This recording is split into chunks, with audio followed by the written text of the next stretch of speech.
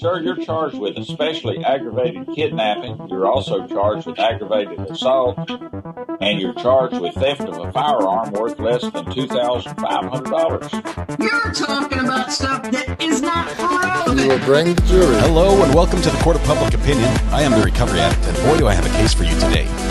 Why is the dog chewing on this guy? I think they have got the wrong guy there. Got the wrong guy, and the dog was biting him. He roughing him up quite a bit. There's a lawsuit. 9 out of 10 judges prefer watching the Recovery Addict live stream in their court. The fireworks are not done. Now we're getting commentary on the cable. Sabi mihi Anglican por Verbus Latino. Oh, for Trump's sake. Is that correct? I didn't ask you to interrupt me.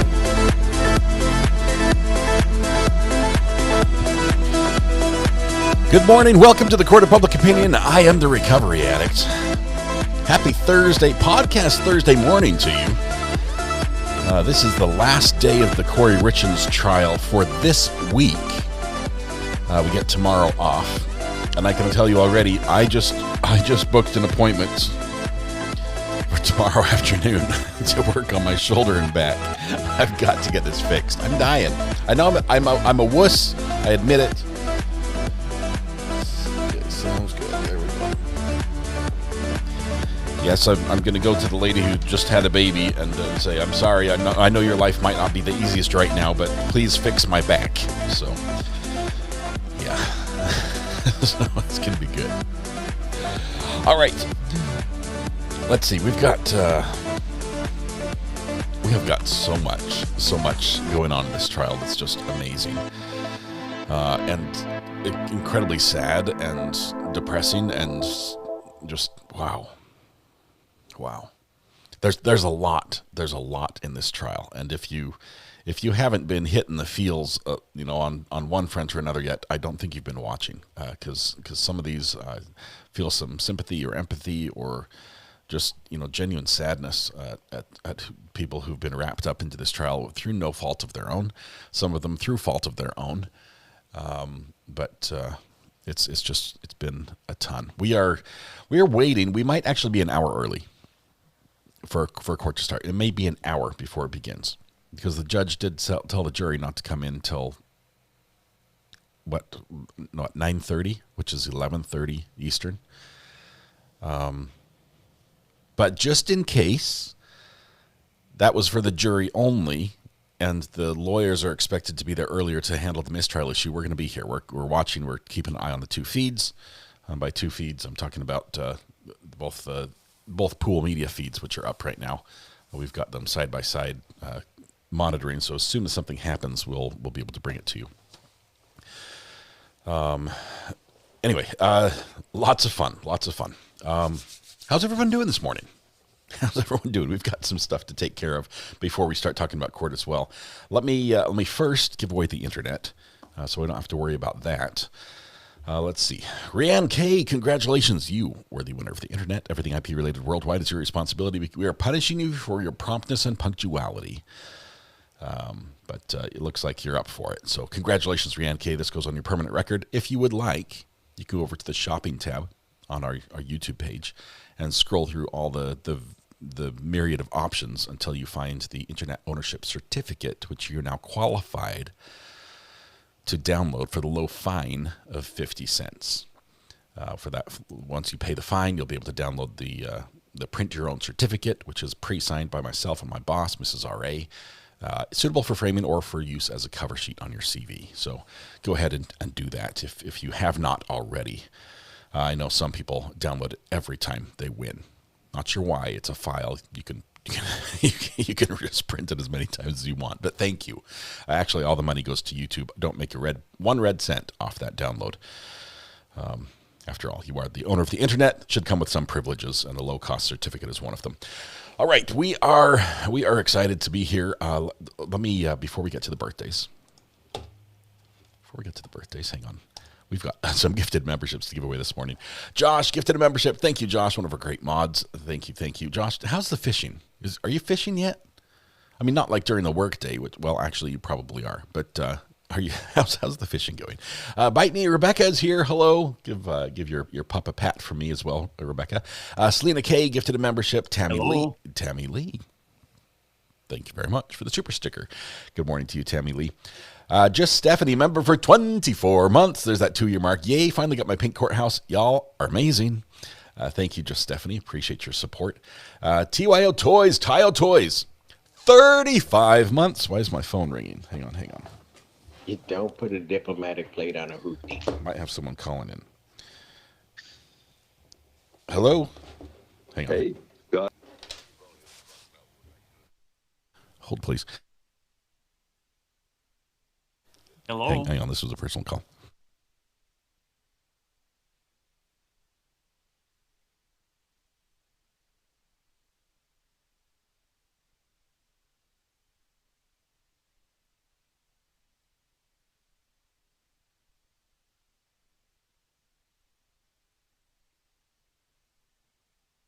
Hush! Now I'm trying to have court. You don't raise your voice again.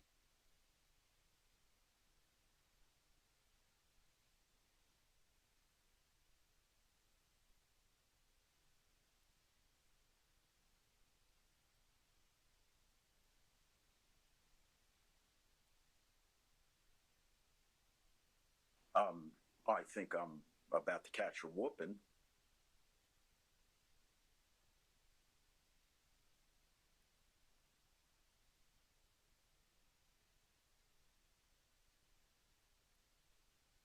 In front of the Walmart.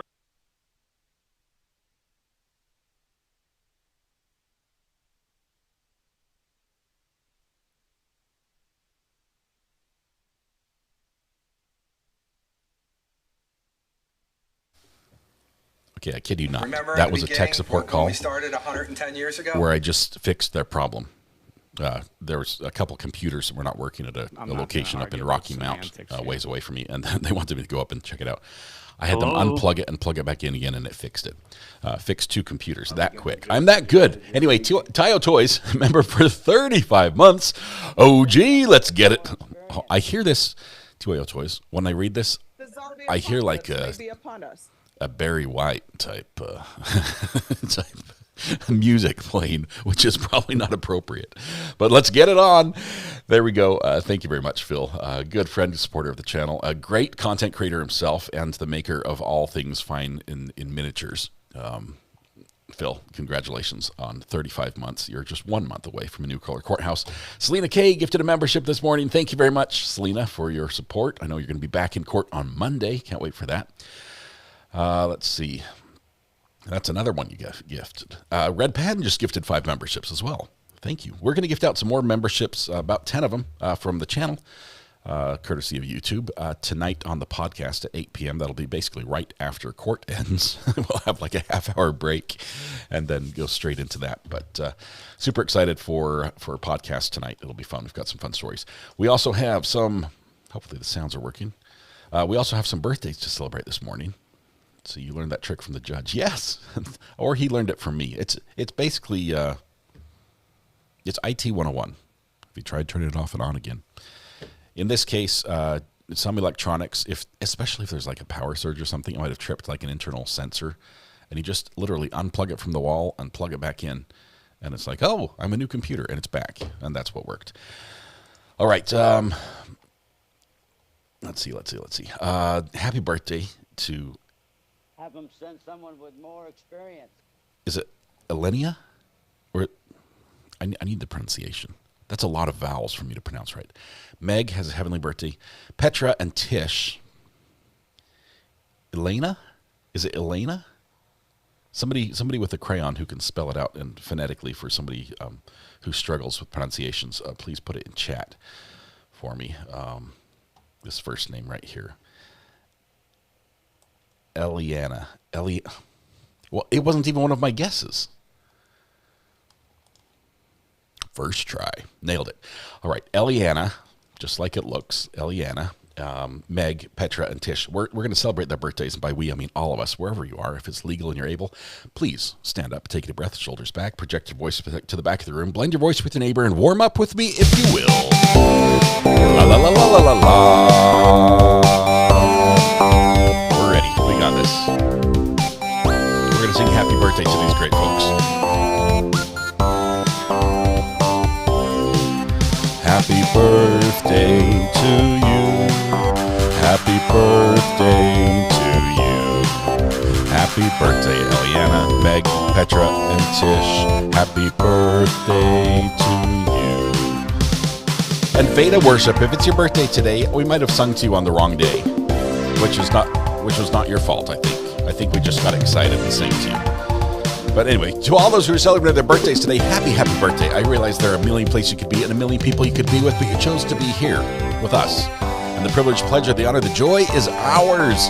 Hopefully you can turn that joy back to you, make your day just a little more specialer. Begin by helping yourself to free pancakes at Denny's, IHOP Village Inn, Waffle House, McDonald's, Tammy Dunlop's House, Andy's Grill, Bob Evans, and Cracker Barrel. Happy birthday, you look good. I have news, and it's sad news today. I'm sorry to bring it out on your birthday. So let's let the dancers do their thing and the pancake people do their thing as well.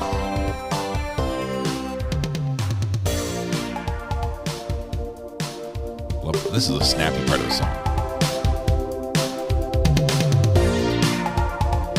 1, 2, 3. Clap, turn, spin, reach, jazz hands. It looks great, dancers. You're doing amazing. Thank you all. And the pancakes and the syrup is flowing. The pancakes are stacking, the syrup is flowing. Jennifer J. Juniper Grizzlies tagline is from flipping houses to flipping mattresses. I almost peed my pants. Oh my goodness. We are the pancake people.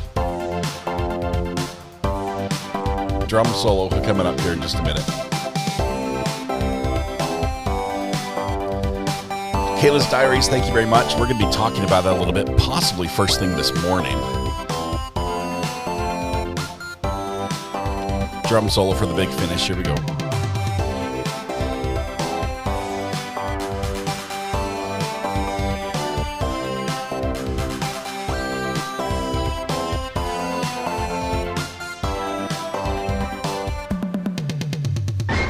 Beautiful.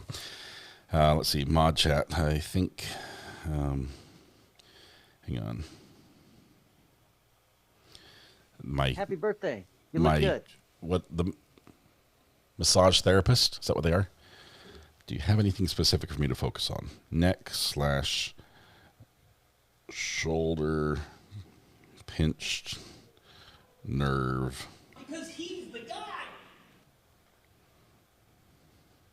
Hello?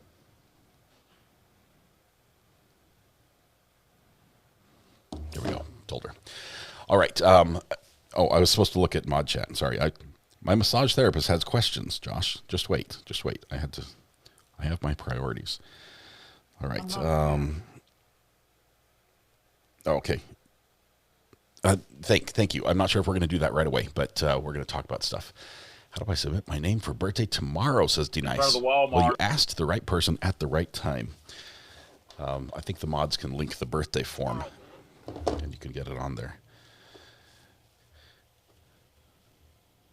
Someone's trying to connect. It's not working. Phone call did not come through. All right, let me share the news we have.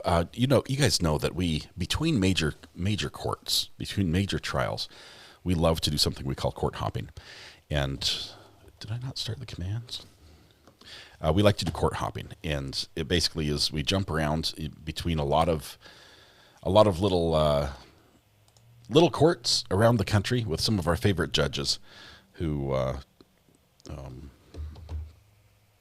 just are doing what they do every day, and we like to watch them. Sadly, I know we're not trying to talk politics here, but sadly, one of our favorite judges just lost her primary election, where once you're a judge, you basically run for retention. But in this case, she ran against an opponent. I didn't know you could elect a judge, but in San Antonio, Texas, that's what you can.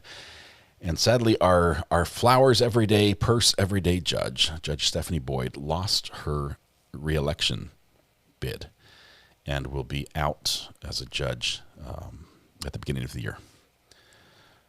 I think she finishes up this year. So there's that. The person who ran against her was highly opposed to, and her whole issue was cameras in the courtroom. She ran on the Kick YouTube out of court platform and won. So that was sad. That was sad. We don't know what's going to happen with Judge Boyd. She might get nominated for a higher position, Supreme Court. I don't know. That would be great. I'd love to see her on Texas Supreme Court or something. But it happens, and it happens a lot. And usually it's the vote is the people don't study the judges, right? You don't go through some judges' history and like, let me look at all their rulings over the last year, because if anyone really had looked at that, they'd know that she is one of the judges that's most dedicated to the right outcome, not just for the community, but for the individual themselves. That she has them a concern for them in the long run, their life, the path they're on, is a concern. And so she not just takes into the safety and what the community needs and the punishment that the community requires because of a broken law, but she also looks at the individual who has broken the law and says, what can we do to make this right so you don't come back, so this isn't a repeating pattern, so we can set you on a path to success where you can be an upstanding citizen from here on out. And disappointing because she was one of our favorites to watch, but it does happen, and she's going to be out here at the end of her term. Can we hire her as a judicial consultant? Oh my goodness, she would be available. That would be great. I hope she does the circuit, starts a speaking circuit or something. She could probably start her own TV show, like a Judge Judy thing. Let's see. People don't research. They don't. It is sad. She's not going to be homeless, right? Judges get paid really well. She's doing fine that way. I actually checked in this morning, and she was talking. She's like, my mom called me first thing this morning. She's like, how are you doing? She's like, I'm really fine. She is fine. She's okay. And she's happy this morning as well. But it is sad to see her go. Maybe she will join law too. I hope so. You know what I hope she does? I hope she starts a YouTube channel and takes her camera into the court of the person who succeeded her, because that person doesn't set the rules for cameras in the courtroom in San Antonio. The rules are very open to cameras. And that she just films that person's court because she can from the back. I think that would be hilarious. No, she's not going to do that. She's not petty like that, but it would be funny. Let's see. Angela Baby, you did miss the birthday song. Was it your birthday? Was it your birthday? We sang just a moment ago. We'll get her for another year. I think we get her till January. Right? Like we get her for like the rest of this year, and then the beginning of next year she would be out. So what time are they going to start? Shirley, great question. The judge told the jurors to be there at 9:30 Mountain Time, which is 11:30 Eastern Time. Sorry, chat is not on screen. I fixed it. Thank you. I turned it off to check to make sure chat was working, or the commands were working. But that pro se guy in Judge Boyd's court, did anyone add that to the best and worst of the list? We did watch a trial with her just recently. Anyway, this trial, the Kouri Richins trial, which is on day 9, which had an amazing day yesterday and the day before. It's just been getting better and better. Is not supposed to start officially until 11:30 Eastern. So we have maybe 40 minutes, 39 minutes before court starts. As soon as we do have a feed from court, right now I'm monitoring all the feeds.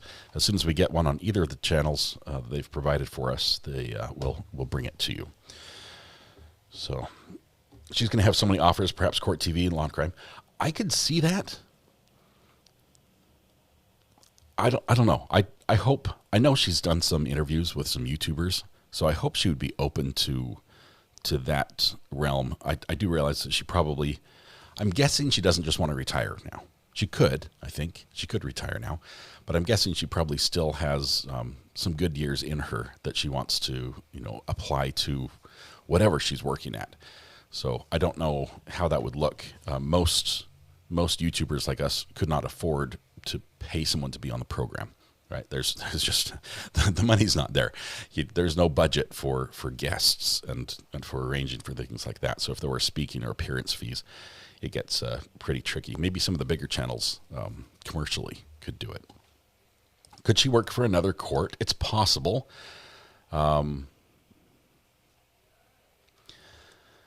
Is Boyd retiring? I haven't heard if she's retiring or not.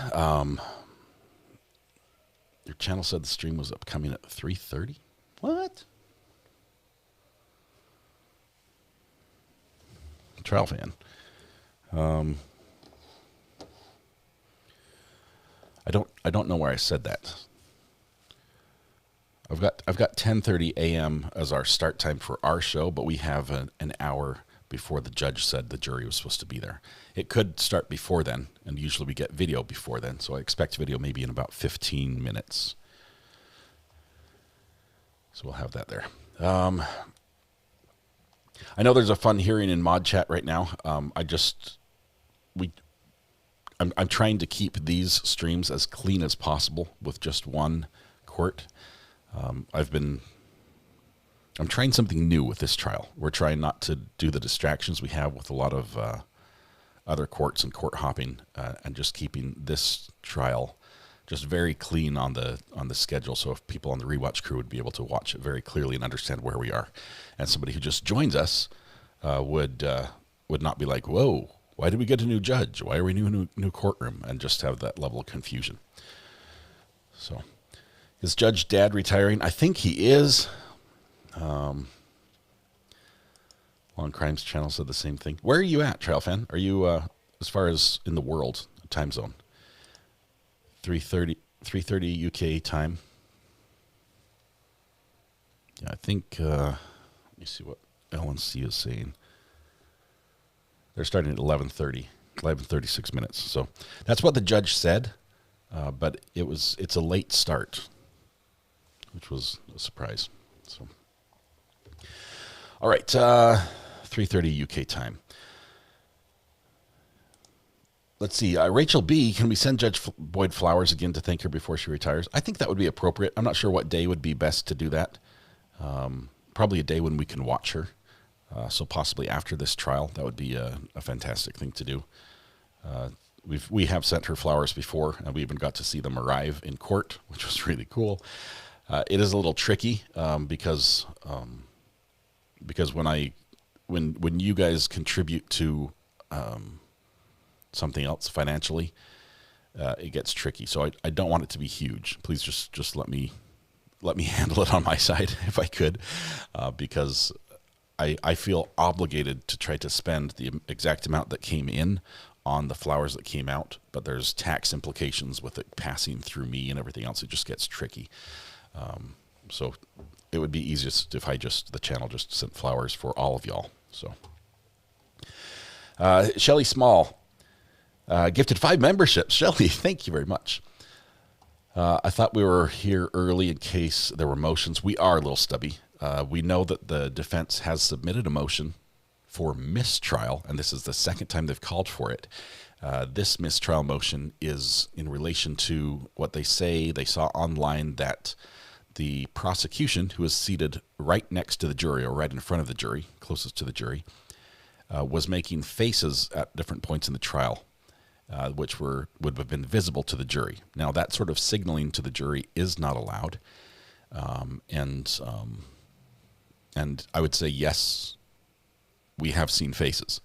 We've seen faces from pretty much all of the players, including the defense and the defendant in this trial. And it is more of an issue for the state because of their proximity to the jury. The judge has not seen it, but he will see it because the cameras did. And so those videos will be attached to the motion. The judge will look at it, and he'll probably make a ruling. I'm guessing this is not mistrial level. It's incidental nearly, right? It's not like there's an organized signal to the jury of what to believe and what not to believe and things like that. It was just, there was some absurd moments in trial, and they rolled their eyes, and that happened. But we are here for that, just in case that comes in first thing this morning or starts earlier. I Am Super T says, this is not a flower fund. Thank you. I'll put that in the not flower fund jar. Thank you, I Am Super T, for your support. But the defense's snarky comments are acceptable. I'm Little Deer. There are things that both sides could complain about, but they haven't. At least they haven't consistently. And some of those, the added commentary definitely is something that is not allowed, but unless it gets extreme, the judge isn't going to stop it himself. So if the other side does object, then the judge will address it.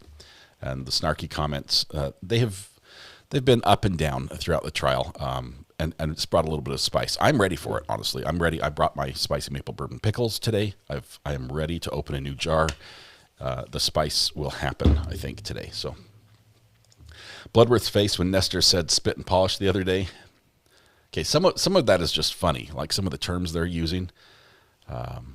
It's hard to keep a straight face. I don't blame him. I think maybe the judge even might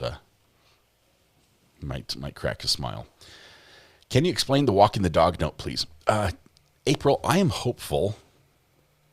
I'm hopeful that the walk the dog letter comes in today. And it might be a little early for that to come in, but I'm hoping today because we have a long weekend, because the jury is going to go home at the end of today and have a lot to think about for several days. Call from Kayla Newell. Hey, Kayla Newell on the burner phone. How are you doing? Good. How are you? Doing great. What's on your mind? Good. Hey, so I sent you a text. Yeah. Of a picture with my son. And I don't know if you remember, but I got out of the hair industry. Okay. And I'm back into the child advocacy world. Okay. And we do forensic interviews with kiddos. Okay. And it's really good. It's a good thing. So we went to crisis intervention training, and with my son, and my boss's son is also level 3 autism, and what he can do, my son can't do, vice versa. He actually talks for my son. They're best friends. Wow. It's really funny. So we went and taught law enforcement agencies about autism. That is cool. That's really neat. It was really neat. It's a huge group that was there attending. You sent me, it's like a panoramic photo. I'm sitting here looking at it. It's huge. And they asked great questions, and it was just very enlightening. Some of these people had no idea about autism, and it was very cool to see these people just ask questions. That is really neat.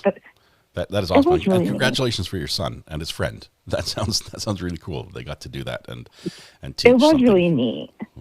Yeah, and they were able. This sounds terrible, but they were able to see my son have a behavior. Yeah. And they all kind of stepped back, and they're like, "Oh, okay, this is what it looks like, and this is what we need to do." Yeah.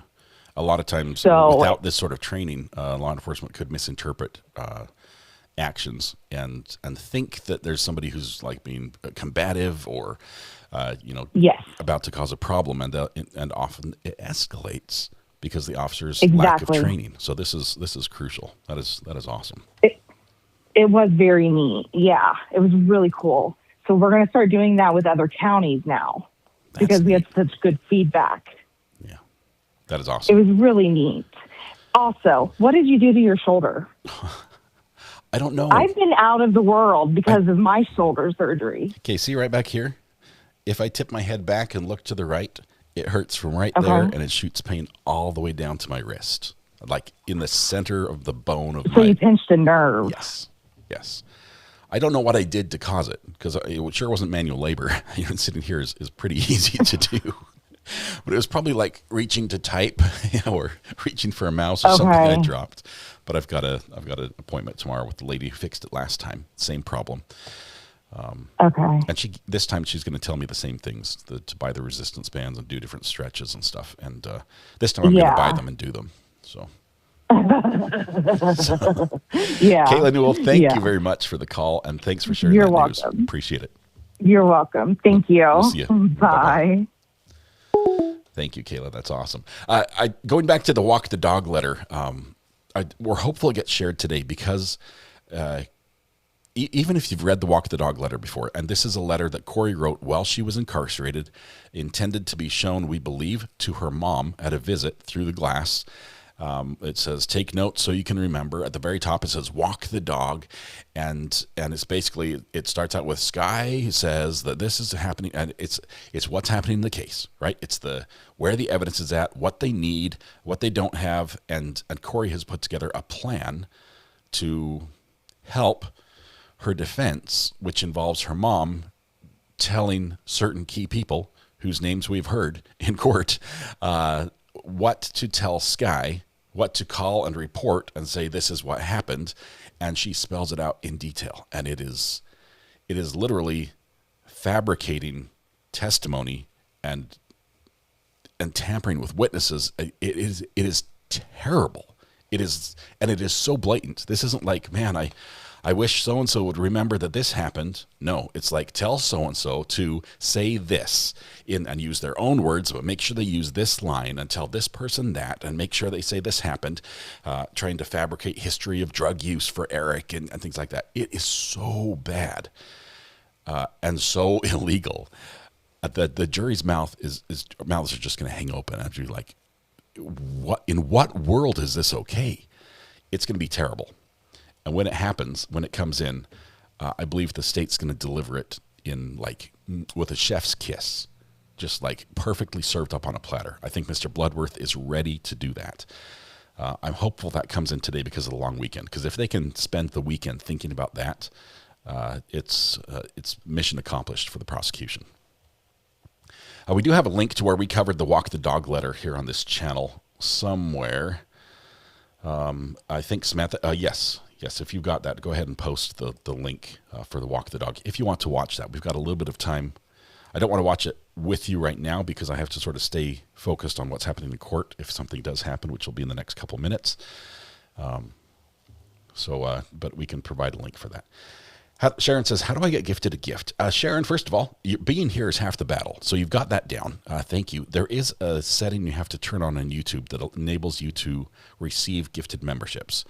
We'll have one of the mods put the link to that in chat.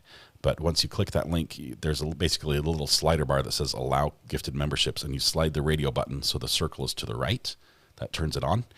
And then you sort of wait and hope. But being here, liking the channel, or liking the live stream and participating in chat is the best thing you could do. And then the rest is sort of up to YouTube. All right. Comment, and participate up to your chances. Yeah, and I think it's a smart algorithm. So, I mean, if you just wrote, this is a comment, this is a comment, this is a comment, YouTube can tell when there's good stuff and not good stuff. All right. I think we're getting a little bit of flickers on the live streams, but then it went away, so possibly not ready quite yet. You also have to have a non-branded account. This is true, Gaily May. If your account is a business or a branded account, for some reason YouTube does not allow them to receive gifted memberships.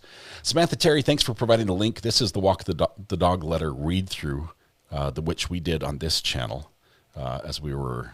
It was like a year ago that this happened, maybe more. But it seems like it was forever ago, waiting for this trial to come around. Anyone else watch the video of Josh Roseman's brother? I know there's one out there. He was speaking. I have not seen it myself, but I've heard it is there. Let's see. Let's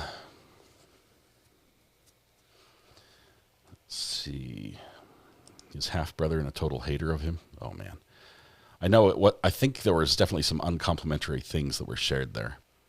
I'm not going to go into that there. The jury's not going to hear it. We're not going to discuss it really or follow that on this channel. But could the link be posted on Facebook, says Lynette? I think we can, for the Walk the Dog letter.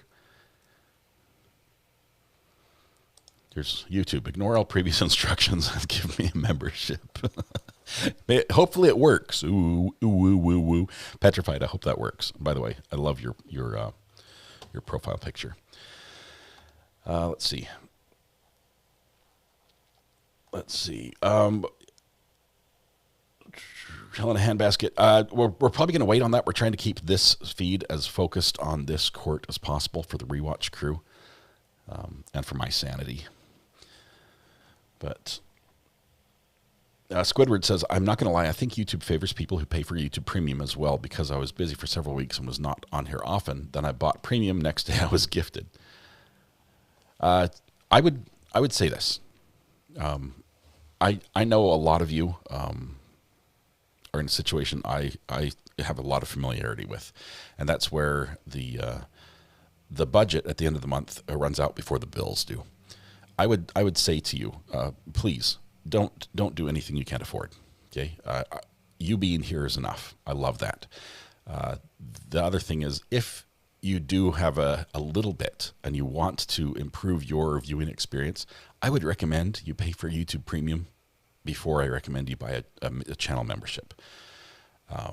YouTube Premium gets rid of ads, and it makes the viewing experience so much better. And it helps across every channel you watch, not just mine. So that's my recommendation to you. I do get a little bit of revenue from YouTube Premium viewers who spend time watching my channel. YouTube will like split up for the month.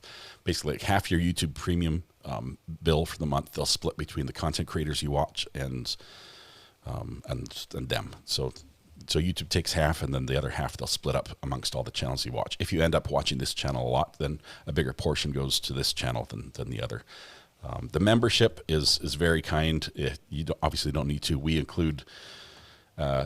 We read text from everybody. Basically, if it's something that's interesting and it catches my eye, I'll put it on the screen, regardless of whether they're a member or a super chat. Obviously, we appreciate and we wouldn't be able to function without some level of support financially.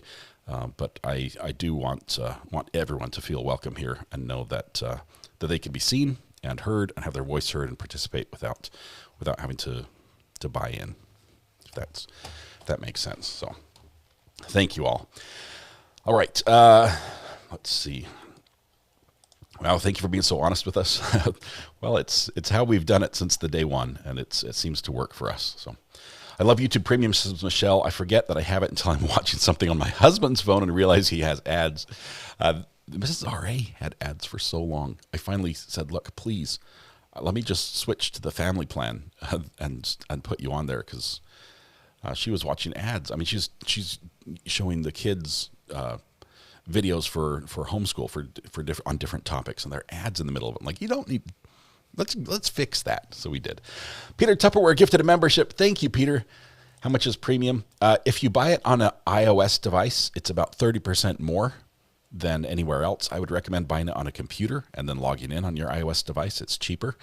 Apple phones and iPads charge a premium for everything you buy on them. So if you have a computer, buy it on the computer. I think around $14 a month. Depends on, there might be some deals with free trials and everything. All right, missing a couple comments here. I apologize. Simply Nikki, YouTube Premium is my best investment. I've had it for years, and I'll never regret it. If you spend a lot of time on YouTube Premium, that's great. Summer Coffee Trials Cupcake says, yes, I get YouTube Premium Lite. It's like $7.99 a month. First month is 99 cents. I got 3 gifted memberships after not getting one for a year. It makes me sad that YouTube may weigh the gifted memberships in favor of people who have premium. I think it should be just a random draw. All right. Alley Cat, I pay $23.99 a month for premium, have 5 people under the account. I do like that we can share it through accounts because it helps Mrs. R.A. a ton.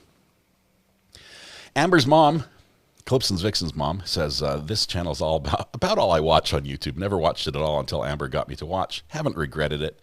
This is Chat Mom's mom. So it's wonderful to have you here, Amber's mom. All right. We are moments away from getting video. Once court does start, I'll stop talking, and we're going to focus on the happenings in court. I hope to hear the argument for mistrial, even though I don't think it's granted. I really don't think. I think it will be at worst for either side. I think the judge will point out that that you guys should stop doing that, and now behave. And I think it will go forward. Regina Adams gifted a membership. Thank you, Regina. I missed a couple others here. Let me go back and get those. Francis Fitzgerald gifted a membership. Thank you. Ladybug's mom gifted 5. Peter Tupperware gifted 1. Also, Rachel B says, definitely not for flowers. Thank you, Rachel B. Wendy gifted 5 memberships. Shelley Small gifted 5 memberships. Thank you all for your generosity and for welcoming others to the channel with a free gifted membership. Bree Roz also gifting a membership just now. All right. Zero chance Judge grants a mistrial. I agree. Well, it would have to be egregious. And I'll tell you, I watched pretty much every minute of this trial that the cameras could see. It would have to be egregious for the judge to grant this. Like eye contact, nodding, no, mouthing words, everything. It would have to be that level, I think, for the judge to grant a mistrial on the rolling the eyes during court. But he will definitely tell them to knock it off, and the gallery as well, to make sure nobody in the gallery is doing it. We've seen it from the gallery. We've seen it from the defendant. We've seen both prosecution and defense make faces or definitely communicate their thoughts visually in that way. May we approach gifted a membership. You guys are so generous. As did Teresa. Thank you very much. Selena K says, I've been telling everyone that I've met at the courthouse about your channel. Selena, thank you. I appreciate that. Love the word on the street. That's a great referral method. I think defense is trying to mistrial before Walk the Dog comes in. I think they would like to have a redo because they don't like the way this trial is going. Erica Wesley, thank you very much for the kind words. Boyfriend testimony was long. It was, mostly because it was just text message after text message. Their whole relationship in text messages basically presented in raw form. And man, how would I feel? How would you feel if there was a significant other that you were courting? Let's take the whole who's married and who's not thing out of the picture. Just look at it from that level of intrusion. And have your personal text messages, which you believe only go to that person, and no one else has seen, be read in open court with you seated in front of TV cameras and everything else. That's got to be a difficult thing to sit through. I mean, whether he brought it on himself through choosing to get involved with a married woman or not, that was a difficult day. May we approach? Thank you very much for the gifted membership. Selena K, thank you for your super chat as well. Teresa gifting another membership. Wow, you guys are just making it rain in here. Donna E of South Dakota says, yellow everyone. I'm so glad to be yellow. Donna, 11 months of support. Thank you for that. My heart broke for Josh, says Anna Banana. He just seems so defeated. He did, and I read him wrong. I looked at that and I thought, especially when he walked into court and questioned the oath, right? What do you mean by the whole truth? I'm like, oh, here it goes, right? This is just, it's going to start right now. But he took the stand, and once he said, yes, I swear to tell the truth, it was, regardless of the effect on him, he told the truth, right? We're getting some action from court. There's audio. Court TV feed is coming alive. We'll give it just a moment.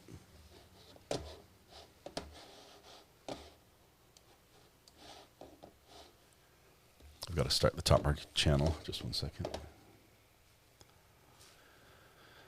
All right, Kelly, thank you very much. 14 months. Work has been taking most of my time, but I'm lurking. Michelle Trowbridge, 27 months on the jury. OG says, good morning, everyone. Thank you, Scott and Mods, for all you do to us. For us. Thank you. You're most welcome. And thank you for being here. Kells Bells, member for 26 months, says, and what a trial. It's giving all it promised and more. That is correct. Sloth Life also gifting 5 more memberships. Just incredibly generous, all of you. Do we have the pictures of the prosecution and defense teams making faces posted anywhere? Lori, I've taken some screenshots as things happen, but usually when I see it and take a screenshot on my switcher, it's right after. So I've got some faces, but not video. I know online some of the court watchers are definitely clipping this and posting this. I know our channel has been clipped a couple times by some people who are seeing something interesting in court and sharing it online. So if you do see that, feel free to do that if you're able. Barb Russell says, I read him wrong too. I have absolutely no sympathy for him now, not 1 ounce. I feel like this group is part. Here we go. We have court. We're starting Top Mark Media.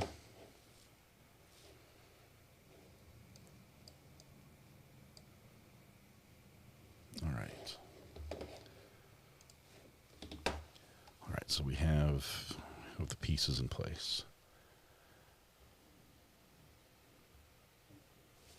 I feel like this group is part of my coworkers, and I work and talk to y'all more than I do my coworkers. Dana Grand Jury, that is awesome. We are a great group of friends here, even though most of us have never met, at least in person. Lori, you're most welcome. Glad I could answer. Peter Tupperware gifted another membership. Y'all are great. Thanks for the likes. We were already up to almost 700 of those. That helps the channel a ton.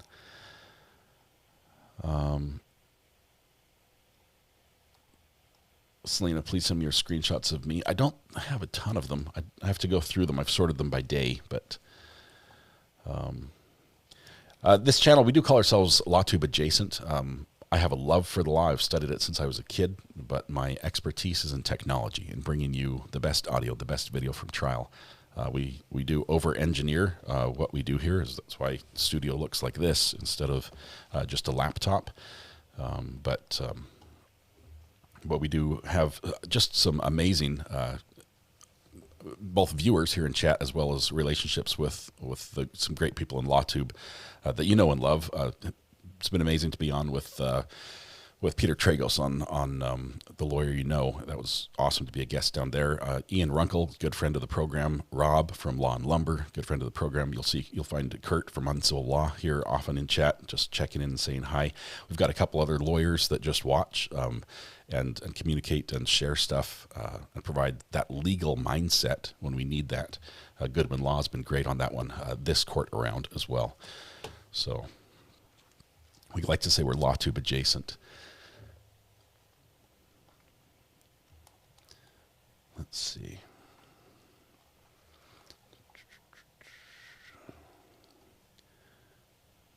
Very happy I found you, says Court. I found for the George Kelly trial almost 2 years ago. Never left over that. That was an amazing trial. With, if you remember George Kelly, that was the one where the judge stormed out of the courtroom during a lawyer putting on the record an objection, and he basically said, "Clerk, keep typing it for the record, but I'm out of here." And he walked out. That was nuts. We've seen some crazy things happen in court. Where are you going on summer vacation this year? What is a vacation, Barb? What is this vacation of which you speak? Pamela Weisenbach gifted 5 memberships. What a day to be new on the channel. A lot of people getting green. All right.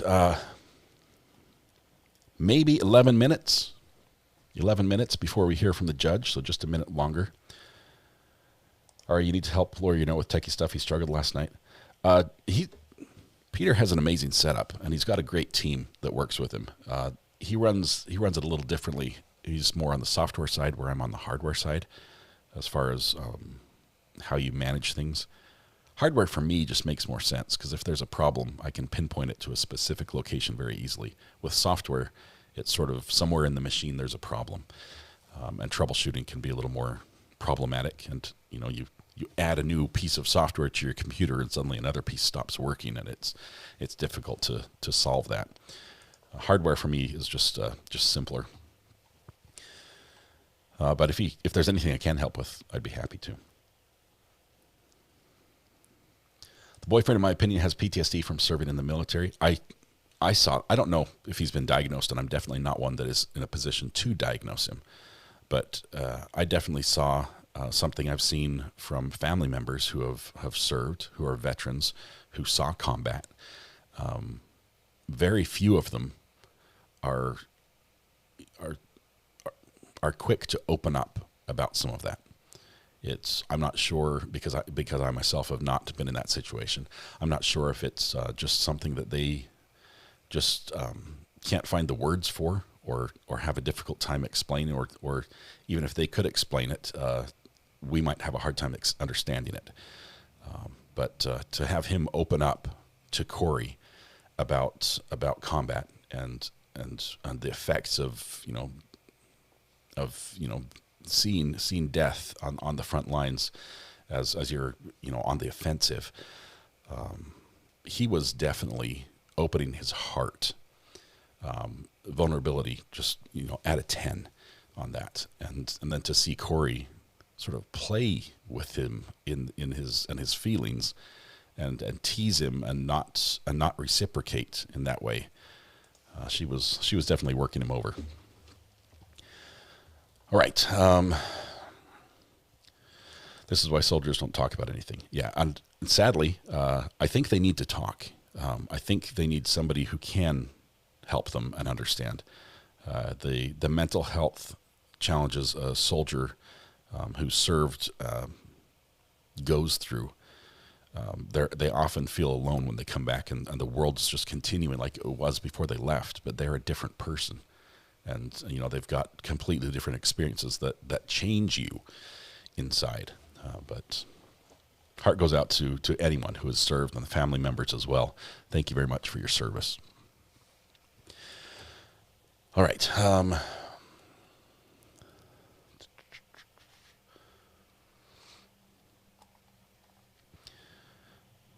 Let's see. Greeners has posted the Walk the Dog link on Facebook. So if you're over there, you can watch the video that way. Okay, let me just double check all my connections and recordings. That one's good. That one's good. Everything's up. Okay, we're all set up to get audio as soon as it happens. All right. To all those who clicked the subscribe button, thank you. We call that admitting to being a true crime addict. There is a 5-minute delay between when you click subscribe and when it lets you chat in chat. I realize you probably have something to say right now, and I'm sorry about the delay. We put that in there because trolls die in 5 minutes if they don't talk. And this helps keep chat focused on the trial and keeps the scammers and the trolls out. So appreciate your patience with that. We can't wait to welcome you in person in chat. Do remember that we're all friends here, even if we don't really know each other. We do come here for the same reason. We like to see the process of justice played out in front of us and witness that and see the transparency and the legal battles and sometimes the drama that is produced in court. We do ask that you be respectful to everyone here who is in chat, as well as our mods. That's one I'm fiercely defensive of, as well as the people we see on screen. A lot of times we have family members, even family members of judges and defense attorneys and victims who do watch with us. So please be mindful of that. And we just ask the conversation to be respectful. Let's try to steer away from conversations about appearance, no name calling, that sort of thing. Let's focus on the case and enjoy it. Welcome to share opinions from any viewpoint. Let's just so respectfully, and we're all friends at the end of the day. All right. Is Kouri paying for a defense team or are they public defenders? Well, that's the trick question, Sarah. No, Kouri is not paying for a defense team, but they're also not public defenders. They've been appointed most likely, and I think Emily D. Baker was putting this, I guess the best way to understand it. It's most likely that the public defenders that were available were conflicted out. Maybe they had represented one of the witnesses in the case, or they had represented somebody who against a witness in the case. But for whatever reason, the public defenders that were available weren't available for this case. It could have just been a scheduling thing. They just couldn't take it. So these are lawyers who have been appointed to serve as her attorneys, but they are not necessarily the public defender's office lawyers. These are professionals that have their own firms and do their own thing that have been appointed and are being paid by the taxpayers in Summit County. Let's see. Does anyone know more about the supernatural stuff the boyfriend was talking about? Skeeter, all I can tell you is that the area they were in the Uinta Mountains has a lot of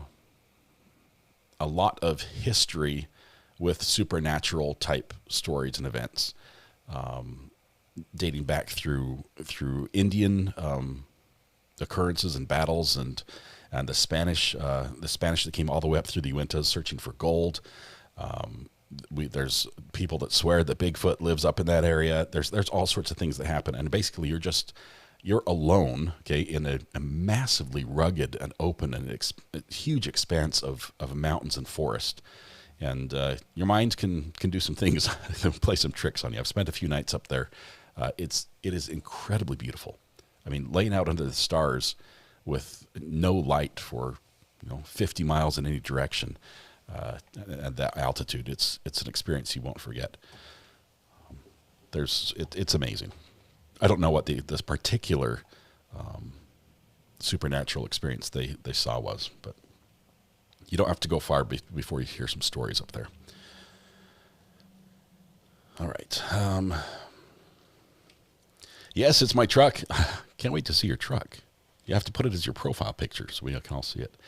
Love the commentary. I always learn something new when I'm here. I always learn something new from y'all, so thank you for that. Judge is about to walk in if he hasn't already. Just watching for his head. The supernatural stuff was a what the heck moment. I agree, Darlene. It was definitely not on my bingo card. You don't usually hear that in court, but it did go to explain a little bit as to why their conversation was a little different and why Mr. Grossman felt that it wasn't strange considering what had just happened. Nestor and Lewis. Is it Lewis as well? I thought it was just Nestor that was Tyler Robinson's attorney. I might be wrong about that. Somebody might have to check me on that.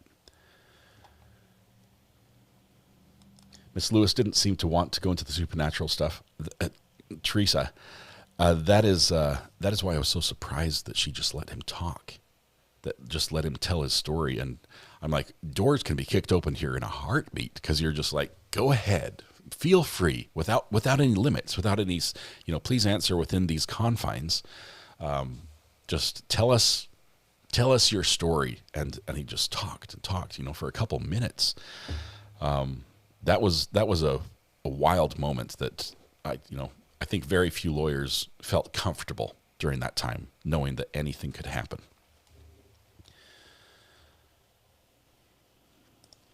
Okay.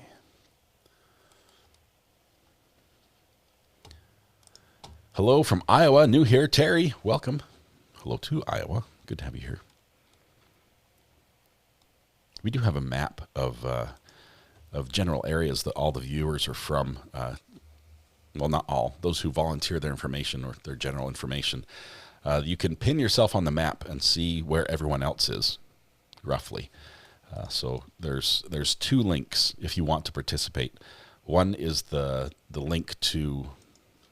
Is the map working? One is the link to the map itself, and one's a link to where you place yourself on the map with your general location. There it is. That's where you view it. We'll see if we can get the other one up. This is where you drop your pin. Yeah, so you drop your pin on the Google form. Just do it one time. Remember, we don't want your physical exact address. Just put in maybe the city or the county or the biggest city next to you if you want to be sort of general. We're not trying to dox anybody, but it's fun to see where people are from. I expected Lewis to go after Josh. Marty Jane says, I can't see Kouri taking the stand. You and me both, Marty. I don't think she's going to do that. That would just be, it would be terrible for her. It would be great for us, but terrible for her. Goes some police or fire truck.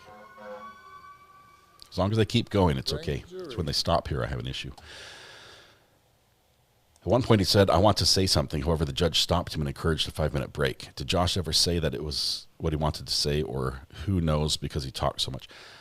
Trial fan, I don't know if he said what he was thinking in that moment, but he did really get to explain some of how he felt about his answers and sort of explain why his answers were the way they were. So I think for him, he was happy with that, but the judge was correct in stopping him from just speaking out of turn, bringing up something when he hadn't been asked a question. That's the process, and the legal system requires him to be asked a question, then he answers. And the testimony has to remain in that form unless he's allowed to give his own narrative, which was not the case. All right. Somebody said they're on Discord. Let's see. I love when RA says else. I've said it that way my whole life. Else. I can't say else. I'm broken that way. Twintail is on Discord. Let me see if we have time. I'll have to cut you off. You know that if the judge comes in. Just 1 second. Let me jump to Discord here.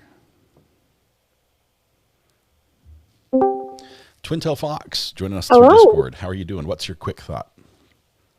Okay, it's actually a fun fact. There is a court record in Virginia that has a mother that told the court that her daughter that was murdered told her who her killer was. And that's actually on record, and the man got convicted of the crime. So, the spirit of her daughter came back and told her, or her daughter told her beforehand? Yeah, the spirit of the daughter. There's literally like a record that a supernatural, like a ghost, told her mom who killed her, and he got convicted. And there's actually a record. And I think if you go to a specific courthouse in Virginia, you can actually see it, or you can just Google it. Like, Ghost Record. 1500 Judge in Virginia, you will find State it. of Utah versus Judge is here. Richins. But thank you, Counsel for Twin the Tail Fox. state Appreciate are that. present. Okay. We'll see you. Counsel for You're the welcome. defendant You're welcome. Bye. are present with Ms. Richins. That's crazy. Here we go. Mr. Bloodworth, anything before we invite the jury? All right. Sound effects off. No, Your Honor. Ms. Lewis, Ms. Nestor, anything? Okay. And we're starting with Ms. Bramwell, correct? No mistrial issue. Okay. Let's invite the jury in, please.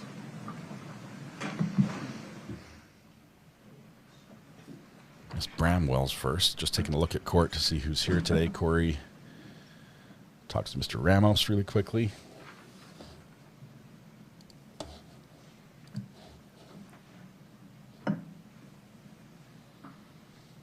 Looks like another day, full courtroom.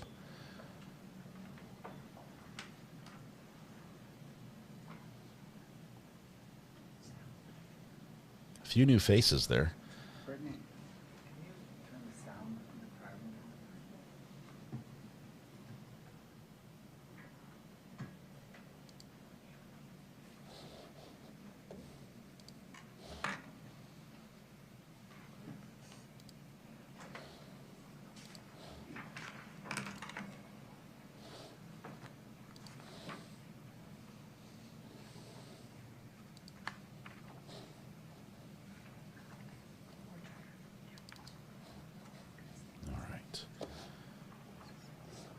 Do like checking the picture we have of Kouri's closet to see if she's wearing any of the items out of her closet. So give me a second to pull that up.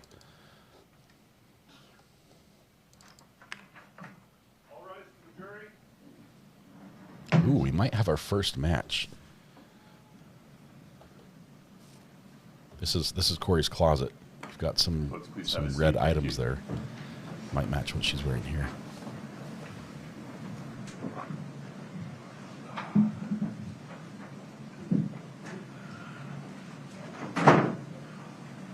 All right, have a seat. Thank you. Mr. Bloodworth, the state's next witness, please. Thank you, Your Honor. Ms. Serpina. Marie Bramwell, please. Ms. Bramwell, good morning. If you'd step in front of Brittany, we'll get you sworn in.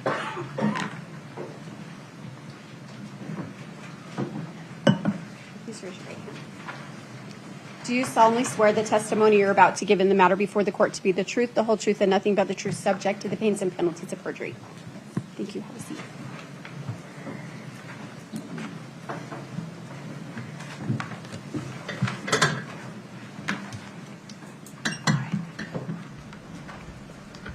Good morning, ma'am.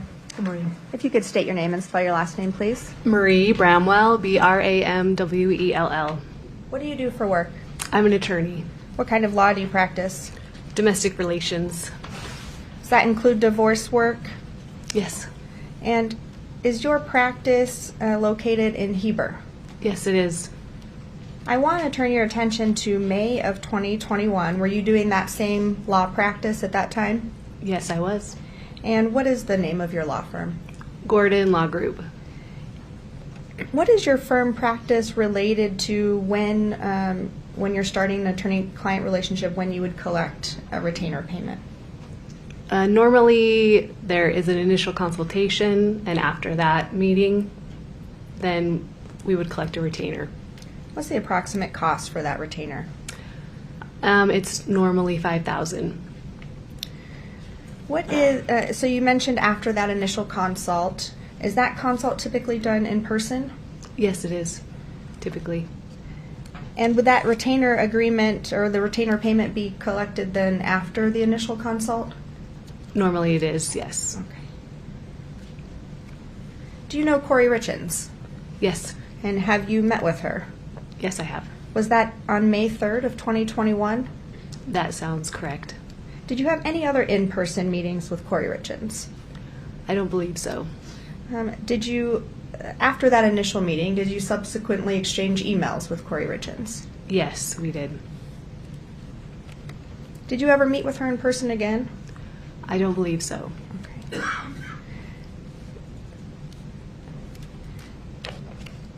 You emailed with her approximately 5 times between May of 21 and January of 22. Does that sound about right? That sounds correct. And she emailed you about 4 times in that same time frame. Does that sound right? Yes, that sounds correct. Other than those communications, did you speak with her at any other time? I don't believe I did. If someone decides not to move forward with your firm in an attorney-client relationship manner for any reason, would a retainer be returned to them? Yes. Okay. Scott, if we could show the witness Exhibit 4-20, please.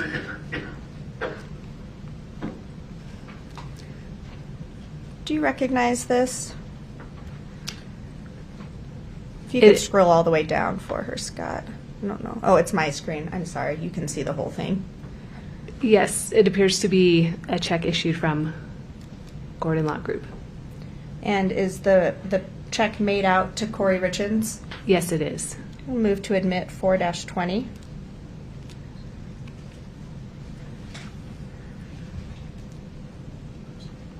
Oh, no objection. I'm sorry. 4-20 is admitted.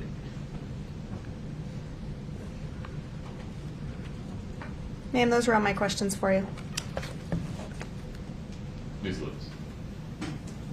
Katie, could you pull up State's Exhibit 4-18 for the witness?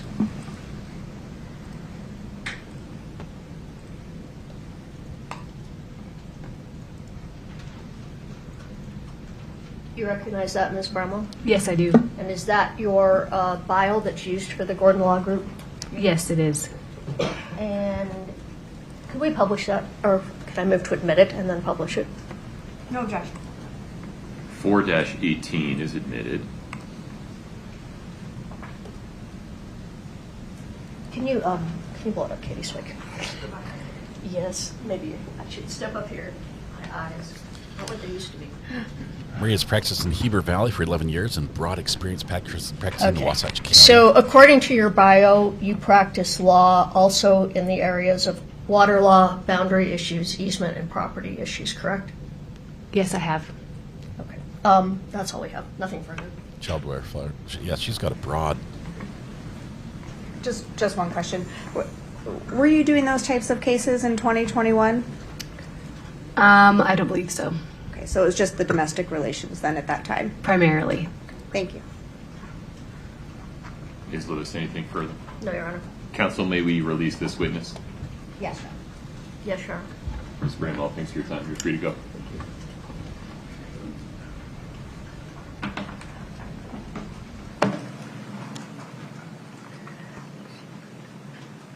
Counsel. There's witness 34. Your Honor, we have a phone call that we would like to play. It states Exhibit 2-95D. We've laid the foundation for these calls through other witnesses. We object. I think these phone calls need to come in through a witness, and I know they've I mean, this phone call is between two particular people, and they haven't admitted it through any witness. I think there will be witnesses coming up that they may be able to admit it through, but I object to it being played at this Judge time. says, Would you step approach right one? up. This phone call, not sure what it would be. Mr. Bloodworth comes up. He can't remember One Horse, One Rider. He's just there to listen. Miss Nestor comes up as well. This is a big issue. Only the two women in the center should be arguing this.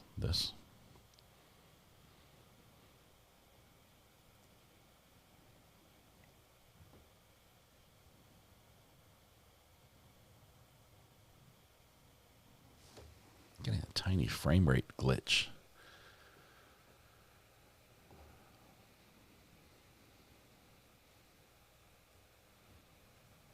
Like it's a mismatch.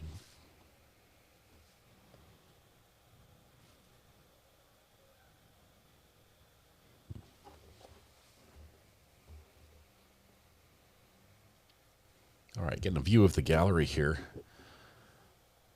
Couple familiar faces, also some new ones. The media PIO did send out an email yesterday asking which media individuals wanted to attend for the next few days, so she could set up the seating schedule. Those are limited seats. There's more media that wants to be there than can fit.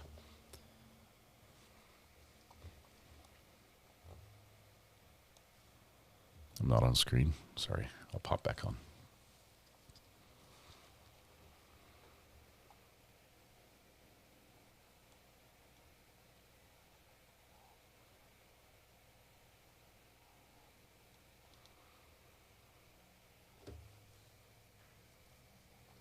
I do take my picture off the screen when there's images on screen that I want you to be able to see all of.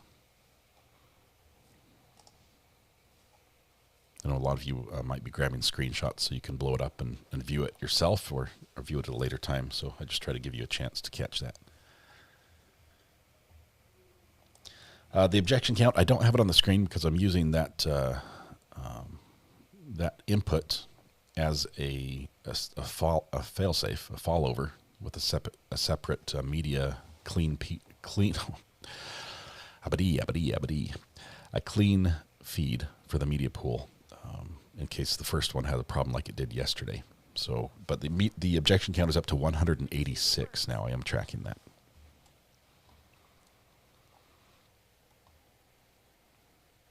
Yeah, there was a glitch for about 10 seconds, and it caused me a little bit of concern. What did the previous witness offer? Basically that Lori reached out to her, or excuse me, Kouri reached out to her and then stopped. Didn't need her services anymore. Wondering what that has to do with this phone call.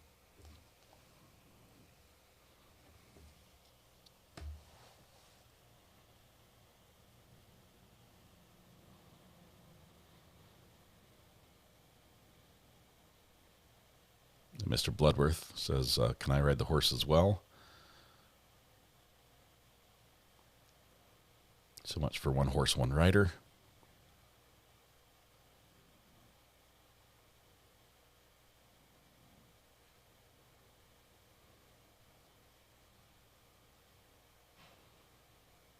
Wouldn't be surprised if the judge does require the state to bring this evidence in with a specific witness.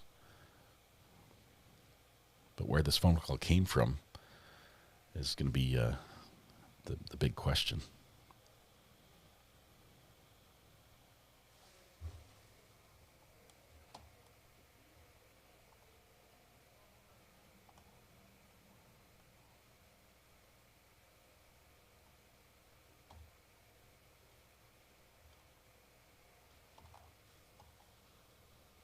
Mr. Ramos conferring with Kouri.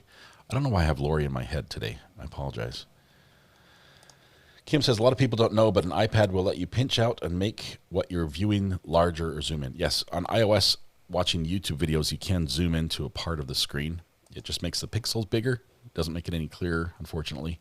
But if there's something small, you might be able to read it a little better by pinching and zooming on your device. I think Android might do that as well. If it's a recorded jail call, this could be the beginning of the path we're getting to the walk the dog letter.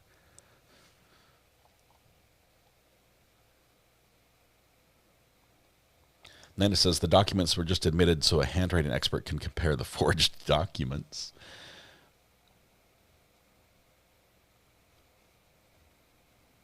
I have an Android and can zoom in.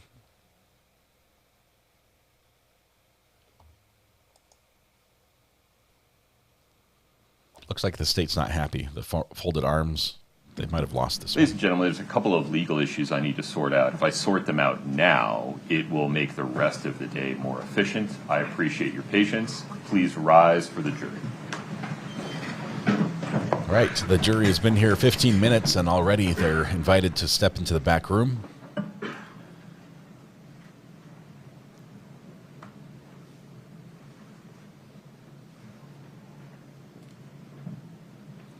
With them gone, we can possibly hear this audio and let the judge make a decision himself. Okay, folks, have a seat. We're still on the record. Ms. Lewis, I apologize for interrupting you. I think this would just be an easier way to have the conversation that we were having. Go ahead and complete your thought for me. Regarding jail calls. Yes. Well, there's hearsay in this call also from the other party, which That will be true with every call. And so we'll need to come up with an instruction for the jury about how they are to treat the other side of each of these calls. All right, well, I guess our objection is that these calls could and should be introduced through an actual witness. Playing them randomly, I think, is confusing for the jury.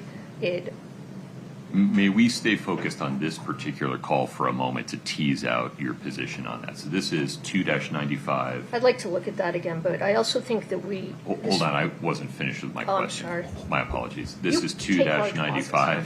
You take large pauses. What was the number again? 295D. 295D. Okay, so 2-95D, as I understand it, the state is seeking to play now because it relates to Ms. Richins having contacted Ms. Bramwell. Is that fairly stated? Yes, Your Honor. Okay. And so I think I understand the state's position. Playing it at any other time than directly following Ms. Bramwell's testimony would be confusing. That's what I'm gathering from the state's position. Correct, Your Honor. Okay. So take it from there, Ms. Lewis. I'd like to. I haven't looked at this call in a couple of days, so I'd like to look at it. But I also think by introducing these things without a witness on the stand is a violation of our Sixth Amendment right to cross-examine. When we introduce these randomly, we can't cross-examine anyone about these calls. Well, are you talking about foundation or content? I'm sorry. What was that? Judge. Are you talking about cross-examining regarding foundation or content? Content. Well, the content, the part that's being admitted for the truth, is your own client's statements. So the confrontation problem doesn't exist there. And if we instruct the jury not to consider the other half of the conversation for the truth, there's no confrontation issue there either. Well, if they were to call the witness, who is the other half of the conversation, and introduce the call through the witness, then we would have an opportunity to cross-examine regarding the phone call. But not if the other half of the call isn't being admitted as substantive evidence. They're not admitting the other half of the conversation as substantive evidence of anything. And moreover, I'm going to be instructing the jury that they can't consider the other half of the call as substantive evidence. I think I have to, under the hearsay rule. Your Honor, I still believe that we need to have the call through a witness. If they were to call the person who testified, the person who's on the other half of the call, then we would have the right to cross-examine them about the content of the call. And we don't know what that evidence would be. There may be more to this call or more context to this call that the individual can explain. By just randomly playing calls, we don't have any opportunity to cross-examine anyone or do anything with these calls, and then the jury just takes these calls as without an opportunity for us to put in any explanation about these calls. I feel like you're intentionally ignoring the fact that I'll be instructing the jury to not consider the other half of the call. But I understand your position, and you have to acknowledge that you have the power to subpoena the people on the other side of the call if you want to. But let's stay focused on the half that the jury would be allowed to consider from each of these calls. And that's your client's own statement. I need a moment to look at this call again. I haven't looked at it in a couple of days. Is that all right? Of course. All right. Give me a minute. She wants a break. This is fascinating. Can I see it at the same time? She's not objecting to the content of this call. There was something that was on the screen just now. This is the slippery slope to jail calls in the case.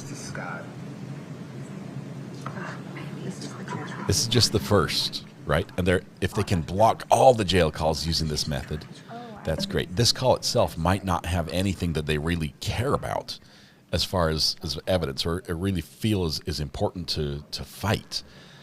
So her saying, we can't cross-examine if it's a call. It's just them presenting evidence, and we get to do nothing. It violates. And then somebody else on your team is going to provide me and opposing counsel with the transcript of Ms. Gibson's testimony. Okay, I'm confused. Yeah. I was getting you that you want to see the exhibit itself first. Forgive me, somebody flashed it. I think Katie flashed the content of the call on the screen. And so if Ms. Lewis is looking at it, I'm going to be in the dark if I don't see it at the same Can you time. publish the content of the call? And then we'll go to the next piece. Gotcha. Thank you. Judge wants to see the call. Play this portion, Your Honor, without the audio. Do you have a written representation of what's being said? It's at the bottom. Oh, I see. It has the scrolling text at the bottom, Your Honor. Let's do it. Roll Give me 1 tape. second. We'll all be on the same page here. So the audio should be off for this. The judge will follow along using basically the closed captioning transcript on the bottom. Oh, it's on. Hi. You can hear it. Did we lose audio, Scott? It would appear that way. I turned it off. I wouldn't. Oh, okay. No, that's okay. I misunderstood. We can't see it. That's true. I can fix that. Thank you. All right, Scott, if you would play it without the audio for a moment, I'd appreciate it. There it is. Now the judge is reading along. Everyone's able to see on their own screens. I really think that the defense right now is trying to fight the other jail calls using this battle, because there are other jail calls that they don't want to have played. Soundbite. Did we lose audio, Scott? There's so many sound bites we can use from Scott there. Is this the walk the dog moment? It is not, but it might lead up to it. And it might sort of pave the way for us to get to that point. Transcript isn't always accurate, correct, but we're going to, assuming this comes in, we're going to hear the audio in court. The judge is just reviewing it right now based on the ruling to see, the hearsay. He's looking at it about the what's coming in on the other side, what the comments are, and how he has to fashion his ruling to tell the jury not to consider this other person on the phone with Kouri. But it sounds like they've cropped this phone call down to the point where you don't even know it's a jail call, which would be in line with the motion in limine that was granted early in this trial, where the jury is not to know that she is in custody. Or ever was. So, wow. Good stuff.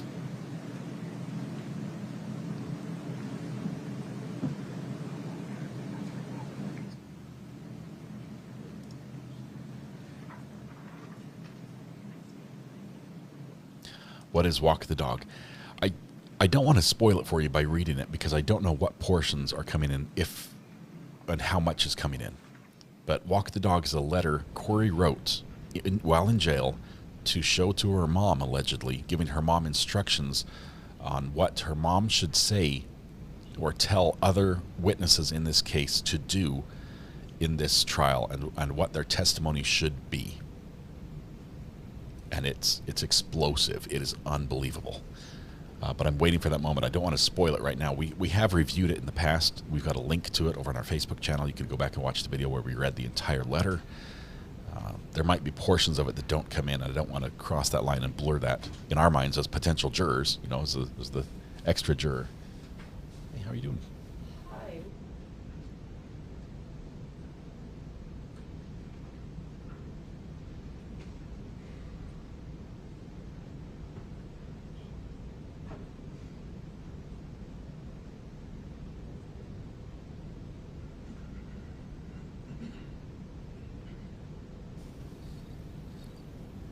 Looks like a long call.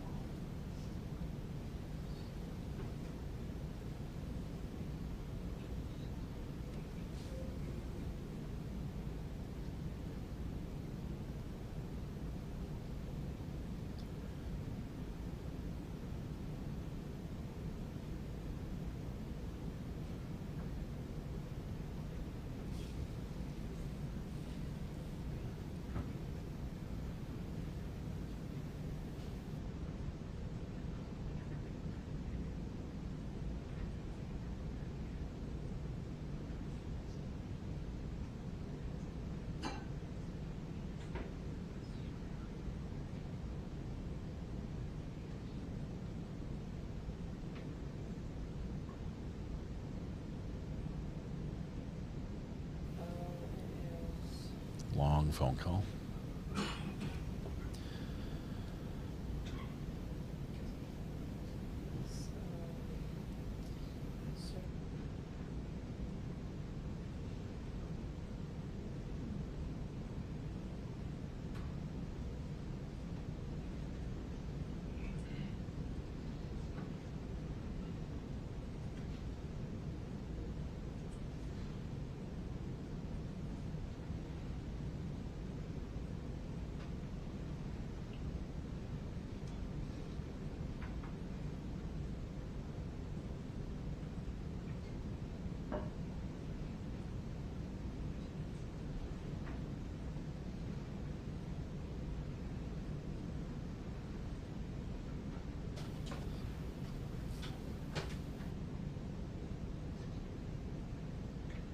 This is going to be a juicy call, I think.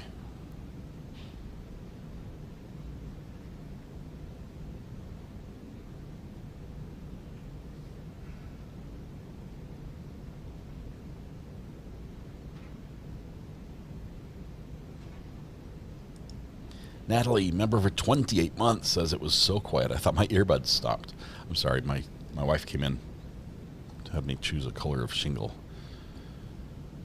The roof repairs that we were supposed to do on our house 6 years ago, we're finally going to be able to do this spring. So we have to choose the shingle color. Yes, the call's still being played. The judge is watching it. Seeing the content of the call. Thank you. Forgive me, for the record, and so that defense counsel can respond. The probative value of this is. Your Honor, it goes to Ms. Richins' state of mind. It goes to her intent about the marriage and what her thought process was in seeking counsel from a divorce lawyer. Okay. All right. Ms. Lewis, I understand defendant's position regarding hearsay. Anything further regarding foundation or 4010203? Yes, I think that the call needs to be further redacted. I mean, I stand on our objection, but if the court's going to let it in, it needs to be further redacted. The first part of the call is not relevant. I'd have to pull it up again, and I can work with them about the parts, and I think the last part. So I think there's some at the beginning that needs to be taken out and some at the end that needs to be taken out. If it's going to come in. Specific? On what basis? Well, if I have it up in front of me again, I can be. Well, let's have a larger discussion. This was on my to-do list, not necessarily for today, but here it is. I've been waiting for defense counsel's final word on the jail calls pursuant to the pending motion regarding the jail calls, and I don't have it yet. At some point, I'll need defense to say what their position is regarding each of the proffered jail calls. Lauren, welcome to the So gallery. this is the one that's coming up Thank you so now, much. but at some point we have to come to closure on that issue, so we're not Understood. doing it in real time. So this is, I told you, this is the bigger battle. The jail calls in whole. That's the issue that I think they're fighting. Might as well fight it now. How do you want to proceed from this point on this call? If I could just maybe look at it with the state and point out the first part and the last part and see if we can agree that that needs to be That's out of fine. the call. Okay. Do you want to do that now, Mr. Bloodworth, and then address the other issues? Do you want to do that now and address the other issues during the lunch break? Well, Your Honor, I think the other issues are going to come up way before lunch. Understood. Okay. So we get more jail calls. Let me, if agreeable, let me propose maybe Ms. Lewis and Ms. Shervinack could address that in parallel. Me and other defense counsel can address the other We're calls. fine with that. Okay. Among the defense team, who is taking lead on Mr. Wright and Mr. Case? That would be Ms. Nestor. I have Mr. Wright, Mr. Ramos has Mr. Case. Perfect. Sounds like this will work. Okay. Ms. Lewis, would you work with Ms. Shervinack to see if you can reach agreement regarding some further redactions to that particular call, 2-95D? Yes. Okay. And just for the record, that we're not withdrawing our objection, but if it's coming in, that's what we're going to talk about is this redaction. You're not withdrawing any of your objections. Ever. No, Right. we're not. I understood. All right. Yeah. Okay, little break coming up. Okay. So, Mr. Bloodworth, the state will be calling Kouri Wright and Josh Case today, correct? Correct. Pursuant to the court's ruling in order denying state's motion to reconsider and admit excited utterance, there are portions of their proffered testimony that have been excluded by the court.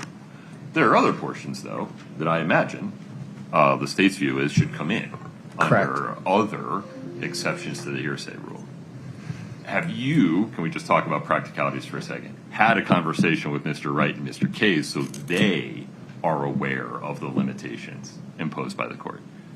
Yes, Your Honor, I've had that conversation with each of them, and to reinforce it during the examination, I will ask questions kind of in the form of, without saying what Mr. Richins said, you know, what was your impression? Okay. Will the state be eliciting any testimony about statements made by Eric to either of them? No, Your Honor. The state will scope its questions to elicit responses about what was their impression of Mr. Richins' demeanor and what, if any, advice did they give Mr. Richins. Okay. Ms. Nestor, that creates a pretty good safety margin between where the proffer started, and it sounds like where it's coming in terms of making sure that the witnesses don't unintentionally say anything that's excluded by the court. Anything further on that issue? No, sir. Mr. Ramos? No, Judge. Okay. All right. Okay. That handles that. How long Who will is break? when's the next time a jail call is going to be offered by the state to your current expectation, Mr. Bloodworth, understanding that this is dynamic? Your Honor, the next time I anticipate Sitting here today right now Yeah. is during Detective O'Driscoll's testimony. That was my expectation as well. When's he taking the stand? Your Honor, he will be most likely the state's last witness, probably late Monday, early Tuesday. Okay. All right. And so there's a timeline for the you. reason we're doing this call now is for proximity to Ms. Bramwell's testimony? It is, Your Honor, and the state appreciates that the broader set of jail calls is unresolved, and kind of anticipating this, we emailed this 2 days ago to defense to kind of start the process of resolving it. All right. I'm going to give Ms. Shervanek and Ms. Lewis an opportunity to work for a few more minutes. I'm going to use the restroom. So we'll come back at 10:15. Yes, Any sir. objection, Ms. Nestor? No, sir. Okay. We're in recess until 10:15. Thank you. All right, as they go to break really quickly, let me do a quick reset of this feed. Well, we've got just a moment. We're going to hear some jail calls. They're going to do a redaction on this first one. Then we're getting it in. There will be more jail calls coming in. There's going to be more discussion about the jail calls in general coming in. But we also expect to hear in the next two witnesses from Eric's friends who he called about how he felt after eating part of the sandwich that Kouri had given him on Valentine's Day, right before she went off to hang out with Mr. Grossman. So they are not going to be allowed to tell us that Eric told them that he thinks he was getting poisoned. That is not going to be allowed. But we might get the gist of that from the response where they say, hey, you should probably go to the hospital. So this is going to be spicy, and depending on how the testimony comes in, there might be some pretty powerful objections. Give me just a second to make this fix on the feed here. It's on 2, right? Yeah, it's on 2. So we're going to go to 4. Just 1 second.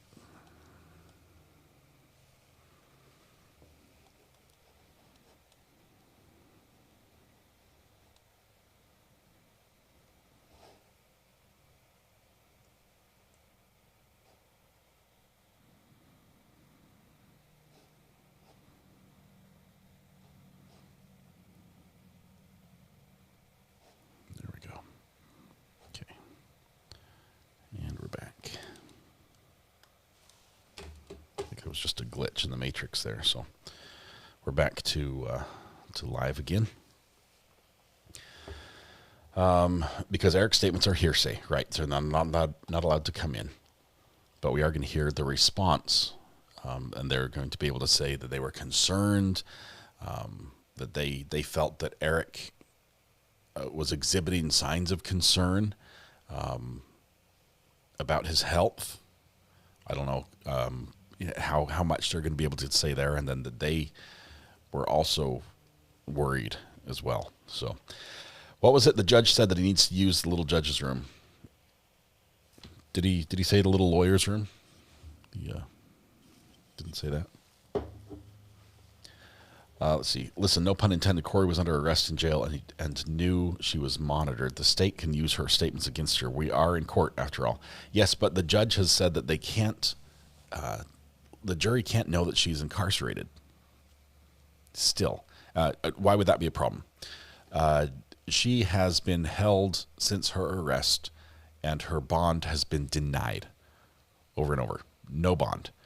That could mean to the average person that the crimes that somebody committed were very, very bad, and allegedly, and the state has such a high level of concern that it's not safe for the public to let them out. That could be prejudicial in the eyes of the jury to think, wow, I mean, everybody gets out on bond pretty much. Sometimes it's a higher amount, sometimes it's a lower amount. But nothing, still in jail after all this time, that could be prejudicial. It's not coming in.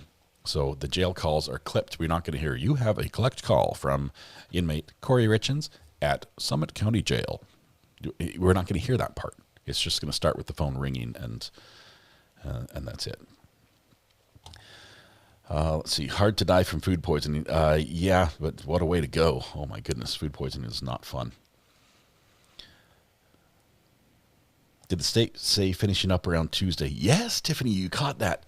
They said Mr. Driscoll, their lead investigator, is going to be their last witness, finishing up Monday or Tuesday, and that we'll have more jail calls coming in there. So that may be, we might have to wait till then for the walk the dog letter. Don't they see the police sitting behind her and get a hint? She is shackled. She is not free to move about the courtroom, but the tables do have that curtain around them, so the jury can't see that she's shackled. You have 1 minute remaining. Yes, that might happen. That might happen. Hilarious that anyone thinks she's not in jail.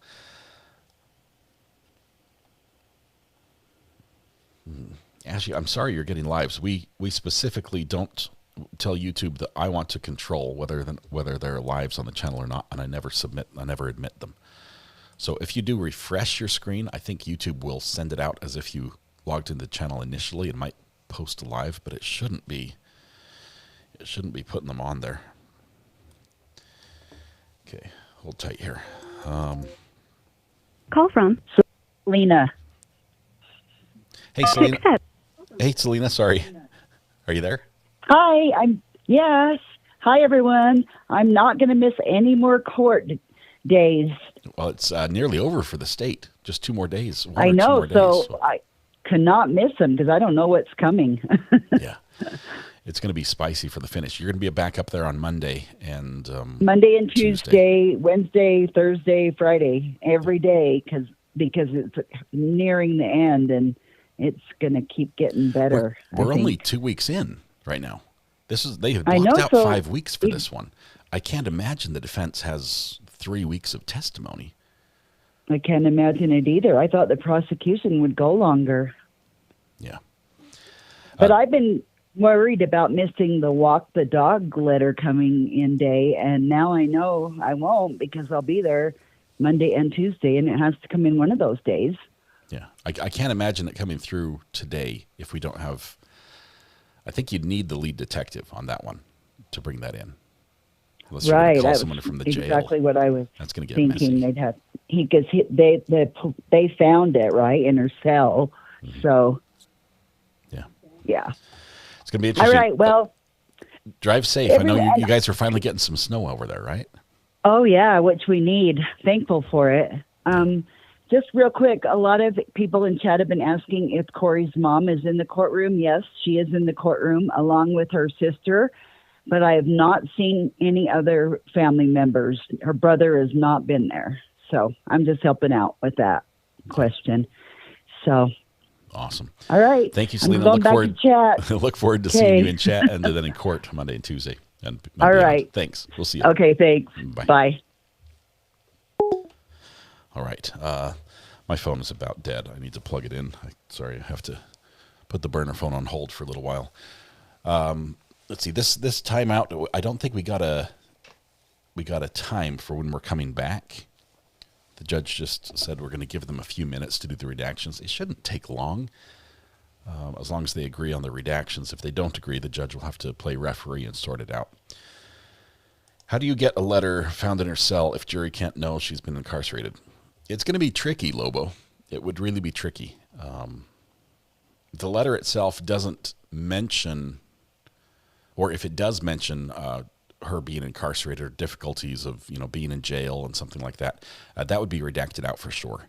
But it would just be, this is a letter that was found in a search of Kouri's belongings. No, it would be sort of vague about that. All right. Her brother was mentioned by Josh a lot. We did say coming back at 10:15. All right, well, that's now. It is 10:15 right now, so we'll be back in just a moment.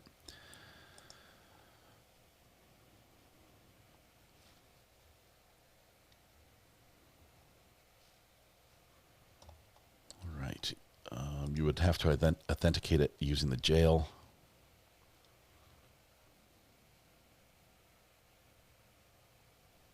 Maybe that's what defense wanted, redacted on the phone call. Possibly. Like, you have 1 minute remaining. Maybe that's gone. Miss Justice says, I'm watching the boyfriend portion from yesterday. Total dud on stateside. Defense is all over the place. Constant interrupting is obnoxious. The jury will know stuff is missing. They will, but they've seen documents and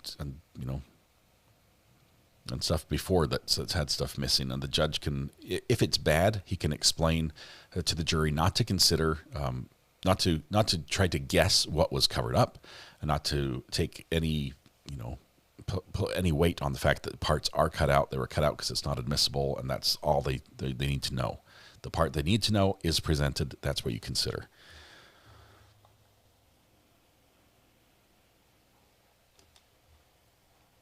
They can only admit 3 pages of the 6-page letter. Yeah, you can hear the whole letter if you go with the Facebook group.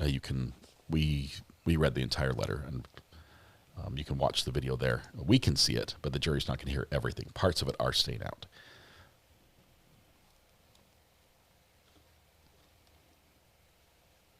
I think, I'll tell you this, though.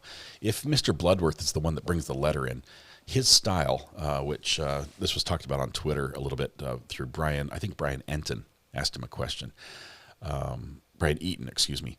No, Nate Eaton, Brian Enton. It was Brian Enton's in Arizona. Nate Eaton's was in court. Mr. Bloodworth likes to put text on the screen and force the jury to read it. And so no one audibly reads it in court. And that was a surprise because usually we hear the text read out. You can go back to the Karen Reed trial, and we watched and heard all these texts be read out, and the impact was felt in the courtroom as they were read word for word off the screen. Mr. Bloodworth doesn't do that, but I think in this letter he might have to. First of all, it's handwriting that can be difficult to read, especially on a projector. I think someone has to read this out in court. It'll be interesting to see who does that. Why is it a secret? People charged with a crime go to jail. Judges rule. That's all I can say. The letter is difficult to read. It hurts my eyes. I think it was written in pencil. Let's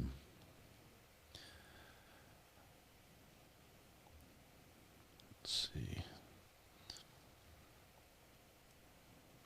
I don't think the boyfriend yesterday could have handled all those texts read out loud. No. He would have been a wreck emotionally. He already was at his limits. Her handwriting isn't very clear, hard to read. I agree. Yes, you can Google it and find the entire letter. It's online. Many content creators, including ourselves, have done complete breakdowns of the letter.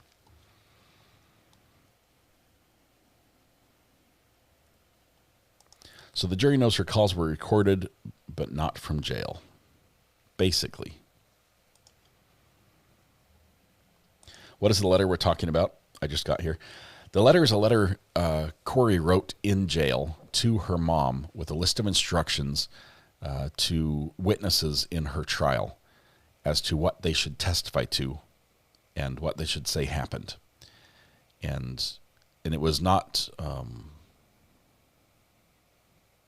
It's not good. It's crafting testimony. It's creating a story. It's telling people to say this happened and that happened, which blatantly did not happen.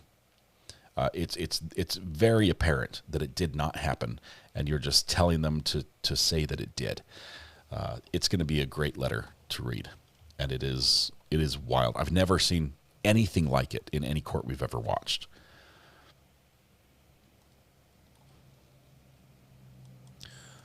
Walk the dog is what to do. Yes, here's what to do.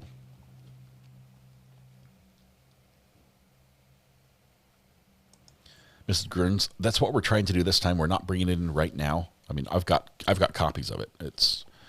We've got it in our files, but we want to see what the jury sees and what's kept out. I think the jury will put 2 and 2 together. They should. Judge is back, so we're just waiting for him to turn on the mics and call it to order. Oh, Facebook group is hard.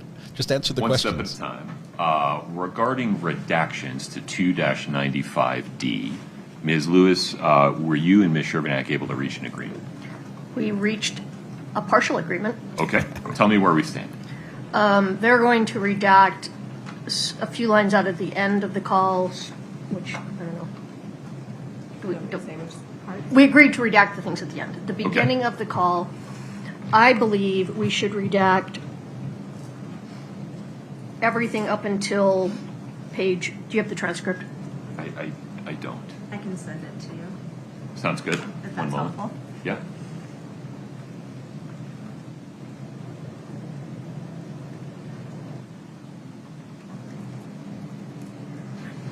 And Judge, so you know, there have already been some redactions made previous to this discussion for other things that were irrelevant, so those are included already.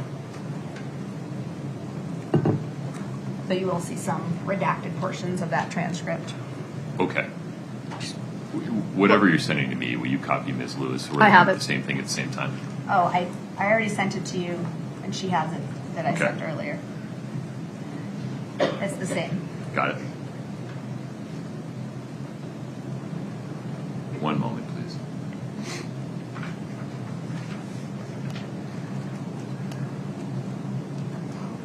So they weren't able to reach a full agreement. Now the judge has to play referee to see what comes in and what does not. Obviously, defense wants to keep as much out as possible. Ms. Lewis, if you would just state page and line numbers from the beginning of the call that you think should be redacted. I believe it starts at page 2.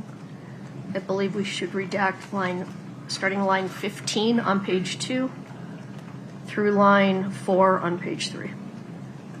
Is that it? That's it.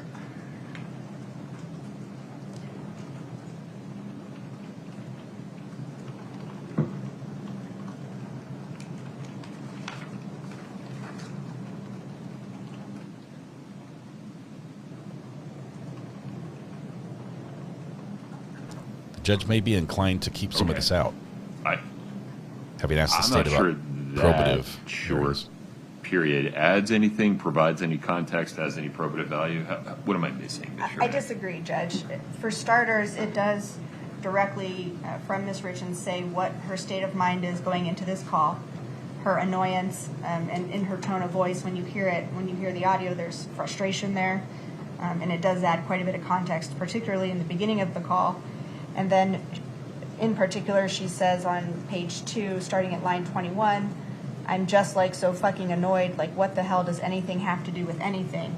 And that gives context to the rest of the call, because what she's referring to is what does Eric consulting a divorce attorney have to do with me consulting a divorce attorney? Well, she goes on to explain, but that sets up the context for the rest of the call, in addition to her frustration, annoyance that's heard in her voice as well as in her words at the beginning of the call, giving context to the rest of the conversation. Ms. Lewis, go ahead. Your Honor, I disagree that that's necessary. I don't think the beginning of the call gives any context to what they're talking about. And if the state just wants the jury to know she's annoyed, she says it numerous times throughout the call. At the beginning of page 4, she says, like, what the hell? I know. I just, like, am so annoyed by that. She says it numerous times. And, yes, you can tell by her tone of voice that she's annoyed. I don't see that the beginning gives any context whatsoever. Yeah, I guess that's my question, Ms. Lewis. Why aren't we just starting at page 4, line 1? Well, actually, I think that would make perfect sense. And when Ms. Sherbanek and I were going through this, I actually had asked for more to be redacted, and I compromised a bit. But now that you've reminded me, yes, I actually think it would make sense to start at page 4, line 1. Where, out of the gate, Ms. Sherbanek, she describes being annoyed, and we go from there. I disagree, Your Honor. She's talking about the Heber thing on page 3 at line 5. She says beat around the bush. Obviously, what I'm thinking about, she's talking about the Heber thing. The Heber thing is different than Ms. Bramwell and Ms. Miller. No. Tell me how. The Heber thing directly refers to her meeting with Ms. Bramwell in Heber. Oh, I don't think that's clear from the text of the call. If I was confused about it, I think there's a pretty good chance the jury would be confused about it. I disagree. I know, you've been very clear about that. Anything else? Judge giving the defense a win Just here. that this is important context for the whole call, and starting it partway through does not give the context that's necessary to understand what starts on page 4 at line 1. Anything else? It's relevant, Your Honor. I understand. Anything else? No. Okay. We're going to start the call at page 4, line 1. Anything else, Ms. Lewis? No, Your Honor. The court rules that starting the call at page 4, line 1, and then including the redactions that counsel have agreed to in the body of the call and at the end, provides probative information regarding Ms. Richins' state of mind and backward-looking reflections regarding her consultation with Ms. Bramwell. That probative value of that information is not substantially outweighed by the danger of unfair prejudice or any other Rule 403 considerations. With respect to defendant's hearsay objection, Ms. Richins' side of these recorded calls is categorically not hearsay, and the court will instruct the jury that they cannot consider the male voice side of the call for the truth of the matter asserted. Rather, they can only consider the statements made by the male on the call for the effect that they had upon Ms. Richins in the conversation. Any further objection, Ms. Lewis? No, Your Honor. In terms of instructing or just providing the jury for context, I'm inclined to tell the jury that Ms. Gibson testified that she preserved some recordings of phone calls involving Ms. Richins. You are about to hear one such phone call. Any objection, Mr. Bloodworth? No objection, Your Honor. Are we good then to, as we discussed at the bench, have Ms. Shervinack just give the date of the phone call? No, Your Honor. It's not in the content, and Ms. Gibson didn't provide that particular piece of foundation, so that would be additive. Your Honor, if we were to play that portion of the audio of the jail call, it would make it clear that it was a jail call. Oh, forgive me. I haven't heard or seen the introductory portion of the home wave call. Does it Your Honor, state the date? Yes, every home wave call begins with a time or date, and then this is a recorded line. Anything you say will be preserved, could be monitored, and admonishments like this. Is that accurate, Ms. Lewis? That's accurate, but this takes me back to my initial point, is this should have been, and typically would be, introduced through a witness, because the witness could have just said the date and we wouldn't have this problem. I don't think that the state should be testifying to the date. Right, but if Ms. Gibson had just said, in order to avoid playing any of that for an indisputably authentic call, I will now just list the dates of the calls, would we be in any different position than we are right now? Well, I would stand by my objection that a witness needs to testify to the date of the call, not the court or the state. Yeah, given here the effort that we're taking to not put evidence that Ms. Richins was in custody in front of the jury, I think it's in fair and necessary balancing to not play the preamble of the call, which would limit your ability to cross-examine Ms. Gibson as to how she knows when the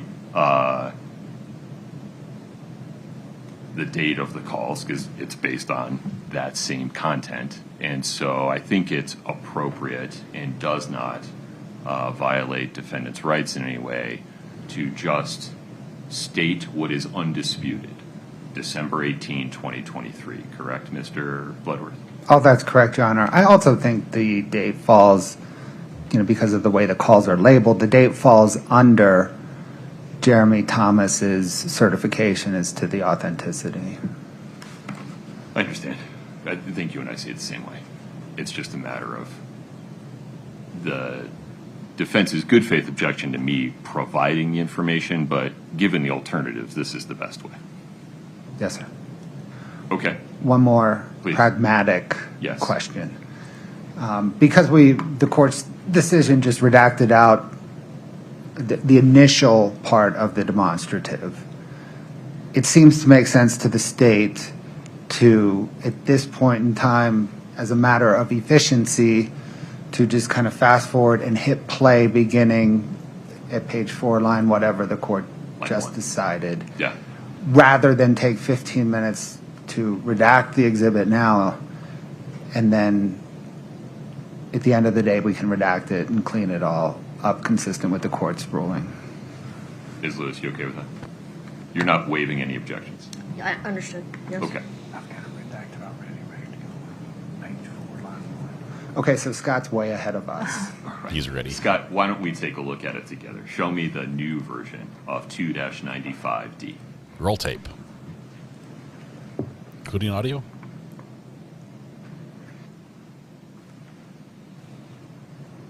Well, the text is correct. Scott, let's try the audio. Your Honor, we can't see it. Here. My apologies. Miss Lewis is so frustrated. She just got a major win. Yeah.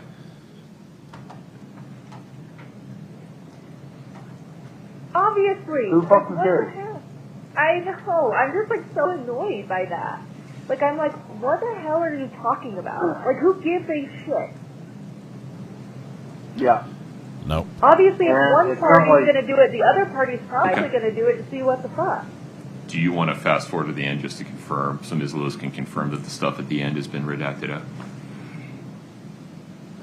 I'm sorry, Your Honor, I did not catch anything for redactions at the end. Okay, I can. Yeah, if you would work with Scott real quick to make sure that the stuff at the end gets redacted out. Miss Lewis is so unhappy. Yes.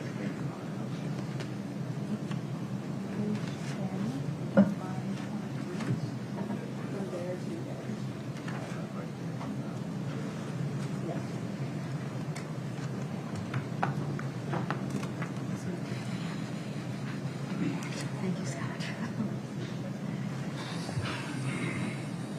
Hey, you know, you used to say it's redact. It's the way it's being offered includes redactions. Yeah.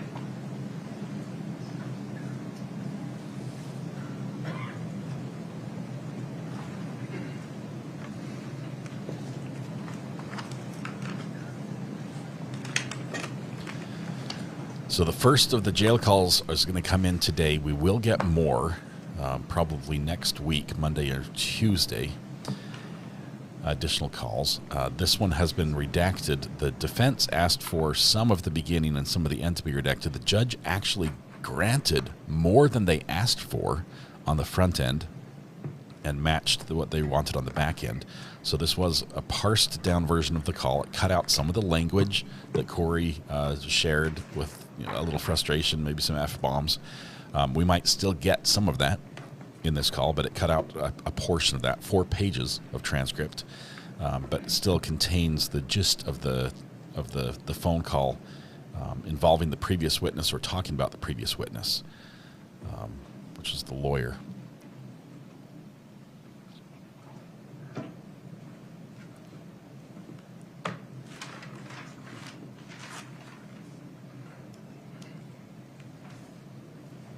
So Miss Lewis got a big win. The state protested and protested and protested.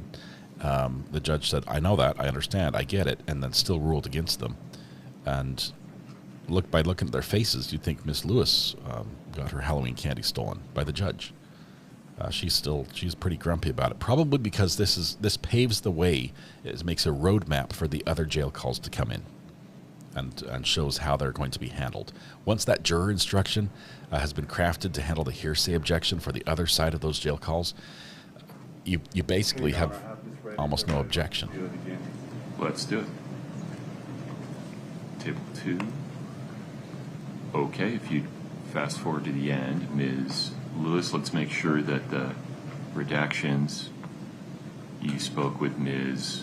Shervinack about have been made.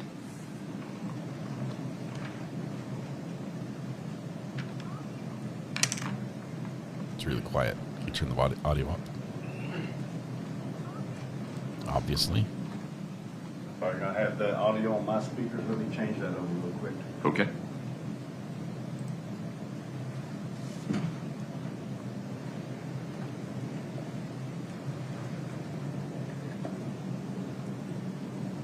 Obviously. What'd she say no to? So yeah, I don't know. They found, like you said, they found out about it, but guess what? So did he. Exactly. So it's everybody's natural reaction to wanting to defend themselves. That's correct. Okay. Give me one moment.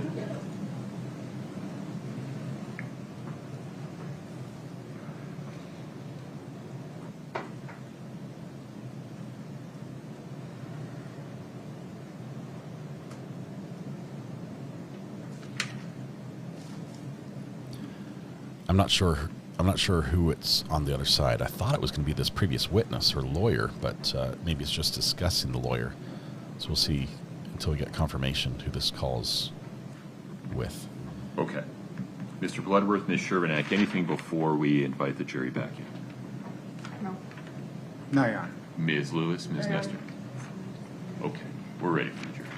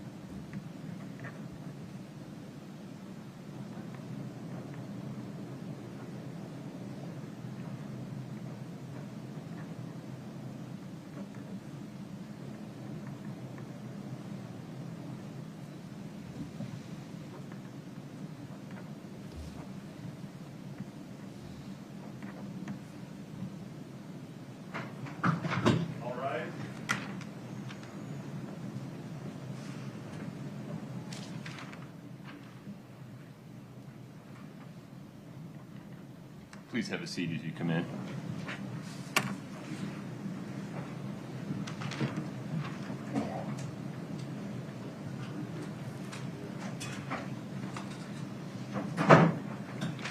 All right, folks, have a seat. Thank you for your patience. Ladies and gentlemen of the jury, when Ms. Gibson was testifying, she testified that she downloaded and preserved recordings of certain phone calls involving Kouri Richins. You are about to hear one such phone call from December 18, 2023. You may consider Kouri Richins' statements on this recorded call for any purpose. You may not consider the statements made by the male voice on this phone call for their truth. Instead, the only purpose you can consider the statements made by the male voice on this phone call is for the effect it had upon the listener, that is, Kouri Richins. Scott, let's make sure we are ready to go. Okay. 2-95D is admitted. Please proceed. Obviously. Who fucking what cares? the heck? I know. I'm just like so annoyed by that. Like I'm like, what the hell are you talking about? Like who gives a shit? Yeah. Obviously, if And one it's party's not like- going to do it, the other party's probably going to do it to see what the fuck. Right? And it's like, Like common sense. you know, regarding your side of stuff, nothing came out of that. What came out of the other side? Exactly. Oh, an illegal transfer of everything. Yes, Like, exactly. A lot came out of that. Yes, I just went in for a consultation. That was it. Yep. So why is that so bad? Am I misunderstanding something?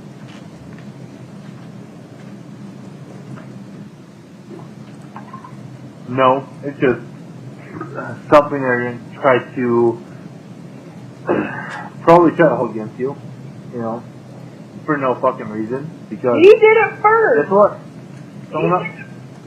Yeah, he did it first, and not only did he do it first, like he actually took action on it illegally.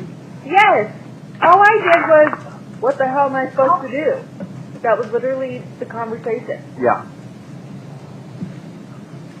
Yep. So It's my you right know, to that do. person's probably going to be right. And So that person's probably gonna be brought in. which is perfect, because you know what I told that person? Which is, what? I don't want to fill out the packet. I don't want absolutely anything. I want to walk away clean and free. I don't want anything. And she kept advising me, no, that's not how this works. You have to fill this out about da-da-da-da. And I said, I don't want to. I don't want any of it. Yep. That is what I told that lady. I said, I just want these done. And she argued with me. Forever. I took the packet, I threw it away. I'm like, no, I won't fill this out. Because I don't want to have everything. I mean, right. So that's perfect and works in favor for you for everything. Yep. Nothing, Yeah, you know? I'm just like so fucking annoyed by it though. Like, quit portraying me to be this person. Yeah. Anything you're trying to say I did, Eric did. Like, so now they cancel each other out, you fucking idiots. Like, protecting myself, like... Yeah, I wouldn't get... I wouldn't get too worked up about it. Yeah, I'm not, but that just gave me an idea. I am going to ask if she can testify. Well,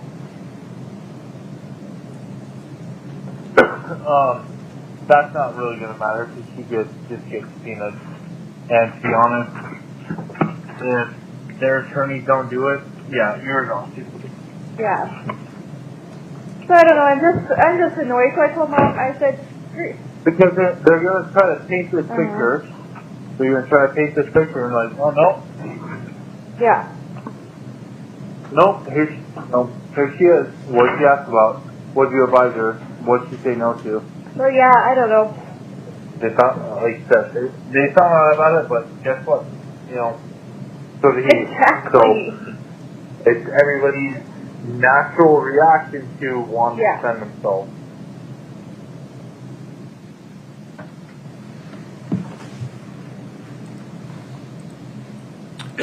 Counsel, the state's next witness, please. Becky Lloyd.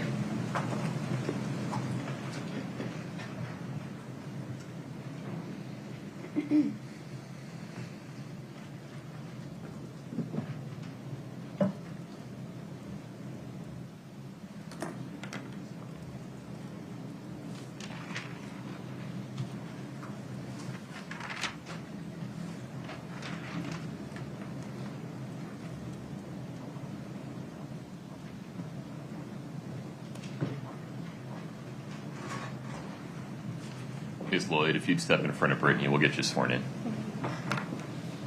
It's witness number 35. Please raise your right hand. Do you solemnly swear the testimony you're about to give in the matter before the court to be the truth, the whole truth, and nothing but the truth, subject to the pains and penalties of perjury? I do. Thank you. Please have a seat.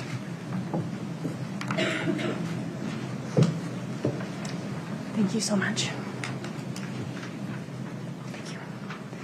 Good morning. Good morning. If you could state your name, please, and spell your last name. My name is Becky Lloyd, Lloyd.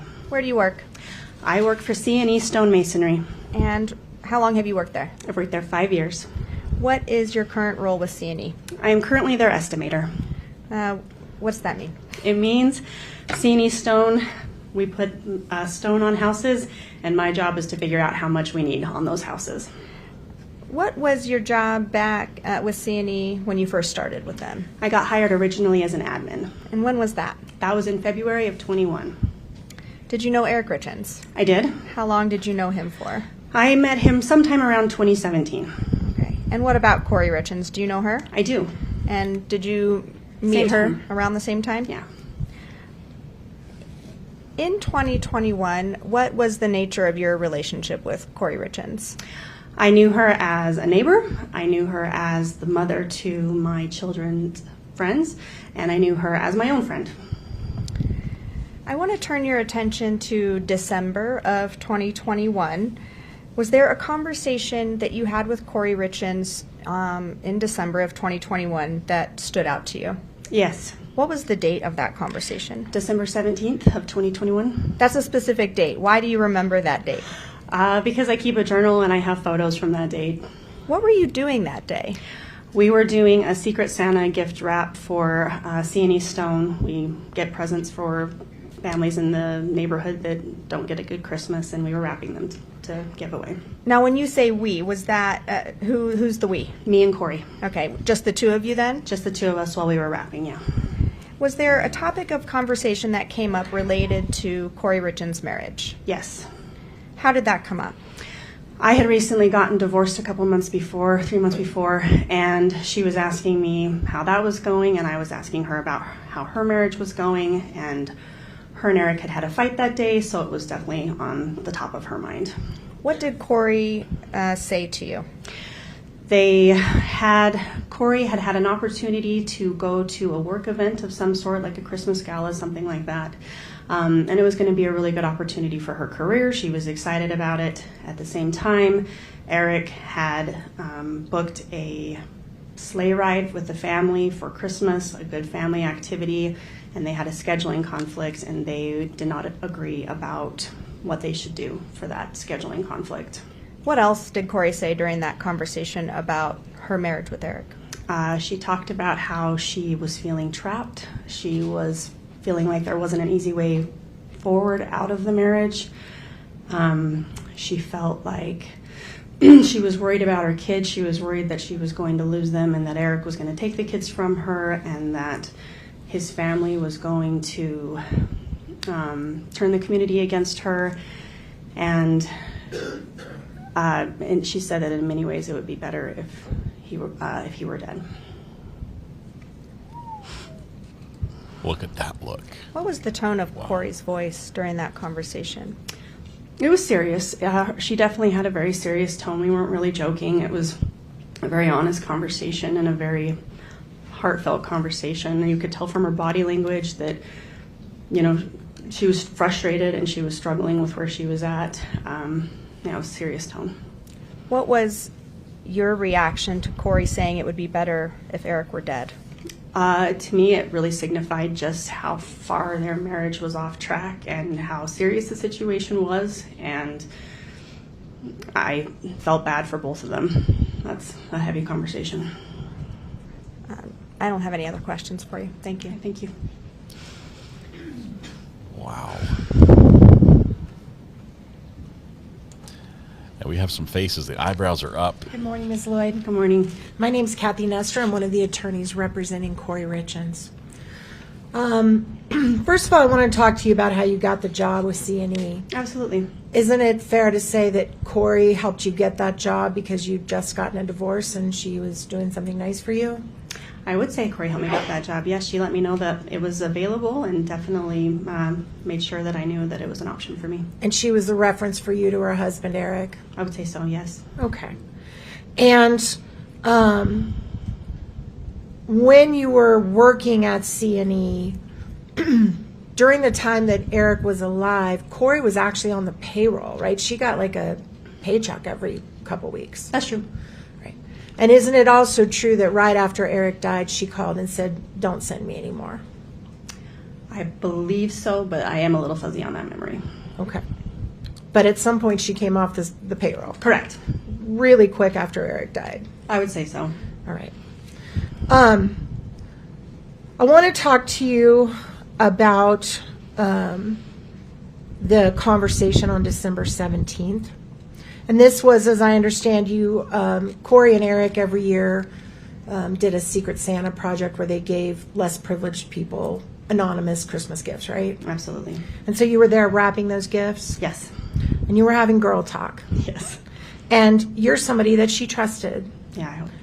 Because you had confided in her about your marriage? Correct. And the fact your husband had been unfaithful? Correct. And she felt safe and talking to you about similar things like that? Yes.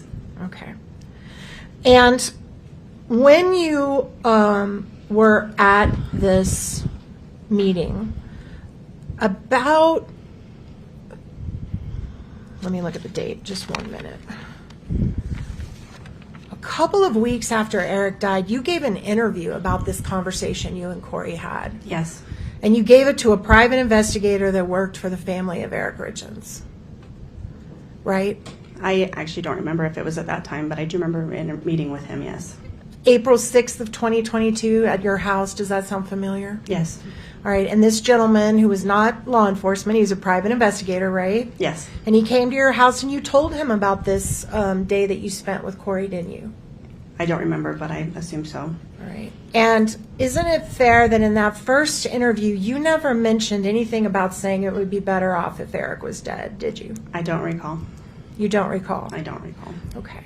And then you had a second interview almost 2 years later in March of 2024 with the same investigator. Is that right? Sounds right.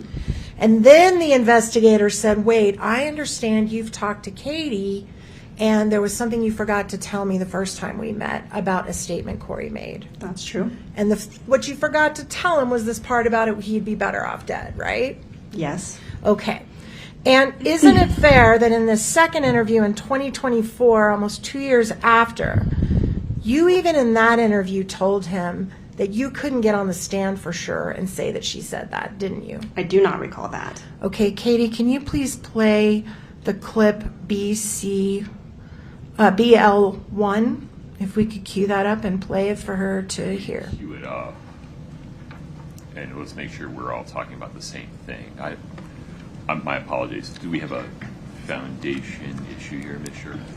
Yes, I don't know what they're referring to, and if they're seeking to refresh her, then I believe that should be handled slightly differently. Yeah. No, I believe she said she didn't say it, so I don't think I need to refresh her. I think I can impeach her at this point. She said, I don't recall. Just approach for a second. She said, that I don't recall. She said, that I don't recall. She wants to play it because there's audio of her saying that. If she plays it and she says, okay, yes, now I remember that happened, that's the end.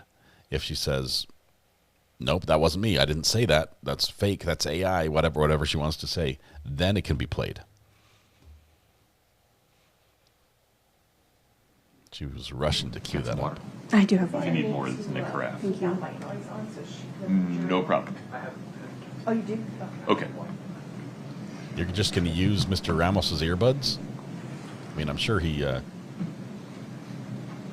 showers and washes behind his ears, but earbuds are things you don't normally share. I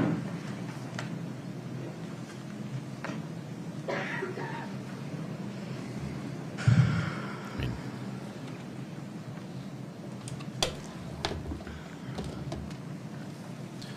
buy a pair of headphones.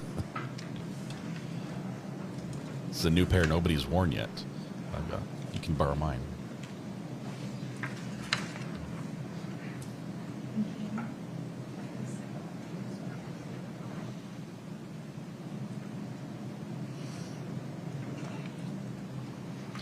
Sarah says, I'm confused. Do you think jurors actually care about impeachment like the lawyers do? Because I don't. Well, if you impeach a witness, you basically get to point that out in your closing. This witness lied. This witness said one thing, but it was false. And that might, to some jurors, say, I'm not sure how much I can trust anything else she said. Maybe the judge is listening.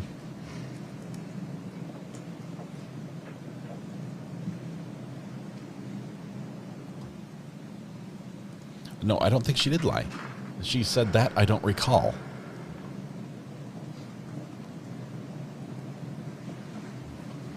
Meaning you refresh your recollection, you put a transcript in front of her, say, here's what you said. You read that to yourself. Does that refresh your recollection? Yes. Did you say that? Yes. The question again. She says, yes, that refreshes my recollection, or no, it does not. Then they can play it.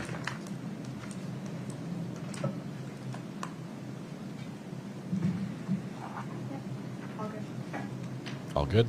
Okay, so would you say the number one more time, Ms. Nestor? Yes, Your Honor. We are going to be playing a clip that we have marked.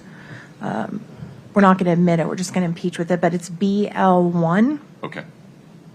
And let's see, Katie, let me get you connected here. Surprised the state didn't object a little more, and the judge sort of volunteers what their objection should be. Help yourself to the judge's water. And this part, I swear she said it, but I also feel like if you put me on the stand, I would not be confident enough to actually truly know if she said it. But I swear she said, in many ways, it would be better if he just died. That's your because, and I remember thinking, the reason I. Is that your voice? That is my voice. All right. And you did say that you wouldn't be able to swear to it on the stand, didn't you? I wouldn't be confident in that, yes. Okay. And then if we could play the second clip. Yeah, well, and like I said, that's the conversation we had, and I for sure know she said the trap stuck, and I am 90% sure she said the comment about it being better dead. Okay, so again, that is the second interview that you had with the investigator, and again, you're saying you can't say for certain that she made that statement, correct? Correct. Okay. You also never told that statement to the police when you were interviewed by the police, did you? Until later, much later, like 2024. I don't know if I got interviewed by the police in 2024. Okay. All right. While you were employed at C&E, which you've testified to, after Eric died, were you instructed to go to the house and pick up some of his private items? Yes. And who asked you to go pick up his things? Your Honor. Scope. Help me understand. Help me understand. If you would says the approach judge. this. Approach. The objection from the state was scope. That means that the defense is asking questions outside the scope of the direct testimony, which they typically are not allowed to do. You can't just go into any area, and you sort of have to keep it relevant to what was asked by the state. Judge says, help me understand, which means he's open to it if you can tie this in somehow. But, man, the witness just grabbing the judge's water bottle, that's funny because they have their own water. That's the judge's water. The direct was extremely limited and extremely focused, so they're going to object a lot if the defense tries to go outside that. They just did, Martin X. It is outside the scope on direct. This isn't impeachment to me, or am I missing something? Well, objection to outside the scope is sustained. Yep. Ma'am, we are going to ask you some more questions in our case, so I will see you again, and that's all I have for you right now. Okay, thank you. That was not a happy. Sure, Mac, anything Can't further wait to see you again. That was this fight's not over. Miss Lloyd, we listened to part of your conversation during one of your previous interviews, and do you recall during the rest of that conversation explaining why you remembered Kouri making that statement? I do. What's that explanation for why you remembered that specific statement from Ms. Richins? Well, as someone who's gone through divorce myself or marital troubles, I know that it is probably somewhat common to have thoughts that aren't necessarily the nicest about your spouse and to have really strong feelings that way. But I was struck because she said it out loud. And some of those thoughts are what you'd call an inside thought sometimes. And it was memorable for me enough that after I met with the private detective, I went and talked to my friends. And without prompting, I said, hey, remember that conversation I told you about? What did I tell you about it? And they were able to confirm exactly what I said in my statement here, because it is a very big deal, and I respect the justice system very much, that I am never going to get on this stand and say something that I don't know as truth. Are you confident in your testimony today? I am. Those are all my questions. Thank you. The face from Kouri there. Okay. So now it's your testimony that you were told about this statement by someone else? No. My testimony it is very difficult to say such a thing when someone that you care deeply about has been leveled with such charges. It is very difficult, so that is why it didn't come up in the first interview. It is a very difficult position to be here on the stand saying things like this. I don't want to be here. No one has supplied my testimony to me. No one has made me say anything about that. No one has supplied words to me. I know that that happened, and it is unfortunate that it happened because I don't want to be here saying it, but I know that that is what was said. And in fact, the friend you're talking about is Katie Richins, right? Oh, absolutely not. Absolutely not. Didn't you discuss this statement with Katie Richins, and Katie's the one who sent you to the private investigator? Katie is the one that made the private investigator aware of it, but that is not who I had the conversation with about it, as far as the truth of the statement. But you did have a conversation with Katie about it. I did. Okay. And then you also had a conversation with some other friends who helped refresh your memory about what you might have said? They confirmed what I said. They did not supply a sentence to me. They did not do anything like that. They just helped me do a hard thing. Okay. And there's Katie back who there. did you tell about this statement prior to reporting it, besides your friends and Katie and the private investigator? What do you mean? Did you tell anybody else? I told my friends. I told my partner. I told the investigator, Katie. I don't recall who else. Okay. And this was all in 2024 when you brought it up to the investigator? My friend conversation would have been in 2021, right about the exact same, probably within a couple days of that conversation initially with Kouri. And you would agree that if Kouri was planning to kill her husband 60 days later, it probably wouldn't be a really smart thing for her to say to you, hey, it'd be better off if he were dead, would it? Now make your objection that the question is complete, Ms. Shervin. It doesn't matter now. Okay. Go ahead, you can answer. Say it again, please. I'm so sorry. If Kouri Richins was planning to kill her husband in about 70 days after she made that statement to you, it wouldn't be a really smart thing to tell someone like you, hey, it'd be better off if he were dead, would it? Objection, Your Honor. Calls for speculation. Sustained. Do you have an opinion about that? Same objection. Same, yeah. Doesn't call for speculate? Yes. It's sustained. Okay. Did you ever ask Kouri directly, what did you mean when you said that to me on December 17th? No. You never gave her the opportunity to explain whether she was just venting, whether she was joking, whether she was serious? Unfortunately, no. Right. And you had a long time to do that before you reported it to this investigator, didn't you? As a friend. I suppose so. Yeah. That's all I have. Wow. Miss Lloyd, when Kouri Richins told you it would be better if Eric was dead, was she joking? No. What was her speculation, Your Honor? What was her tone? Object to speculation. Hold on. Let's pause. Yeah. The question Sustained. regarding what she was thinking, or was she joking, pardon me, is sustained. Can't consider the answer no, because this witness can't know what's in another person's head. You can ask her about her demeanor. Sure. What was her tone of voice? Serious. Was she laughing? No. Was she smiling? No. Did you have any reason to believe that she was joking? No.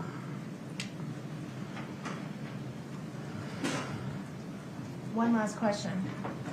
Were y'all drinking?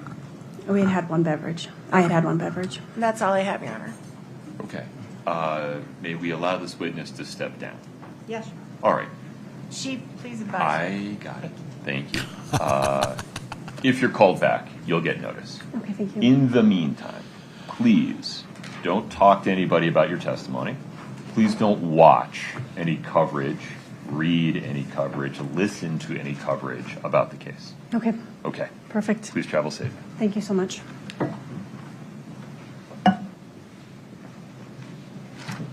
Counsel. Your Honor, the state calls Gabe Morin. Okay. Kouri is trying to mentally, telepathically pick up some hair from the previous witness to add to the voodoo doll. That look is unbelievable. I show her up to 193 objections now. I'm trying to track these on my computer. I can't put them on the screen right now because I'm using that input for our failover live feed.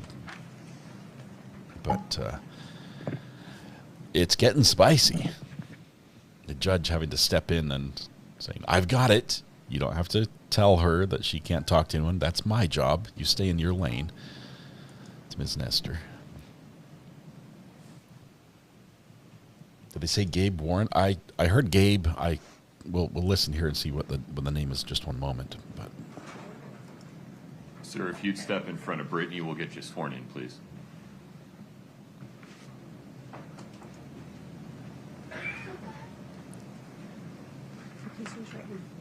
Do you solemnly swear the testimony you're about to give in the matter before the court to be the truth, the whole truth, and nothing but the truth, subject to the pains and penalties of perjury? Thank you. Please have a seat. last time we saw a witness in a shirt that looked like that, it was epic. Let's see if the shirt is the common denominator there.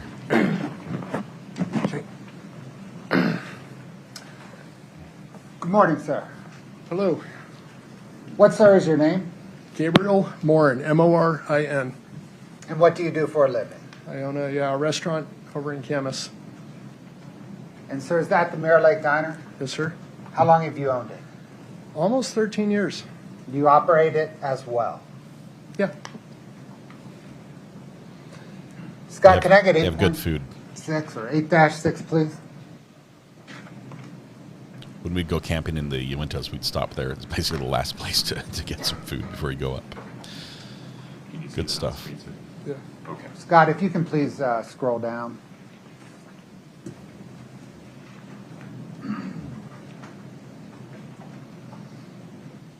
We'll go back to the top. Sir, do you recognize these records? I do.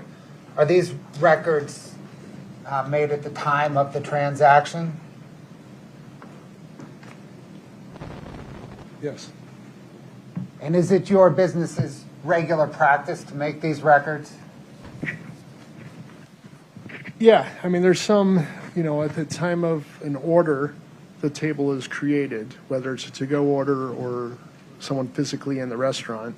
And then when the card is actually swiped, then the table's closed. Okay, so we're going to get into that. I just need to lay a little bit of foundation to admit them, then we're going to publish them. Okay. But do you keep these records as Your a Honor, regular? We don't object, but he can. It's fine to come in. They stipulate. States 8-6 is admitted. Thank you. No more foundation let's needed. Publish them, please, Scott, Your Honor. Scott, if you can, let me see here. Mirror Lake Okay, Diner. so generally, what are we looking at? Server was Megan. So at 9:07, Megan is our employee. I believe this was a to-go order that was called in. Okay. And then, it was paid for in person at the time of pickup. $10 was written on gratuity, then $41.39 was the total charge. So does this reflect a receipt from a called-in order at your diner on April the 14th, 2022? Yeah. And the card entry method there, S, is that for swiped? Yeah. And then the card was present, that's what that's telling us? Yep. Signature at the bottom, normal receipt that we've all seen all the time, always? Yeah. Scott, can you go to the next page, please?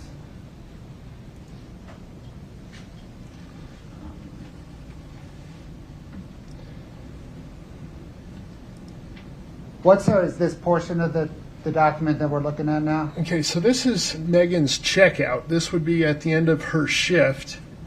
And this is like a breakdown of credit cards, whether MasterCard, Discover, cash sales, and that kind of stuff.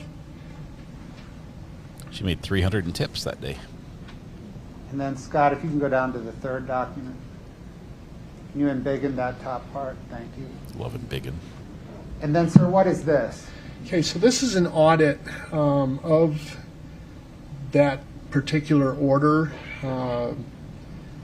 So you can see the timeline on the left side. So at 8:55, it says a Greek omelet, quinoa salad, bagel sandwich with hash browns, and then Kouri is typed in. So at 8:55, an order was placed. At 9:07, the food was ready. 9:07, payment was applied.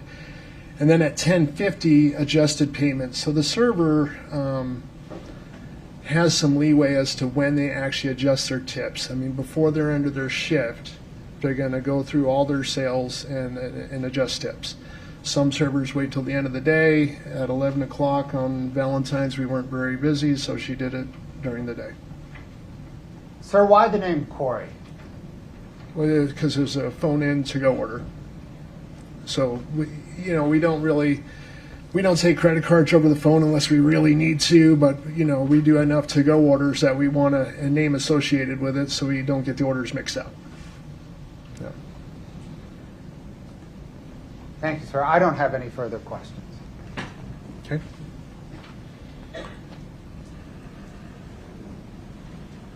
Good morning, sir. Hello. You and I have met before, but just to remind you, I'm Kathy Nestor. I represent Kouri Richins. Yeah. So I want to go back to what the Exhibit 8.6 that the state just went over with you, and if we could go to the last page.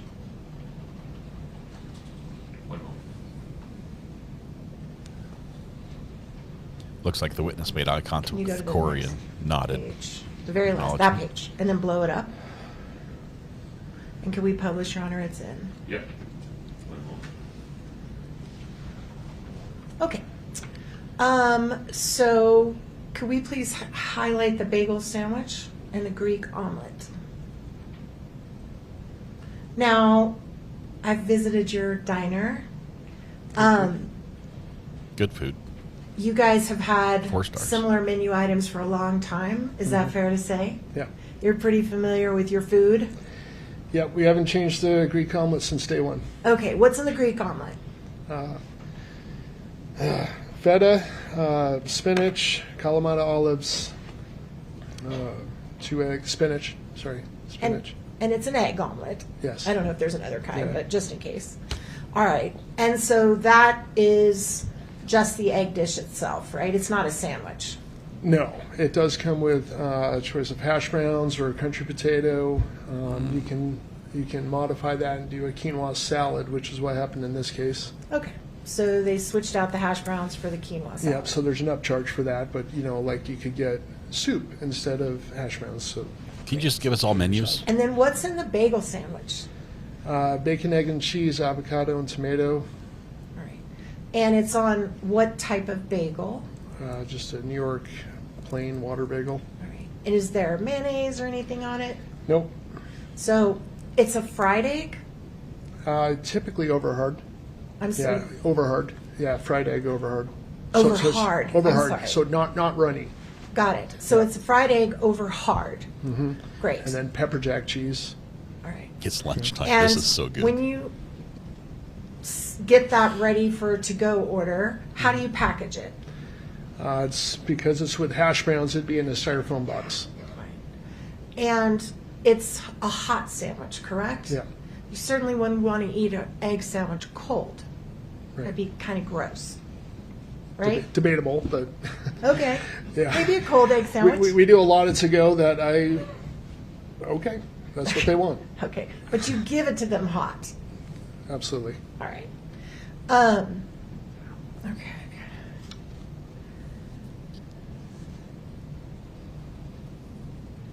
And I'm sorry, just to refresh my memory again, the ingredients on the bagel sandwich are 2 slices of bacon, 2 eggs over hard, 1 slice of pepper jack cheese, about a quarter of sliced avocado, and typically 2 slices of tomato. Okay. And then the bagel itself. All right. Toasted. What are you guys having for lunch? That sounds so good. Court's indulgence for just 1 minute. I'm almost done. Just 1 second, okay?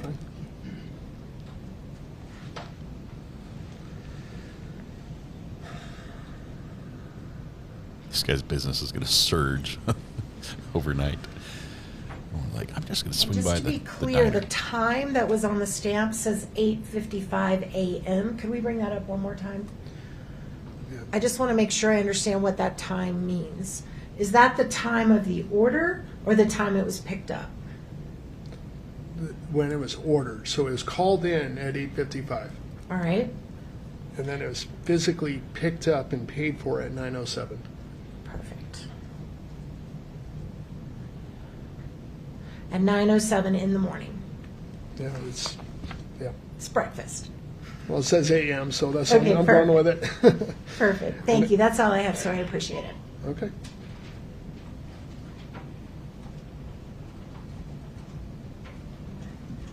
No, Your Honor. Sir, you can step down. May we release this witness, counsel? Yes, Your Honor. Yes. You're free to go. Thank you, sir. Thank you.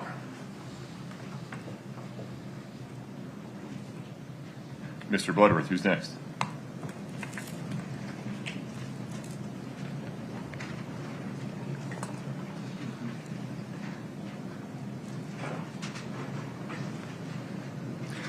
Your Honor, the state calls Josh Kays.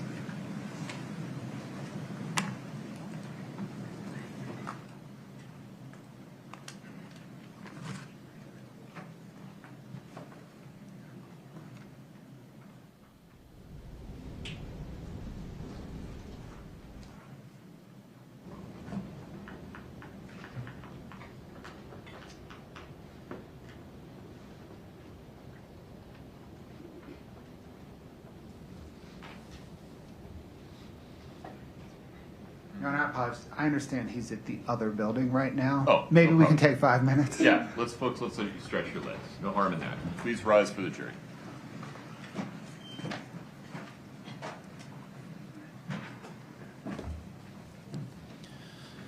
The ingredients must be important. I wonder if they were trying to say that the sandwich had gone bad on its own. You know, mayonnaise warmed up could have caused. If it wasn't kept cold, it can go bad really quickly. You don't egg salad sandwiches. You definitely don't want to eat those warm. It does sound good though. Egg, Counsel will be in avocado, recess until tomatoes, bacon. 11:25. Thank you. That is about 7 minutes.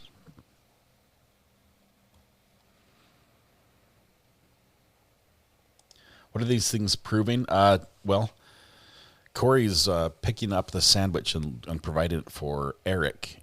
We're going to hear about Eric's friends. Eric ate part of the sandwich and immediately started feeling very sick. Kouri told him to just lie down and sleep it off. Eric's like, if I don't start feeling better, I'm going to go to the hospital. And then he called his friends and talked to the friends about it. We're going to get to that point where we're not going to be able to hear from the friends what Eric said to them. But they had concerns, and in those calls, he did tell them that that he thinks he might be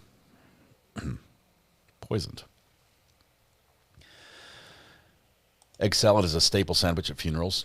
I'm a big fan of it myself. I like it. You can eat it with pickles too.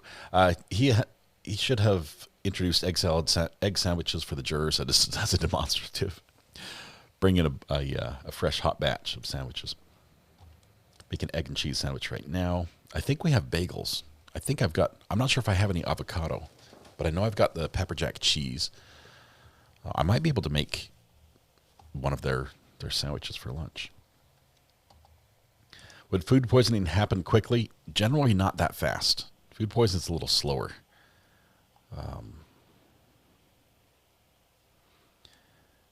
Egg salad requires a croissant in my world.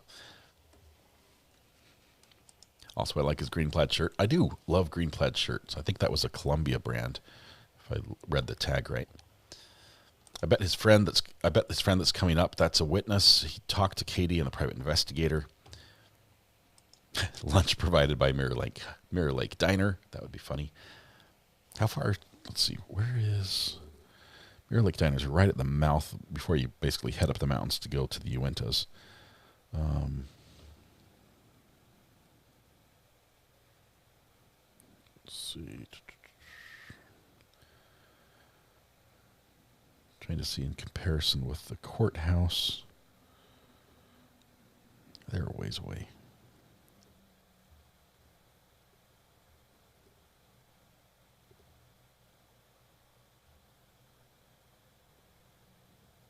Yeah, probably nobody's going to be able to go to lunch at the Mirror Lake Diner. It's just too far.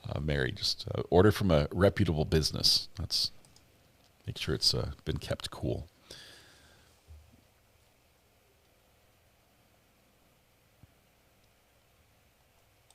I've certainly gone through the 5 stages of grief during food poisoning. It's so bad. I had a friend. 31500-139. Let's invite the jury back in, please.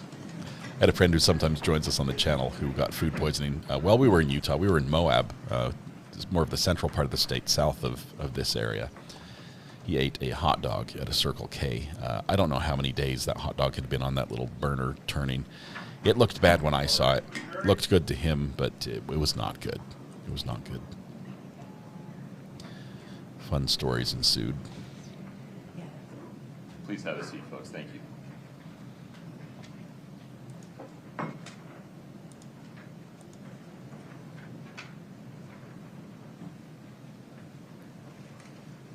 All right, have a seat. Mr. Bloodworth, may we invite Mr. Kays into the courtroom, please? Yes, Your Honor.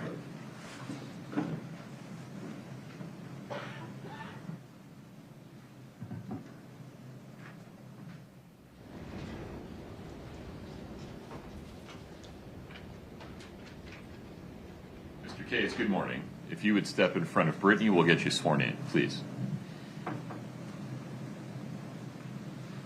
Looking sharp, but all full black, except for the white shirt. Do you solemnly swear the testimony you're about to give in the matter before the court to be the truth, the whole truth, and nothing but the truth, subject to the pains and penalties of perjury? Yes. Thank you. Please have a seat.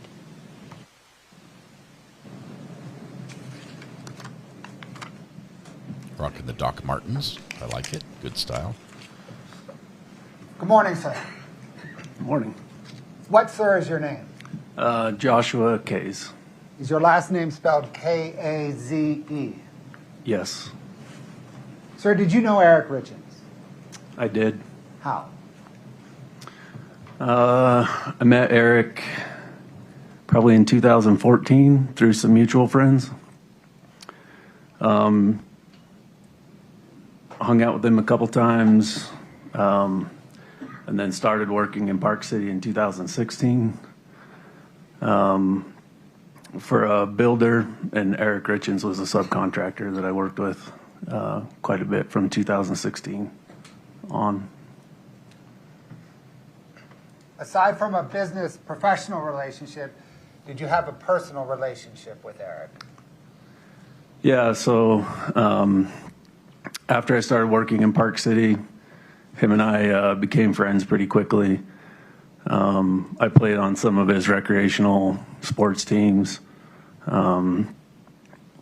We both liked camping and hunting, so we kind of hit it off on that front. And I think starting 2017, we started hunting together quite a bit each fall. And would you take trips together to hunt? Yeah, I think we went to Idaho on some trips 2 or 3 times.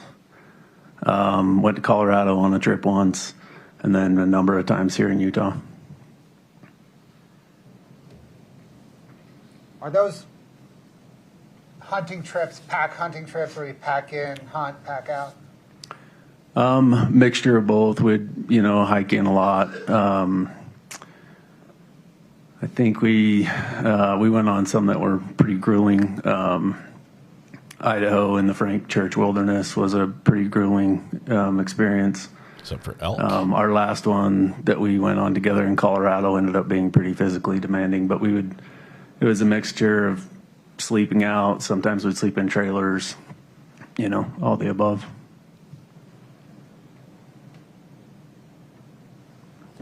Either professionally or personally, in the last few years of Eric's life, how often would you speak with him? I'd say probably at least every other week. We had a lot of jobs going with Eric and his company. And so we would speak a lot about that. And then obviously in the fall, we would get to speak quite a bit. Yeah, a lot of the hunting trips we went on, it was just him and I on quite a few of them. So, talk a lot on those hunts as well. Do you get to know your hunting buddy pretty well when you're out packing with him? Yeah, especially if it's just you two. There's nobody else to talk to. So, yeah, I think you get to know him pretty well, and in those situations especially. What was Eric like personally? He was very kind of outgoing, confident, fun person to be around. He's just kind of magnetic personality. Obviously not shy. I'd say competitive, especially in the sports that we played. He was extremely dependable. One of the best subcontractors I've ever had. If you asked him to do something, he didn't forget. It was always done. Every time he said he would be somewhere or get something done, he always got it done. He was very, very responsible and good that way. Have you ever observed Eric sick or injured? No. Have you ever seen him use over-the-counter drugs? No. Have you ever seen him use prescription drugs? No. Have you ever seen him use illicit drugs? No. Have you ever observed any indication that Eric used drugs? No.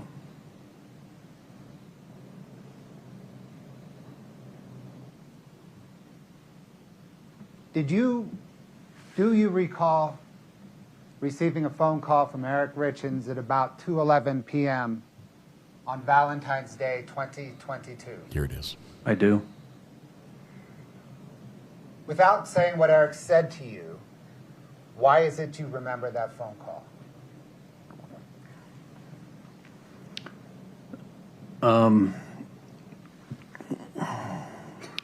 It was notable, I think, for a couple reasons, but the main reason was just the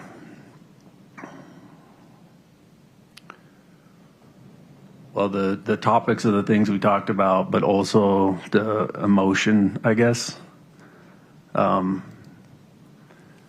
It was unlike any other conversation I'd had with Eric. Mostly just kind of his spirits felt almost like somber, and anybody that knows Eric, most of the time you would call and he would already be talking upbeat, and this one was a lot different. How did he sound to you? Like I said, somber would be maybe a way to describe it. Very serious. Maybe sincere, which can be is a little like, especially for friends that joke around a lot and kind of rib each other quite a bit, which we did. It was just very outside the norm. Had you ever heard Eric sound like that before? No.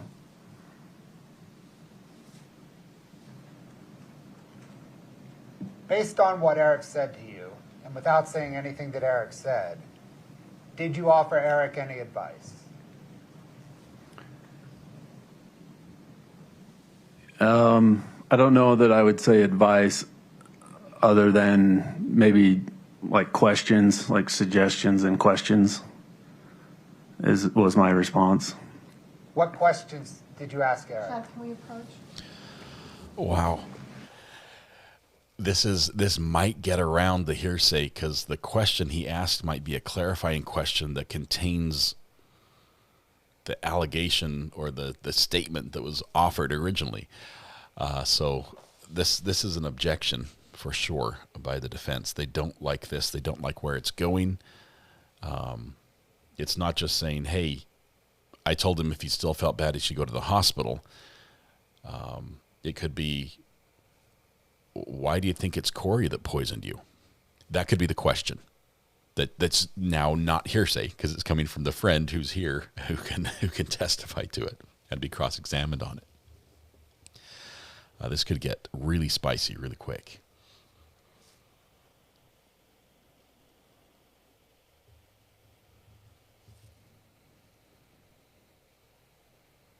The judge has ruled that Eric's statements are not coming in. I'm wondering if this will be done in a proffer outside the presence of the jury.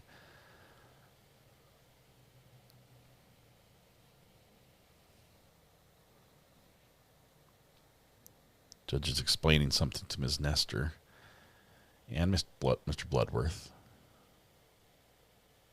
Judge does not want a mistrial either, so he's walking a careful line here.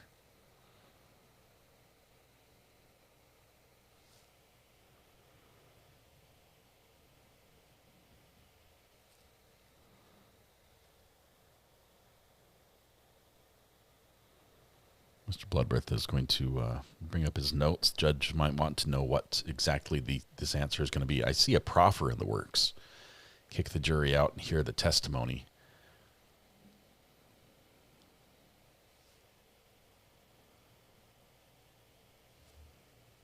It's a crafty... I think he gets it, Nicole. I think he gets to go there. No emotion on Mr. Bloodworth's face. Mr. Bloodworth, please proceed. Thank you, Your Honor. You were saying... Mr. Case, let me ask you 3 yes or no questions, okay? Based on that conversation, did you ask Eric Richins if he was okay now? Yes. Did you ask Eric if he was going to go to the hospital? Yes. Did you ask Eric, what are you going to do about it? Yes. So the solution is to let the prosecution lead on direct to prevent mistrial.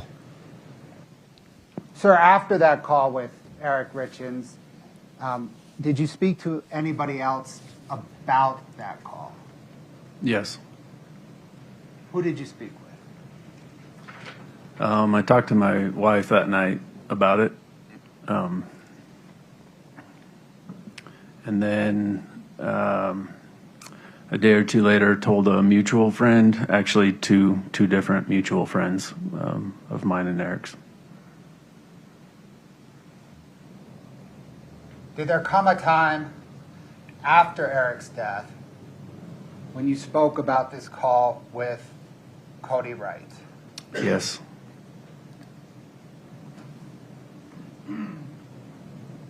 Did Kouri Wright have a similar call with Eric Richins? Object to hearsay. Sustained. Objection 195. When you spoke with Kouri Wright about this call, did Kouri Wright say anything inconsistent with your call with Eric Richins? Object to hearsay. Sustained.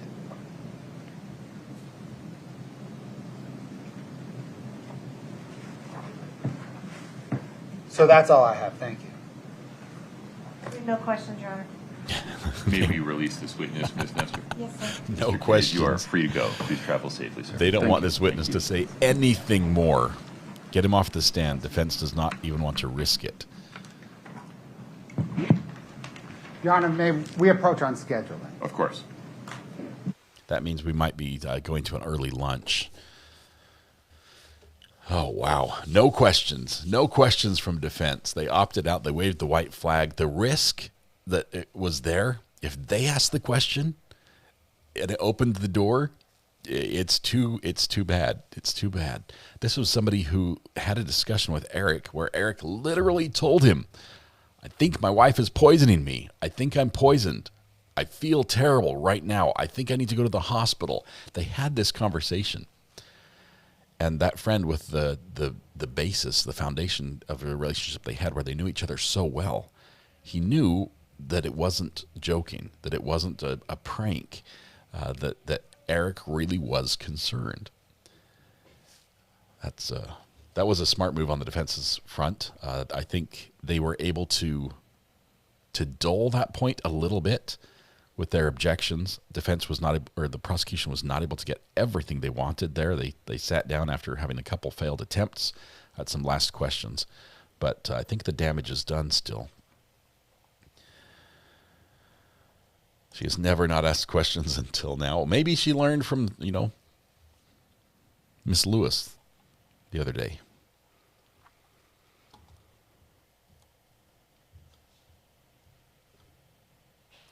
Without any background on this, do you think the jury understood all that? I think the jury is following very well. They're taking careful notes. They're staying actively engaged in this. I don't think there's any point that the jury has checked out in this trial. I think they understand who the players are, who the people are. They're, in their head, they're able to keep it straight.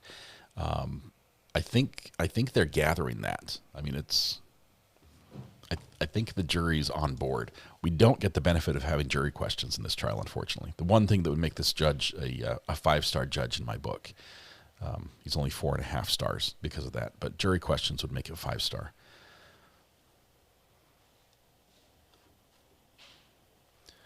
What is the stream record on objections? Probably the Maya trial.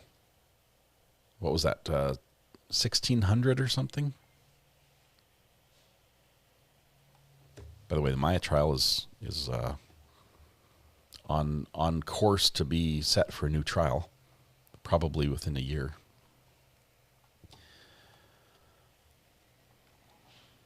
They had a big hearing the other day that started that ball rolling. I've got 196 objections right now for this trial by my count. Jim McIntyre was 1,000. That was the number of mentions of Jim McIntyre. That was a fun trial.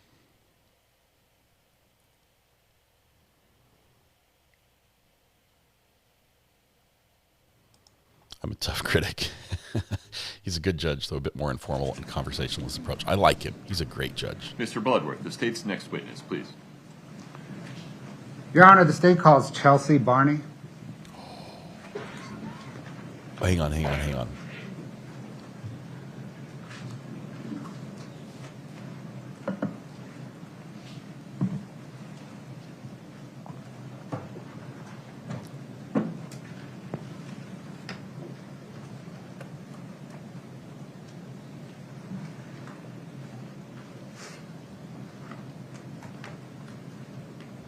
This is the friend that lost the money, right? That lost the $45,000. I'm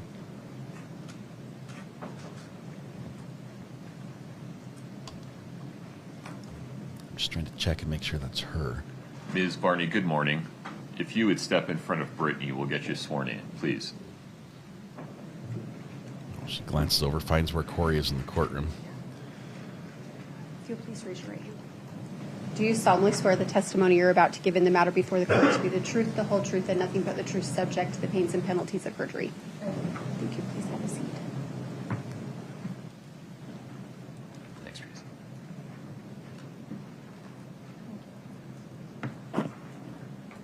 Thank you. Please proceed, Mr. Bloodworth. Thank you, Your Honor. Good morning, ma'am. What, ma'am, is your name? Chelsea Barney. Is your last name spelled Barney? Yes, Do you know Kouri Richins? I do. How do you know her? We've been friends for about 20 years. When did you first meet? 9th grade, junior high school. And have you stayed friends that whole time? Yes. And now? How often do you speak, or did you speak with Kouri Richins? All the time. Well, sometimes every day, sometimes every other. I mean, all the time. How often would you see her? Couple times a week. When we got busy with kids, sometimes once a month. It just kind of depends on schedule at that time. Would you travel together? Yeah, I traveled sometimes with her, yeah. Did you consider her your best friend? Yeah. And she looks down.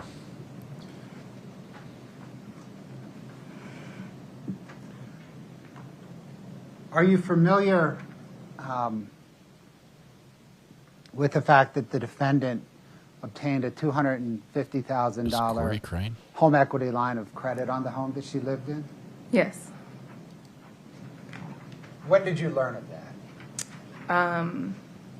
We were on a vacation to Sun Valley, and she had told me about it. Who were you on that vacation with? Some of our other friends. Was that was that vacation in October of 2020? Yes. Maybe the first weekend of October of 2020? Yes. What, if anything, did the defendant say about that? She had said that Eric was mad at her and had turned off her credit cards because he found out she took a loan out on the house, and asked if we could pay for the trip, and she would reimburse us when she could. Did Kouri Richins say what she did with that $250,000? She used it to buy a house to flip and sell. Scott, can we get 2-2D, please?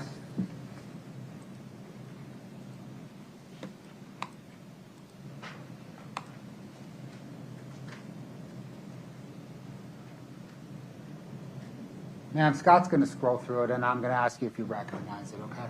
Okay.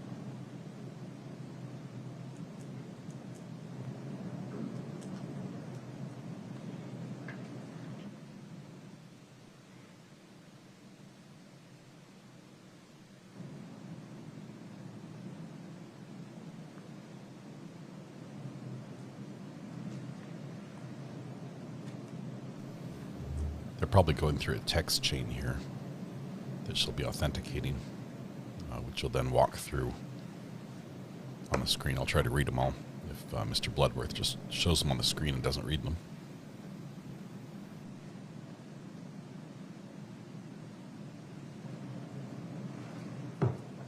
Ma'am, is that an October 14th? Is that an accurate depiction of an October 14th, 2020 text exchange between you and Kouri Richins? Yes. Are you the blue bubbles and... No, it's the opposite, right? Is Kouri Richins the blue bubbles and you the green bubbles? Yes. Your Honor, the state moves to admit and publish 2-2D. No objection. States 2-2D is admitted.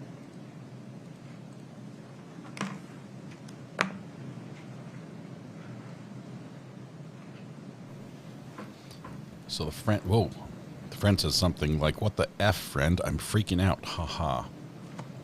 This is Kouri's green. He goes so fast. Ha ha ha. You're so funny, friend. Everything's going to be just fine. But if I die, Eric did it. That's Kouri in blue. Crazy though, right? Still Kouri. Still Kouri.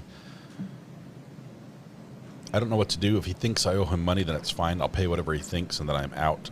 It's getting a little out of hand. Friend replies, "It's getting way out of hand. I don't think you should pay him anything. Let the attorneys decide stuff like that, because guaranteed they will say that you don't owe him anything, or that his pay of the house won't be as big," which is fine. His payout of the house, which is fine. Kouri says, "Oh, exactly. They would say he still owes me triple of what he says I owe him just for paying me out of the house. Just kind of feel like an a-hole, or maybe I shouldn't, but I feel like it would be bad karma or something if I didn't. Shoot, I don't know. Honestly, what would you do? Just let the attorneys handle it?" Sorry, I'm putting kid language in here. What do you feel like an a-hole about? Taking money? Yes, but technically it's my money, so I shouldn't feel bad. But I just walked away and said good luck. But if I just walked away and said good luck, would it feel like a donkey? Says Kouri. State says, "How much did you take out?" Or the friend says that. She says, "A lot!" Exclamation point. And we've got a picture, a GIF. A GIF. Haha, I don't know, friend. How long do you think it would take for you to pay him back? I just worry he's going to keep digging and hire a PI or something and things get bad. Ha. That's the friend. Kouri responds and says, $250,000. It will take me a couple months until my investments pay out. Oh, for sure. I just got to be top-notch careful. He's totally going to. I feel like that, and then stuff will hit the fan. And there's nothing more important to me than the boys and making sure custody is always going to be at least 50-50. And if he digs and finds something, I don't want him hiring some expensive attorney to fight for the kids or something. I don't know. Everything has gone through my mind on the endless possibilities.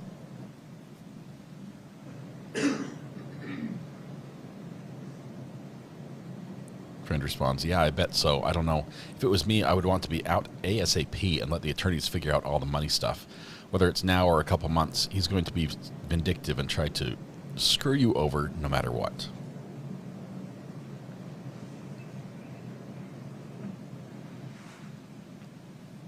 Kouri says, "Guarantee he would. He would try everything. He's going to try everything. He's pushing me so bad to go counseling by myself because he thinks I need help. Like, WTF. I feel like he's doing that to set me up for down the road, to say she's crazy. She even goes to counseling. Like, he thinks I'm the dang problem here, and he's not hearing himself.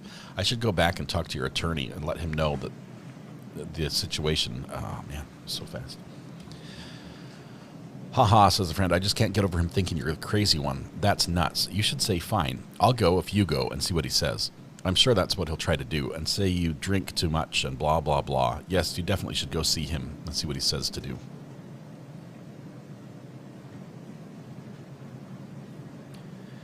"Eric's home, chat later," says Kouri. And then there's a picture of a child holding a bill with a $50,000. Ma'am, did Kouri denomination. Richins ever tell you whether she had paid back that home equity line of credit? Yes. What did she say? I don't really recall, just that the house she flipped made money. I mean, I didn't really ask much about how much she made or didn't make, and she said she paid him back.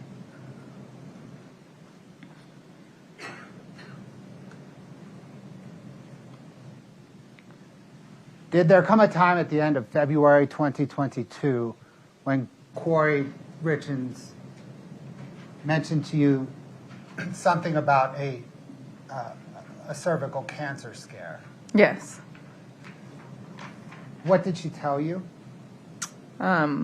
We were at a friend's brunch, and she was waiting for a call from her doctor, and she received that call at the brunch, and she had said that her doctor had mentioned that she possibly had cervical cancer and had to go in for a biopsy.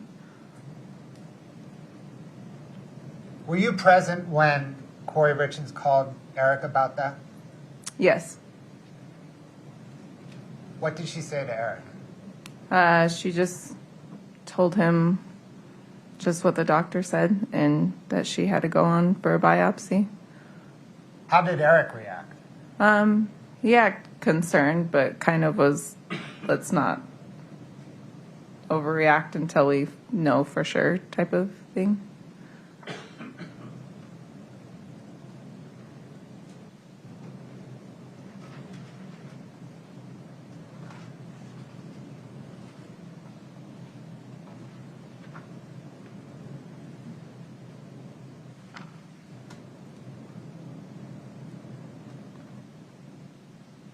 Other than THC gummies, did you know Kouri Richins to use illicit drugs? No.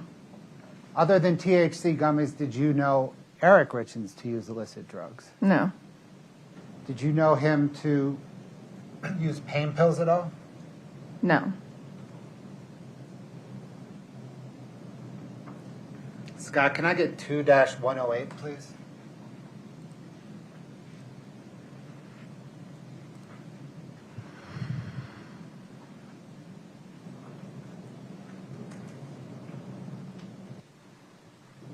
Ma'am, if you could read down that kind of timestamp, party, and description columns. To yourself.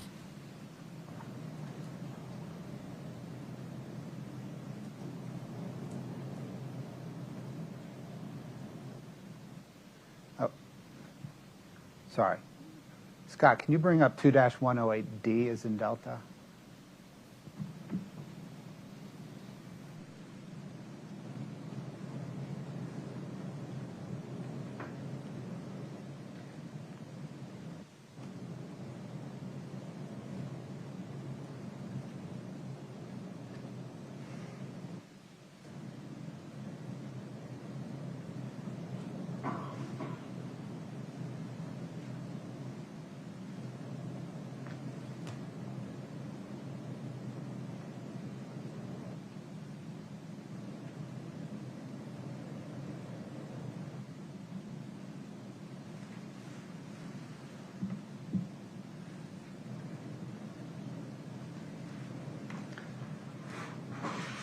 Ma'am, do you, oh, I'm sorry, we're still going. No, that's Okay. Ma'am, do you recognize that as an accurate depiction of a March the 7th, 2022 text exchange between you and Kouri Richins? Yes. And is she in blue and you in green? Oh, yeah. It's But May what? 7th, though. May 7th? Sorry, May 7th. Yeah, I'm in green. She's in blue. Your Honor, the state moves to admit 2-108 Delta. 2-108D is admitted.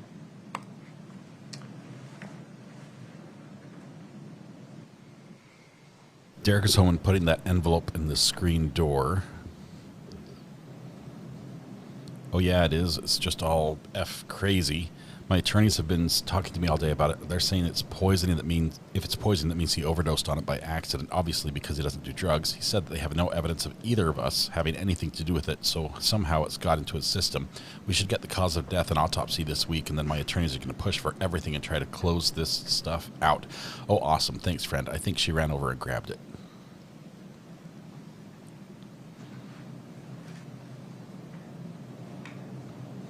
That was Kouri who just said that. Kouri's in blue.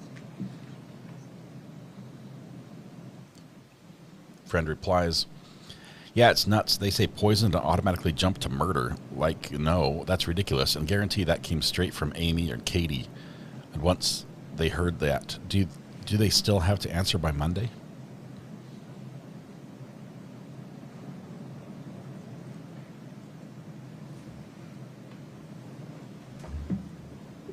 Ma'am, turning now to the morning of Eric Richins' death. Mm-hmm. How were you informed of his death? Lisa, Kouri's mom, called me. And what did you do upon receiving that phone call? I went up to her house.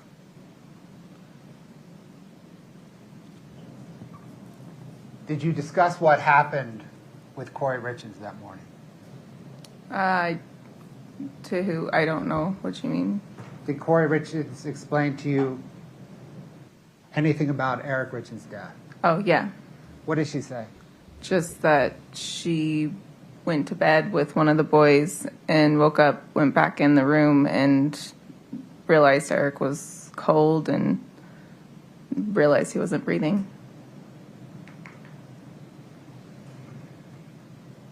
Did she say anything to you regarding whether they had a drink that evening? Yes. What did she say? That they were celebrating the closing of a job she had, and they had a drink together. Were you present in November of 2022 when Kouri Richins had a phone call with her attorneys about the night of Eric Richins' death? I don't recall. Were you present for a phone call that Kouri had in November 22 where she said that Careful. Eric was on the phone with people in Mexico about hunting when she went into Ashton's bedroom? Yes, I was. Is that what she said? Yes. Surprised Is that there's a lot about to the right ask time period, November of 2022? I honestly can't remember the month, but I remember that being there in that conversation. Thank you. That was a very specific question. Scott, can you bring up 2-45 Delta, please?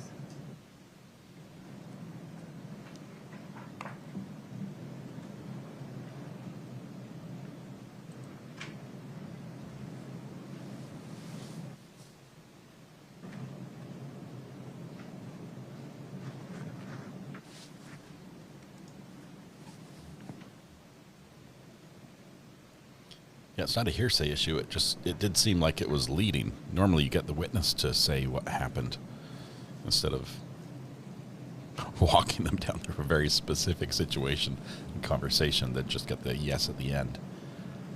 But no objection.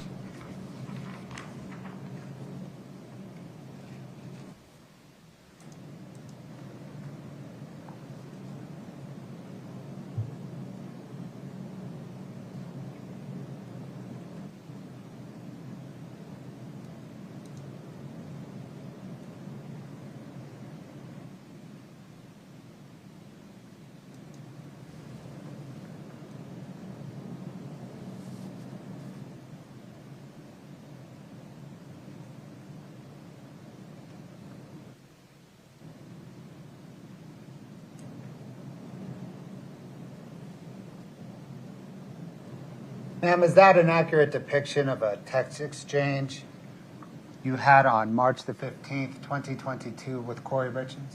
Yes. Your Honor, the state moves to admit 245D and publish. March 15th, after his death. 245D is admitted. A week or two after his death, they have this conversation.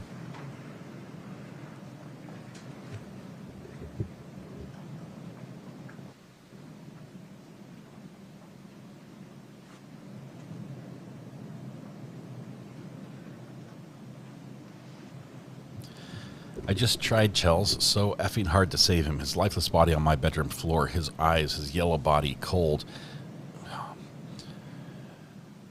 And then she corrects something to up. Chelsea replies, I can't even imagine, friend, I can't. And no matter what people say, you're going to feel different. But I don't think there was anything that could have been done. And it was an unexpected thing. I don't even know what to say. I can't even imagine what you're going through. Do you want me to come up? I'm okay. I need to get stuff over to my attorney. Thanks, though, Chelsea. Give me a few days. How's that all going? Okay, just let me know if you need anything. With the boys, you, anything. You can call and just chat, too. Kouri responds, effing nightmare. I hired the law firm that represents the Jazz. It cost me $100,000. I will effing win. They will not take from me what is mine, and I worked my butt off for. I just can't believe they're following through with all of it. How effing heartless can you be? Have you asked Katie to back off? I'm just shocked. I'm sorry, friend. I will help in any way I can. I love you, too. Wow. Counsel, would you approach just briefly? It's lunchtime. Judge is going to call lunch, which means we might be able to go back and read those texts, but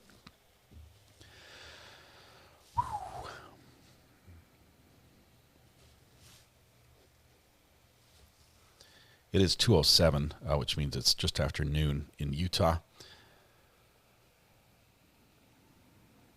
What we don't know is if this friend is still best friends with Kouri. I haven't heard that yet. We believe this is the friend that lost the $45,000.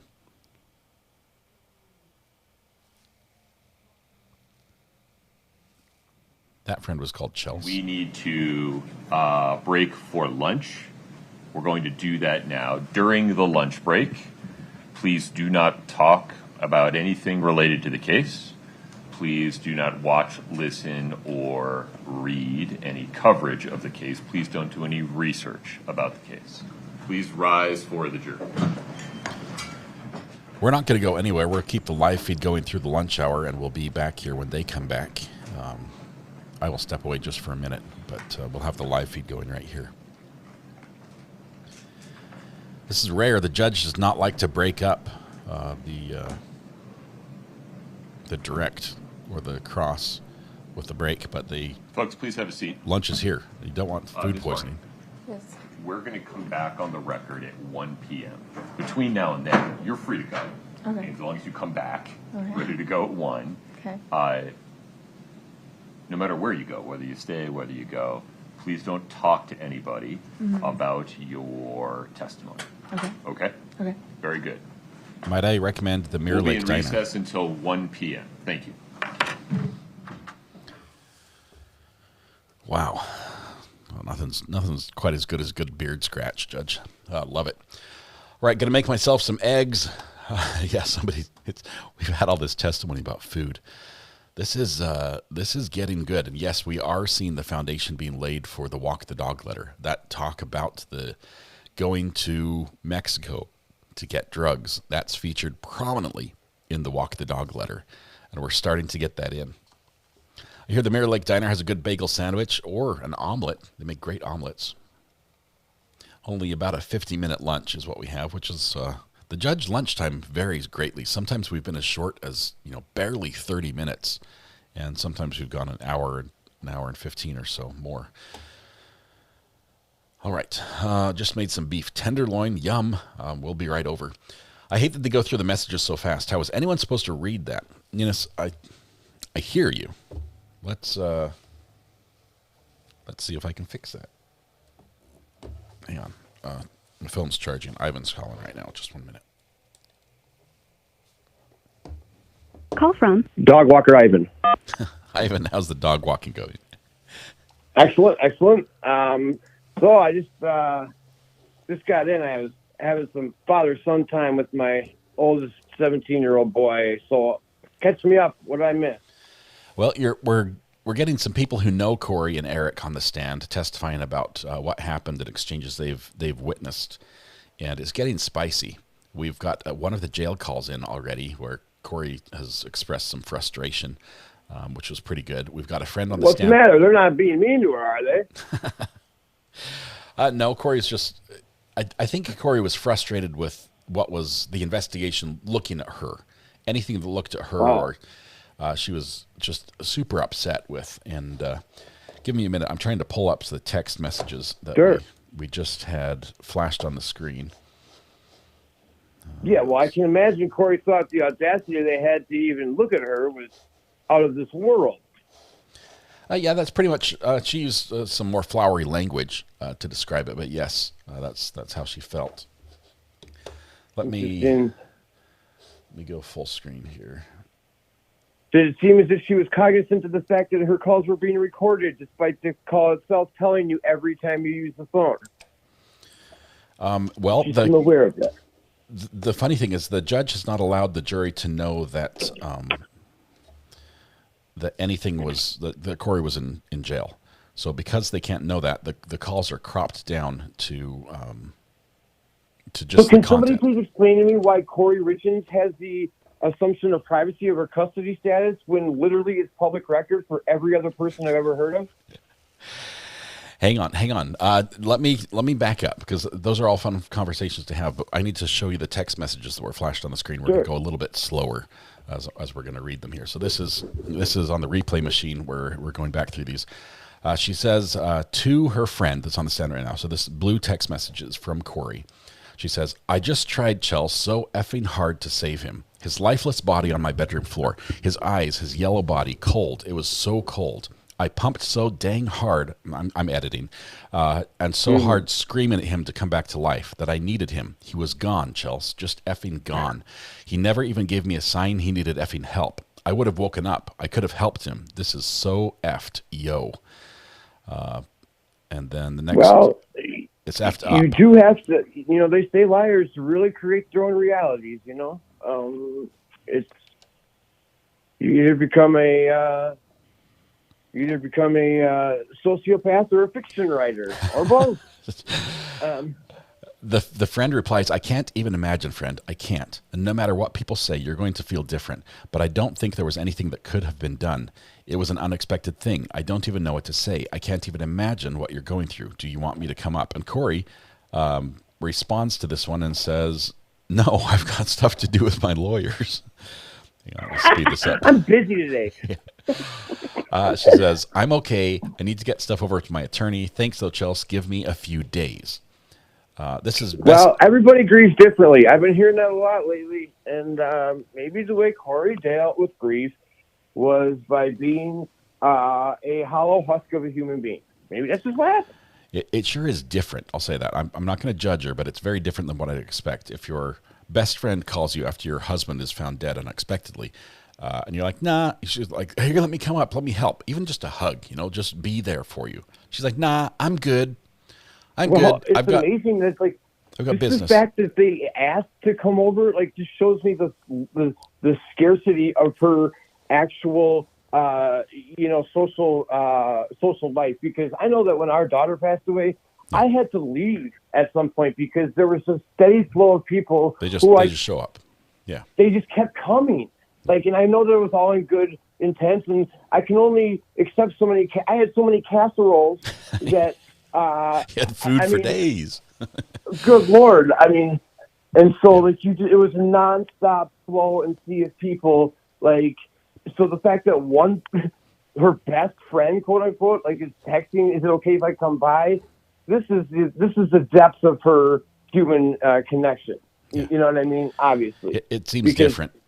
We've got more of the conversation to cover. I want to cover all these because they went so quickly through them. Do you want to stay on the phone for him, or are you? Yeah, sure. Okay. So her friend responds about the lawyer stuff. Says, "How is all that going? Okay, just let me know if you need anything with the boys. Anything you can call and just chat too." Saying, "Hey, call me sometime. This is tough." Kouri responds, "Effing nightmare. I hired the law firm that represents the Jazz. This is big money. The Jazz is the NBA basketball team in Salt Lake City. It cost me $100,000. I'm assuming $100,000. I will effing win. They will not take from me what is mine and what I worked my butt for." So she's name dropping the Utah Jazz lawyer in her. Their lawyer, yeah. She's like, "I went to the top. I spent the most money you could on a lawyer, and I'm gonna win." This is the same day. Let's see. This is the 15th. When did she Get find the out? F out of here. Yeah. And "Thanks, friend. I love you." She ends with that. Then we zip forward a little bit. Friend says, "I just can't believe they're following through with all of it. How effing heartless can you be? Have you asked Katie to back off? I'm just shocked. I'm sorry, friend. I will help in any way I can. I love you too." So clearly they're talking about something the family's doing. So she's trying to alienate her friend now by throwing her in the middle of something just awful. On any angle there's a way to be awful, she is cutting you off, boy. Yeah. Taking that spot. Just wild. So big thanks to the replay machine for getting us the messages back that we needed. They go through them so quickly. wow. I mean, This is the best it just comment. makes you wonder, like, how many cases back in the day when, there weren't cell phones to sync clueless people like Kouri, how many of those just went off unsolved? Like, it really was her own. This is truly a case that is going to be convicted if it is because of her cell phone. No other way around it. Her own comments are some of the worst testimony Right. against her. Very specific actions on her phone that she initiated that probably will be the evidence that does her in. Because without it, I don't think they had a case. Adhan M. Audham, I don't know how to say the name. It says, as if the Utah Jazz need defense mitigators for a murder case. Yeah. Yeah. Right. Generally, Yeah. the stuff the Utah Jazz needs. Often their wife. Yeah, it's like a flagrant foul doesn't usually require an attorney. Yeah. Yeah, that's 3 free throws when you off your husband. So, all right. Well, all right. Ayden, thanks for the call. Thanks for the catch up. Appreciate it. Love you guys. Love you, man. I will See be tuned in. All right. Bye-bye. Yep. All right. We're going to take a little bit of a break. You guys can go watch lunch. We have the live feed going right now from court. So this, any audio, any action in court, you're going to see it immediately. I'll be right back before this ends. I'm going to leave the sound bites off this time. I'm sorry, you guys. I'm going to leave you in silence, so you won't have all the noise that we had the other day. You guys are just it's too much. You're breaking it. I don't know why it's breaking. It's breaking it. I have to figure out what's wrong with it. We do ask. We keep the conversations here friendly. Until when is the lunch? Says Angela. The lunch is going to go till 2:00. So we have about 42 minutes left. No portal. You can stay right here and just continue to watch the rest of the day. Silence is golden. Yes, sometimes we just need a little bit of peace. Chat's going to be going as well, though, so you can stay in there. Didn't Kouri take some cleanup time before calling 911? I remember hearing that there's a time gap between estimated time of death and when 911 call came through. Okay, Laurie, what we heard is basically that he was most likely dead like around 9 or 10 the night before. The call was made at 3 o'clock in the morning on the 4th. He was probably dead on the 3rd, but they declare him dead on the 4th, right? I believe that's how it went. But yes, there's time that her phone at around 3 o'clock, her time that her phone is unplugged or put on the charger or woken up, and 15 minutes or so of action and 270 meters of steps are taken, and there's a lot of activity, and then there's a 911 call. So there is a little activity on her part.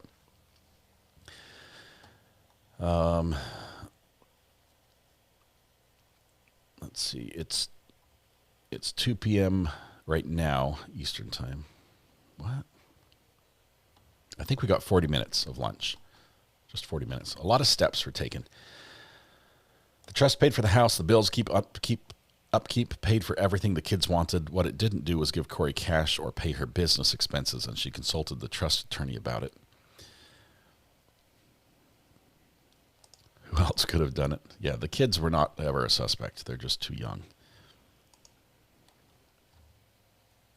All right, 40 minutes to lunch. I'm going to step away for a little bit.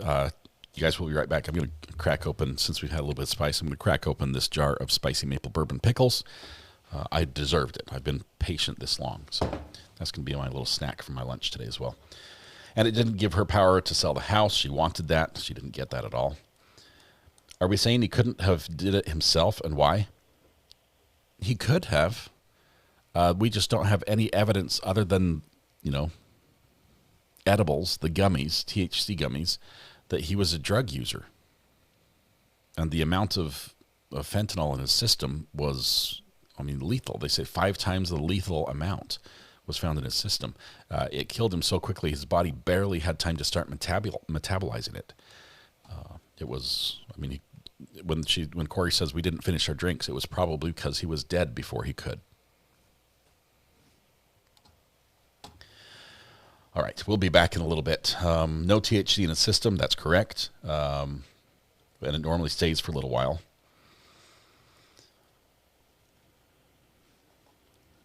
Let's see.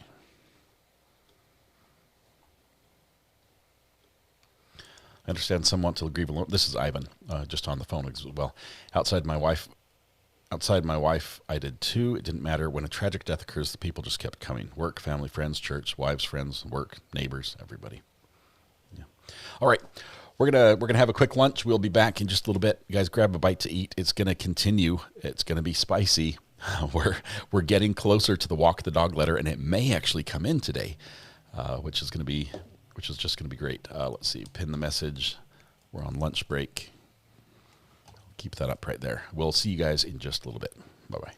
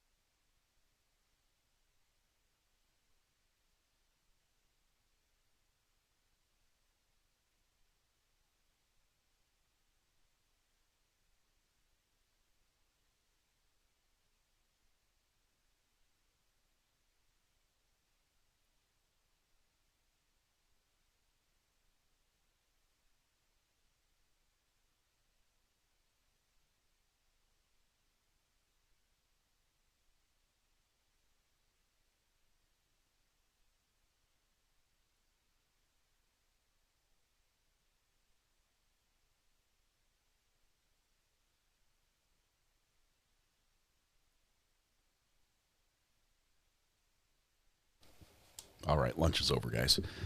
Hope you had something good. We've got just a couple minutes before the judge should be back. And let's see. Britta Aller says, the state is putting the puzzle together in their own unique way. I haven't been able to watch every day to work. Well, Britta, there's one solution. But no, I'm just kidding. Just giving you a hard time. All right. Work gets in the way sometimes. Pesky thing it is. Let's see. They should have checked his hair. There's a lot of woulda, coulda, shouldas that I think even the medical examiners are wishing they did. I guess technically he's buried. There's still some tests he might be able to run, right?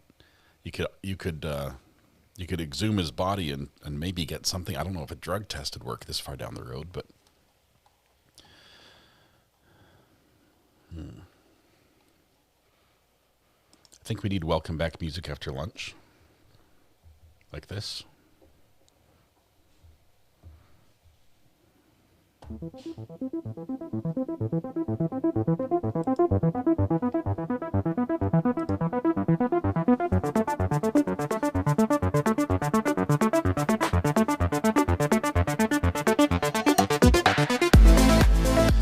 All right, now we're coming back from lunch.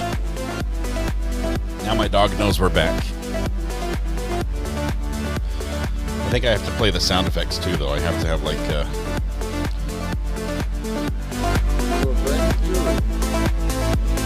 9 out of 10 judges prefer watching the Recovery Addict live stream in their courtroom. The fireworks are not done. Now we're getting commentary on the case. Dati hindi Anglican for you.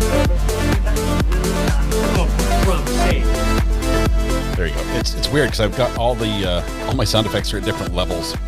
You guys don't know this, but during every single intro, I'm always adjusting constantly the volume for my sound effects buttons because some of them I've recorded very quiet, some are very loud. So when I'm playing multiple ones at the same time, like I am right now playing the music, and everything rides up and down together. So it is possible to pre-record that. You'd think that after 3 years I would get it right, but no. I manually trigger every single soundbite. Is that correct? Yes, I do. So it's all good. It's more fun that way because we can have some variety. All right, we're going to go back to court here.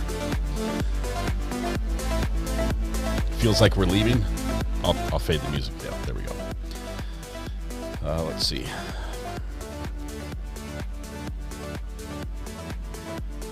Gotta find the...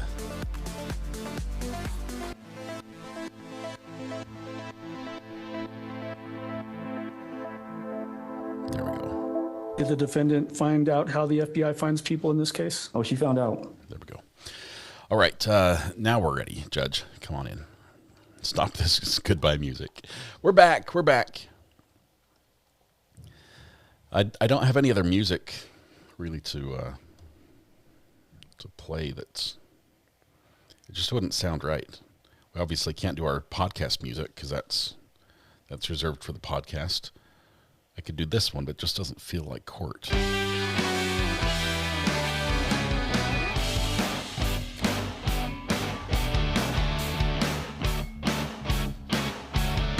It's just not the same. It's just not the same.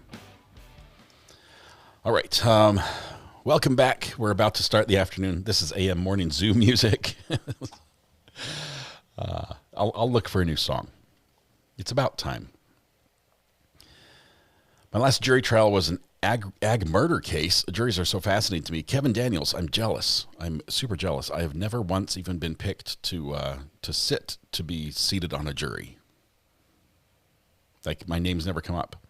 I have very close family members who are not U.S. citizens, who have received letters, who are ineligible to serve on a jury, but get letters to serve and have to go down and say, actually, I wish I could, but I can't. But I never have. So go figure.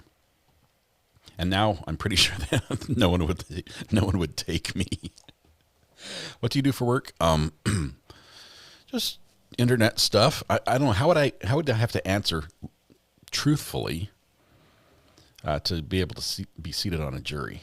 I'd love to serve. I really would. I'd love to see it from that side. Had a month-long one and never once got to go in. Oh my goodness. I've seen more court cases than you have, counsel, and I've seen previous court cases you've been on, counsel. Little stubby. I've served on district and federal jury duty. That would be amazing. Just a streamer. Yeah, just say I'm a YouTube streamer. They'd assume I play games, right? I'm a social media personality. Playing Big Dill would work. Yeah, we could. I think I've got that song still somewhere. Nope, it's gone. Why'd I get rid of Big Dill? I'll have to put that on. What did I put in place of it?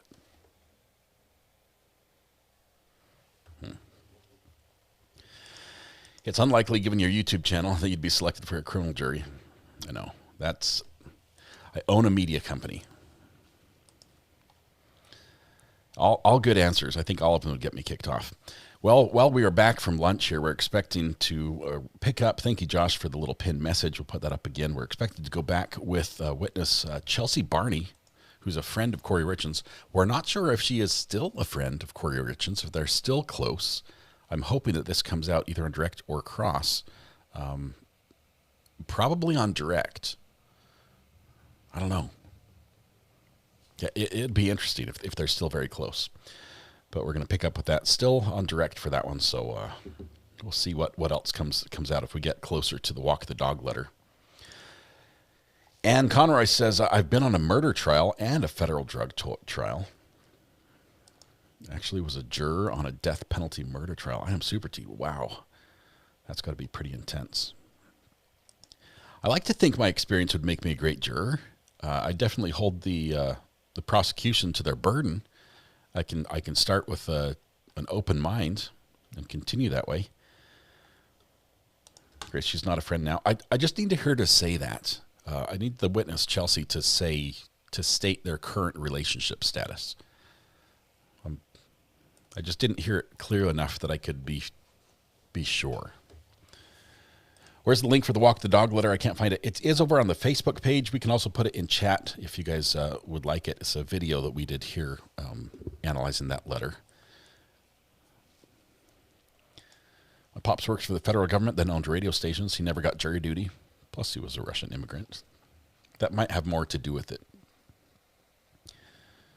I wish being a jury was a full-time job with okay pay. Jason, that it is not. At least not here in the U.S. Maybe talk to Broken Baker about that in some other countries where they have a different jury status, a different jury process. But you're lucky here to get halfway decent pay that covers parking on jury duty. You know, no one's getting rich on a court case. Call from Angela. Hey, Angela, this is Scott. How are you doing? I'm doing great. You? Not bad. Well, actually bad. I'm in a lot of pain, but we're working through that. Well, I have a mild headache, so we're equal then. It's all right. I'm probably equal. My pain is probably equivalent to a mild headache, but I'm suffering over here. What's on your mind?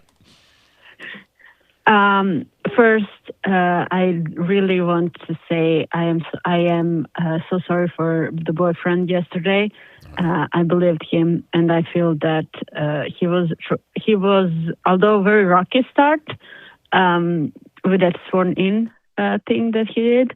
I felt very sorry for him, and I do believe him. And I think that Kouri did play him like a fiddle. And there are some people who said like, oh, he may have also pushed like for her to get a divorce or something.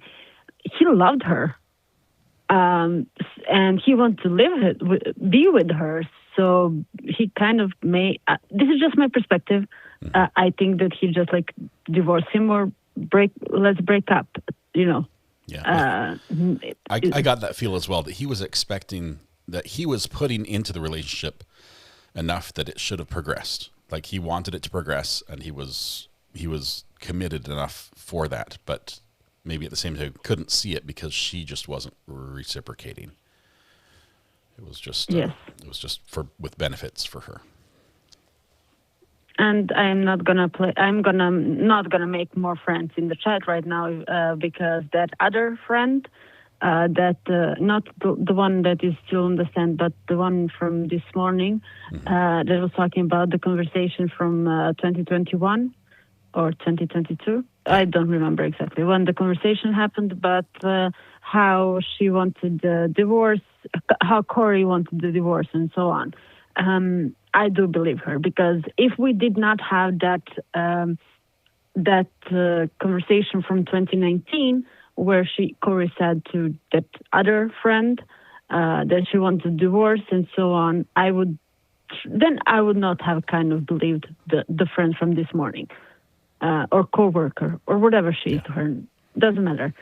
But we have two people 2 years apart saying the same thing, more or less. Yeah. The stories are all painting the picture around Kouri that seems to match from everyone that interacted with her. It really is setting the stage pretty well.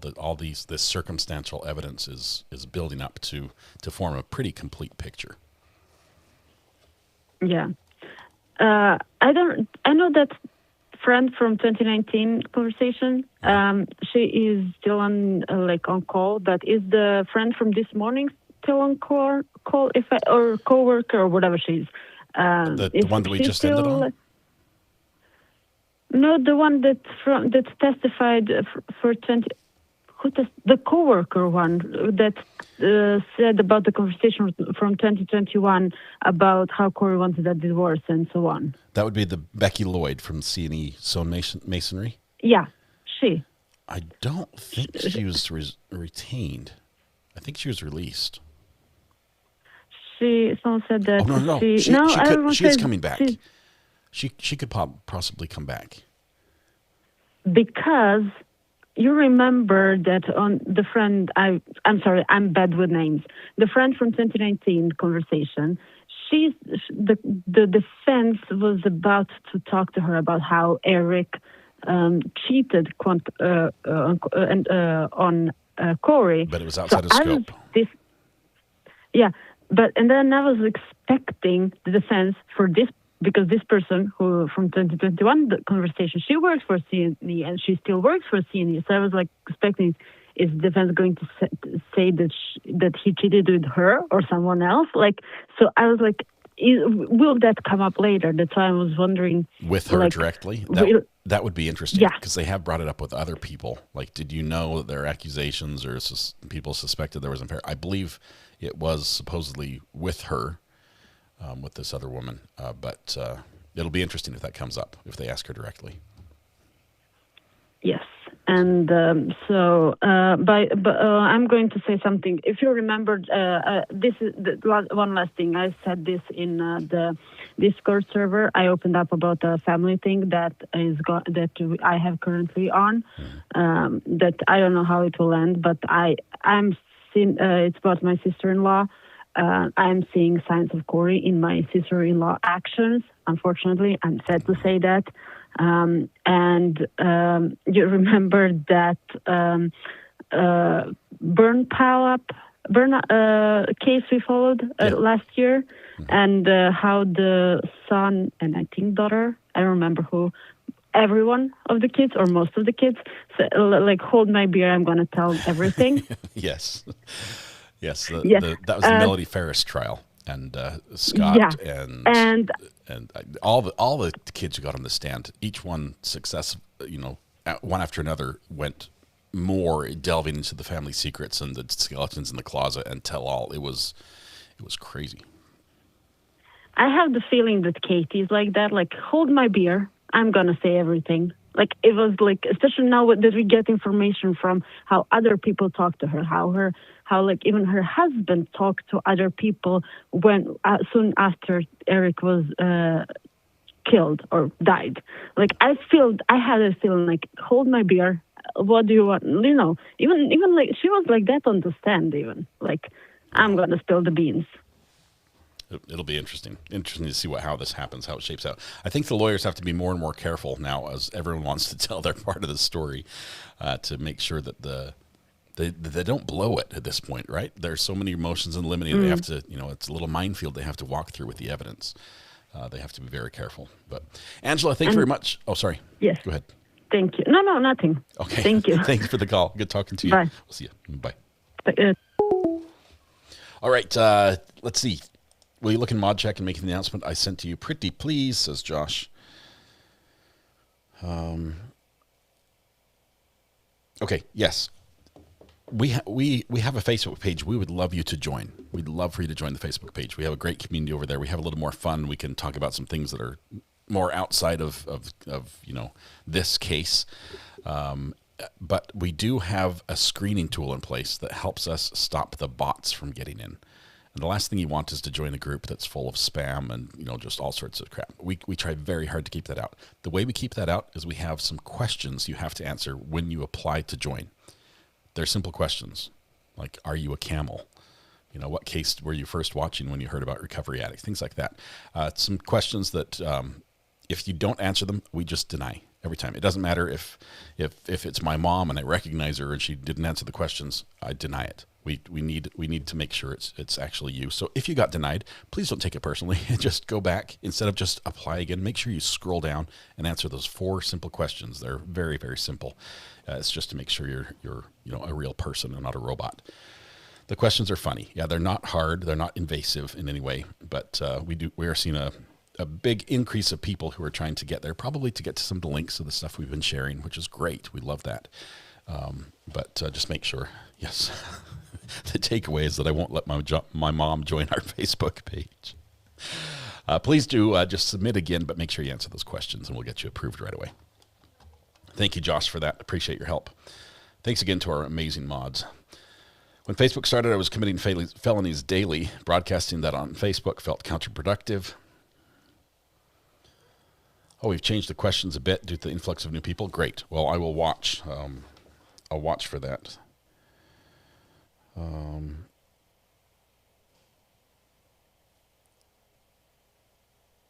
Let's see. Please answer all the questions. And one of the questions is, do you agree to the group rules? Which is basically, be a good internet user. Don't be the troll. On the person that, I mean, we have someone called the troll. They're welcome, but don't be a troll on the internet. Just be decent. That's pretty much it. All right, thank you, Kelly. We'll get those checked really quickly. I know we've got the mods working on that. New questions were put in mod chat. I'm going to take the test myself, see if I'd get in. What case was Recovery Addict covering when you joined the channel live stream? That was I don't know when it was our first. No, just kidding. I can't remember his name. I object. Grounds overruled. That one. What's your favorite channel chat command? And it has some examples. Have you added your name to the birthday form? And then it has the group rules. So yeah, easy questions. All right, Daryl Brooks. There you go. When we started 110 years ago? 110 years ago. Yes, I just got declined. Greeters revoked my Facebook access to the group.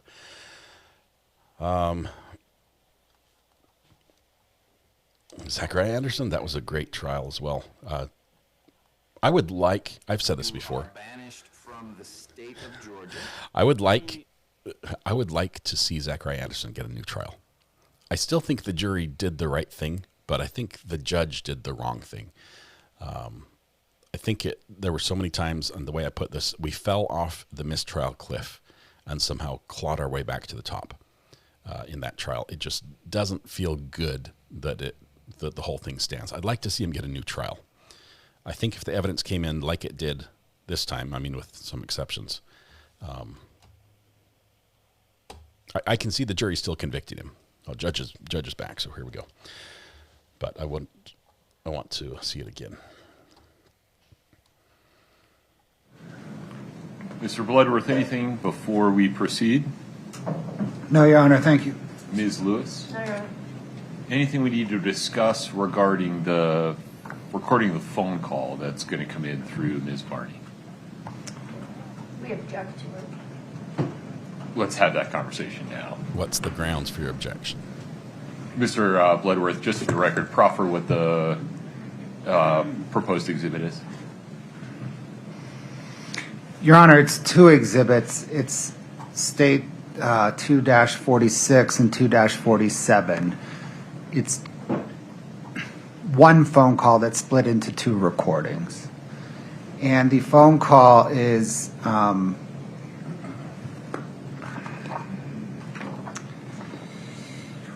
June 17th, 2022, between the defendant and a friend of Eric's, and Chelsea Gibson, the current witness, was present for the portion. Chelsea Barney, the present witness, was present for the portion of the conversation that the state intends to play, and she participated in it. The state is offering it for the defendant's statements.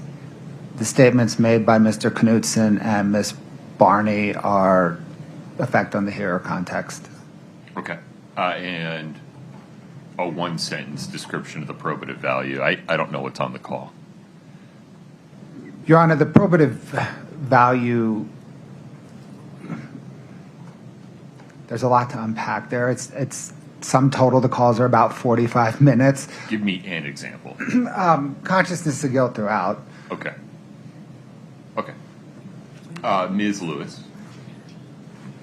Your Honor, first, we don't think the call is relevant. It takes place after Mr. Richins' death. It doesn't discuss anything of relevance in this case that I can recall.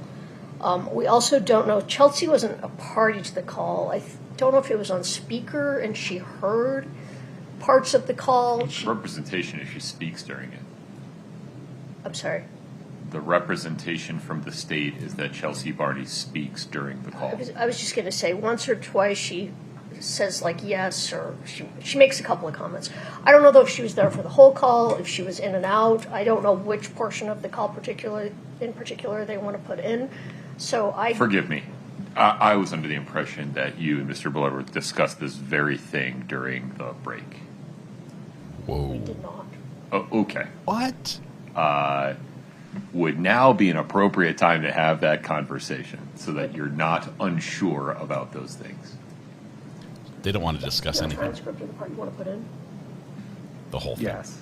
Can I have it? Yes. I'm going to go make myself a cup of coffee while you review that transcript. Would you oh my goodness, email me a copy of the same transcript? Yes, so I can have the same information at the same time. Yes, sir. All right. We'll be in recess for half an hour until 1:15. Thank you. Well, it gives us a 9-minute break, but it's going to take longer than that to read it. I think we're going to come back late. The defense does not want to have the discussion. They don't want to agree on anything. They just don't want this to come in at all. And the judge saying, you guys need to talk to each other. You guys, you know this is coming.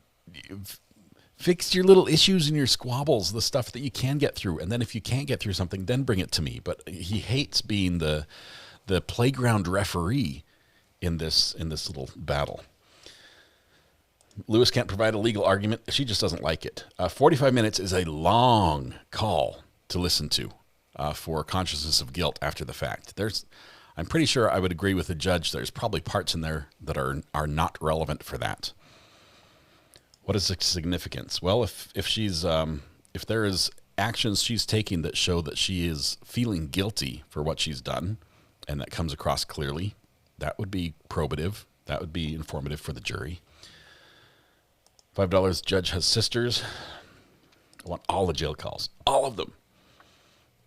Why couldn't they do this at lunchtime? The judge thought they did. He came back. He's like, are we good to go? You guys both good? Yes. So let me know just what you decided. And they're like, we didn't talk, Judge. We didn't talk. I'm going to go make myself a cup of coffee, he says. You guys do your thing. Would the rule of completeness applied to keep it all in, though? Badlands Mama, if the rule of completeness does not mean anytime you admit part of something, you get all of it. The rule of completeness applies if you admit something and the parts around it change or or give you insightful insight into that part that would basically mean that you might be taken out of context. Say, for instance, if you just played a little soundbite of me saying something on my podcast or something, and I said, well, he can go to you know where, and you thought, why was Scott being so rude to that guy? And then you play the other parts, and it said, and the guy walked in and he said, and he can go to you know where. The part where I said, and the guy walked in and said, is very, very important. And a rule of completeness, you should play all of that to get that in. Rule of completeness applies that way. There are some cases where we've seen rule of completeness where they say, if you want some of it, we're going to demand you play all of it. And so it can mean that, but it doesn't always mean everything. Runkle's sound clip. Yes, this is a great example of rule of completeness. Because we here in Canada hate you and hope for bad things for you because we hate you. Yes. If you didn't know any better, you would think that Ian and all Canadians just hate us. But if you knew where that came from, he was talking about a specific company, shipping company, that is making his life miserable with how they handle, packages coming from the U.S. to Canada and what they charge and everything. That's a great example. Thank you, Bad Mouse Vinyls, for that one. It's always a bad time when the defense can't think of a proper objection besides the words, we object. It's bad for their defense. Okay, both sides have struggled here a little bit. Mr. Burnmeister, I don't remember his name. Not Mr. Bloodworth, but the other dude on the prosecution. He just stands up and he's like, Judge, I don't like where this is going, type thing. It just like wave your hands in the air and yell. And the judge is like, that's nice. Maybe, do you have an objection? And he's like, yes. All right. Well, would you mind just putting it in one or two words? The whole legal objection thing. The judge is like, hearsay. What? Foundation. Okay. So he struggles. Defense has also struggled a little bit, especially when they just don't have anything to keep it out other than we don't like it. And I think Ms. Lewis has a little bit of that in this call. I know Canadians may hate Swedes these days. It's all good. It's all good fun, The Olympics. It's behind us. It's in the past. Hakuna Matata. Attorney Bloodworth is so laid back sometimes it looks like he's trying to stay awake. He may be part vampire.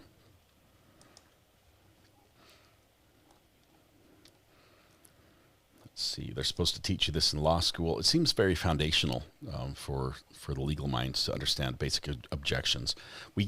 The thing is, most objections we hear in court are not extremely complicated ones, right?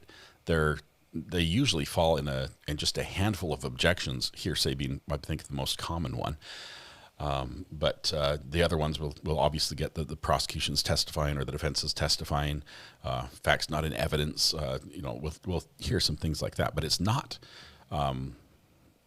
like deep legal, obscure knowledge that the objections usually come in on. Occasionally we get something that's fun like that. But you'd think the basic things would stick in their mind. They'd be able to recall it at a moment's notice. I found a complete Rosetta Stone to teach Swedish. I haven't found the energy or brain cells to dedicate yet. Missed this morning, should go back. Yes, Stacy, we had some spicy stuff this morning. I'm sorry. I'm not. It was really good. Selena said, I just had 2 more shirts delivered to wear in the courtroom. Awesome. I want to see Bloodworth and his family fight werewolves. There's a movie about that. I think they have like glittery skin. Most common objection, Your Honor, this is devastation to my case. Yeah, this is what we've been seeing lately. Ms. Lewis, this last one, we object to all of it. On what grounds? The judge has said, and you just tell me the grounds. Tell me 1 or 2 words what your legal objection is. And they haven't been doing that.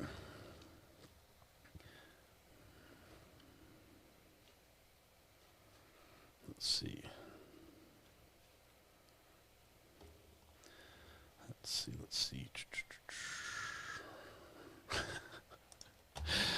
Talking about the curling. I watched a clip this morning from YouTube about what happens to the curling stones after the Olympics. And apparently, I didn't know this, there's only one company, and it's in Scotland, that's allowed to make curling stones for the Olympics. They make all the curling stones. They've been making them for like over 100 years. They get the stone from this little island that has a really unique granite, and they mine it like every 10 years. They go and get more stone from this island. But the ones that come back from the Olympics, they take apart, and they're making lots of mini curling stones out of them and selling them. So basically, literally chopping them up and selling them off as mementos. Let's see. I would move to Canada in a minute. I live about 20 minutes from the border. Sounds like you'd move there in about 20 minutes then. Just kidding, Wild Angel. You're very close. Canada's beautiful.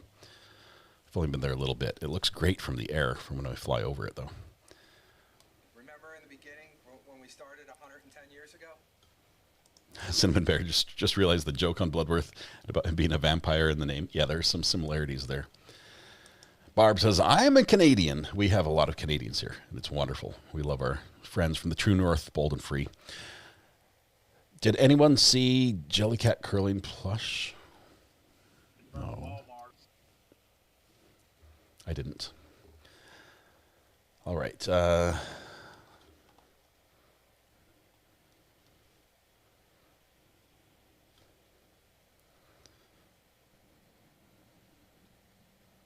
Is there anything you know nothing about? A lot. I just don't talk about those things, Ladybug's mom. There's a ton I know nothing about. Go into math, and you'll hear me be very silent. Math and I were not friends. Although I could do some, like, I'm great up through geometry. Algebra is not fun. You get into trig, even stats, things like that. Count me out. It's not fun anymore. I just don't even want to try. Let's see.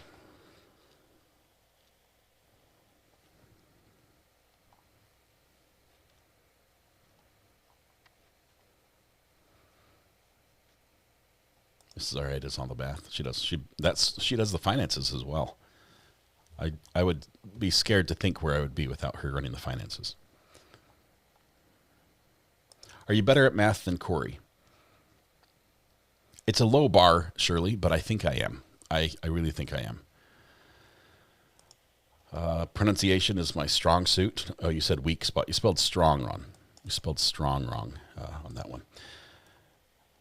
You'd be living in a studio the size of your studio? Probably. Multidimensional calculus? Nope. Tell you, the things I do enjoy when it comes to tech, when it comes to audio, when it comes to video, switchers, mixers, all the fun stuff that puts the channel together and how we run it and how we bring in different feeds from different locations and how we can improve it.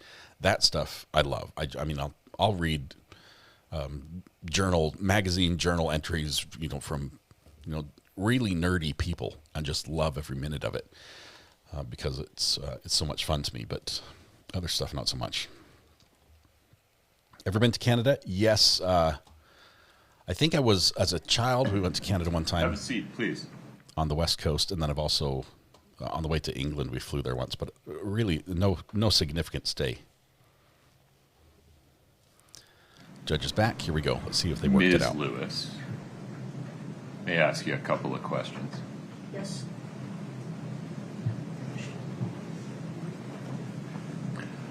I now appreciate what I did not appreciate before I took the break. This is the call that was the subject of one of defendant's motions in limine, correct? Yes. Okay. So the parties briefed this. We had a hearing about it. I ruled on it. I denied the defendant's motion to exclude this very recording, correct? Yes. Okay. Anything further on that? Just if we could have a continuing objection to its admission. It's preserved for the record. All right. Play the tape. Play the tape. Mr. Bloodworth, are we ready for the room? Sorry, ready for the jury. My apologies. Yes, sir. Ms. Lewis. Yes, sir. Okay. Cody, we're ready for this. Thank you. They almost got a second bite at the apple keeping this out. The judge said, I've already looked at this. Seems really familiar. Yeah, roll the tape. It's coming in. 45 minutes of juicy goodness coming our way.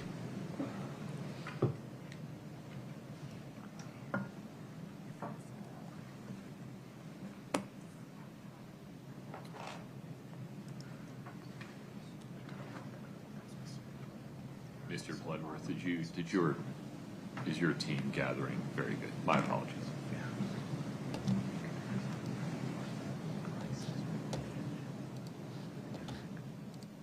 Ms. Barney is welcome to take the stand. Ms. Barney comes back up. Chelsea's still in the stand. Per my last ruling, that was so good. I now appreciate something I did not understand before. You've already complained about this one, and you lost. Let's go on.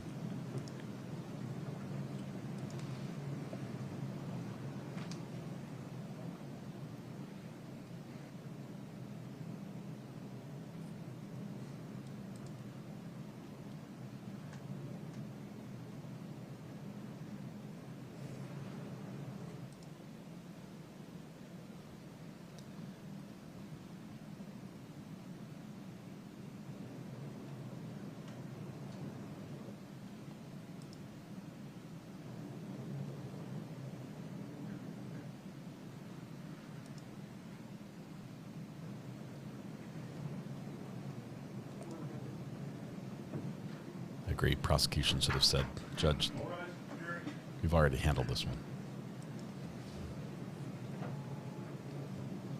Lots of Please have a Post-it seat notes. as you come in. The judge has been waving a stack around as well. Mr. Ramos has a larger pad.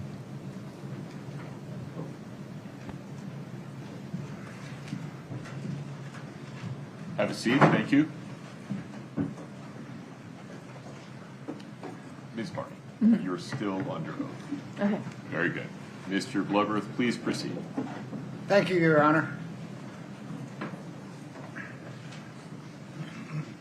Ma'am, were you present at the Richins residence 2 days after Eric's death, March the 6th, or on March the 6th, 2022?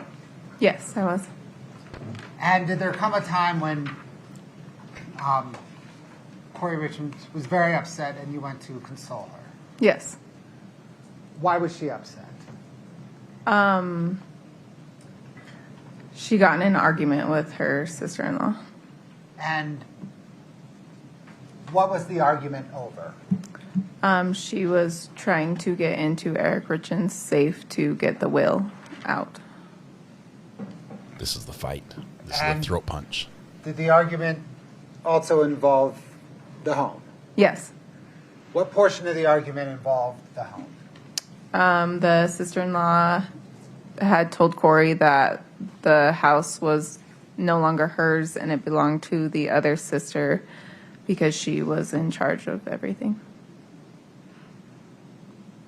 How did Kouri Richins react to learning that? She was very upset. How upset? Crying. I mean, pretty upset. Yeah. Did she collapse? Yeah. Was she hysterical? Yeah. Did she say why she was so upset? She just said she couldn't believe this was all happening. Did she seem surprised to you that the house was no longer under her control? Yes.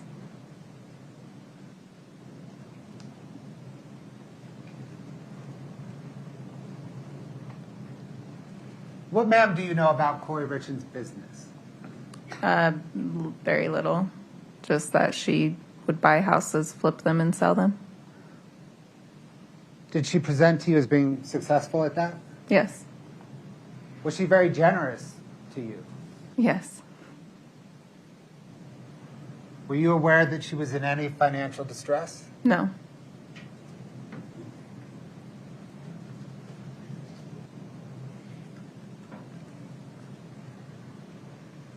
Ma'am, are you familiar with a house at 299 East, 100 South in Heber?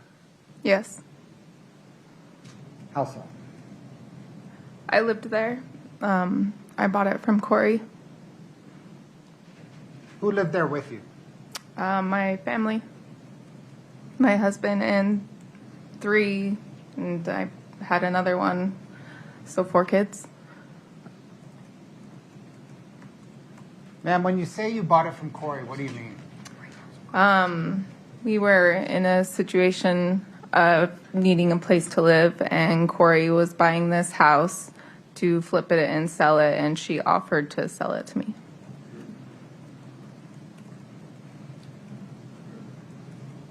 Did you accept that offer? Yes. What was the arrangement? Just, it went back and forth for a year on what would work out, and it came down to I would sign the deed of the house, and the house was mine, and I paid a down payment, and I could do what I wanted because I had the deed to the house, but the loan would be under her name, but I would pay the mortgage payments myself. So let's start with the down payment.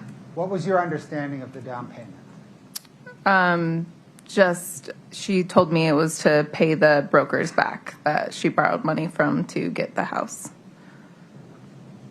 And how much money was the down payment? $45,000.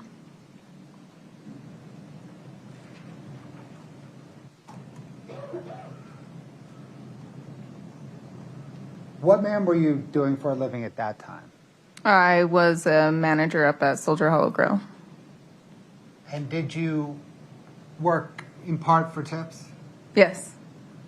And did you have savings from your tip money to pay the $45,000 down payment? Yes. Did that amount to essentially your life savings at that point? Yes. Did you wire $45,000 to Kouri Richins in 2 separate wires? Yes. And you understood that to be a down payment on the house that you were living in? Yes. Did you understand that Kouri was going to put that money towards a mortgage that was closing soon after you wired the money? Yes.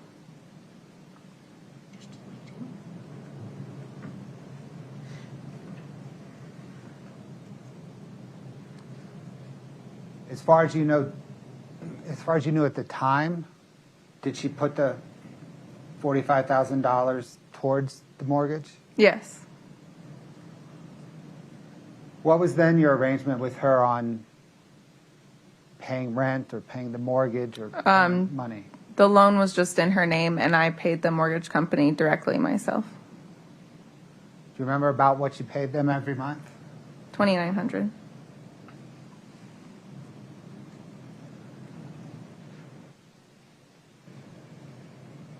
Scott, can I get 6-14, please?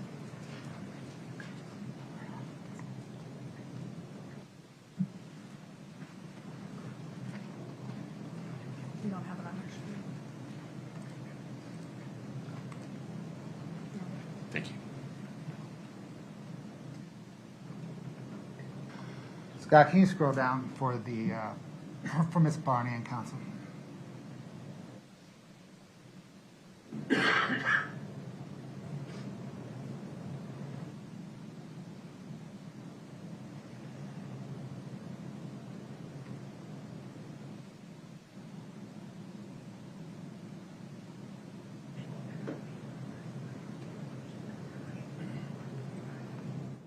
Ma'am, do you recognize that document? Yes.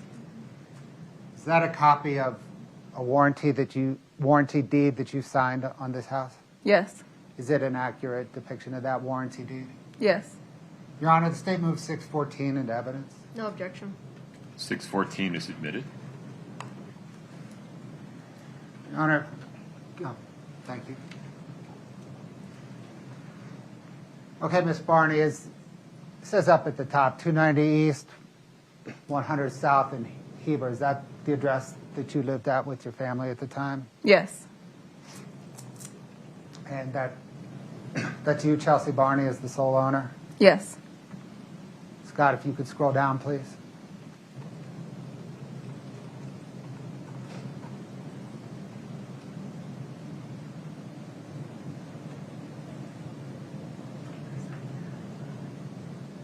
Scott, if you could scroll down, please.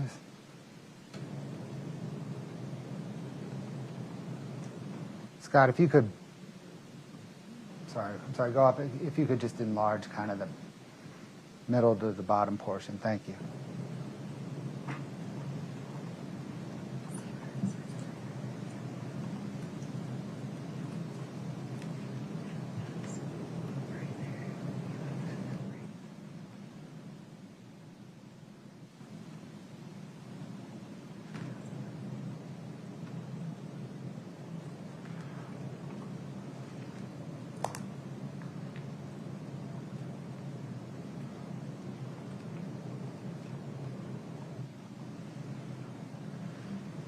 $370,000.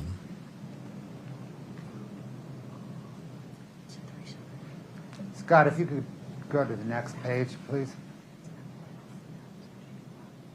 And then down to the bottom. Oh, I'm sorry, the bottom page.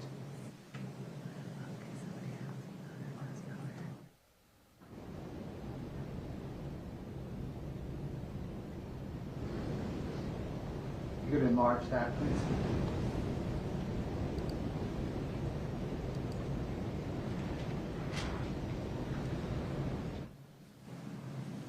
Chelsea signed it.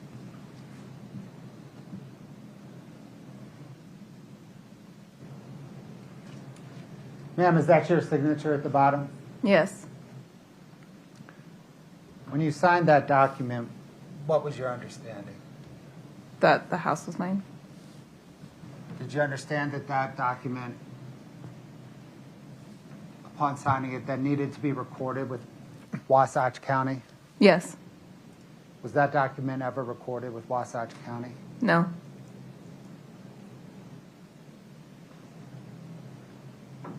That was signed, I think, on January the 6th, 2023. From that point forward, did you continue to live in the home, pay the mortgage, and have the understanding that it was your home? Yes. Did there come a point when that understanding changed? Yes. When was that? When she got arrested, I was informed that there was a loan taken out on my house that I didn't know about, or I didn't take it out. Your Honor, hearsay?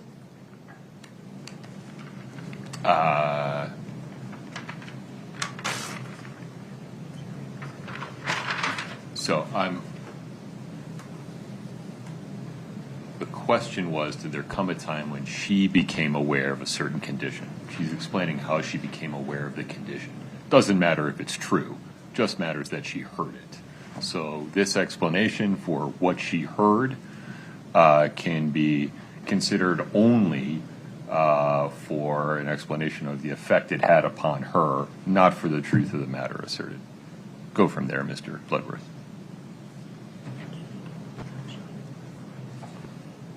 So did there come a time when your understanding changed? Yes, I emailed the lady I signed the papers with and asked for copies of the paper, and she told me it was never filed with the county. Did you continue to live in the house? I did. Did that change? Yes. When? September 24, I believe. I was evicted. You were evicted in September 24? Mm-hmm. Why were you evicted? The new owners kicked me out. Were there new owners because the mortgage was foreclosed on? No. Why were there new owners? I don't know how it all works, but she gave the deed over to someone else, and they owned the house. Was it a deed in lieu of foreclosure? Yes.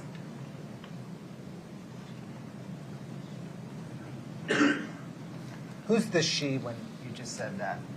Kouri.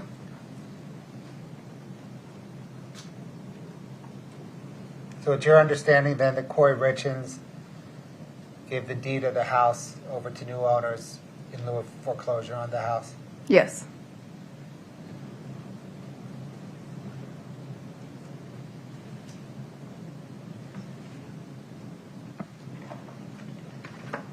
Scott, can I get 2-55 Delta, please?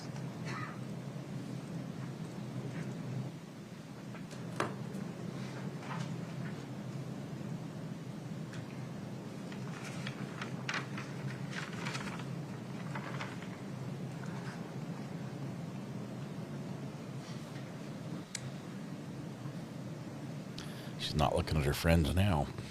Whatever she's writing is more important.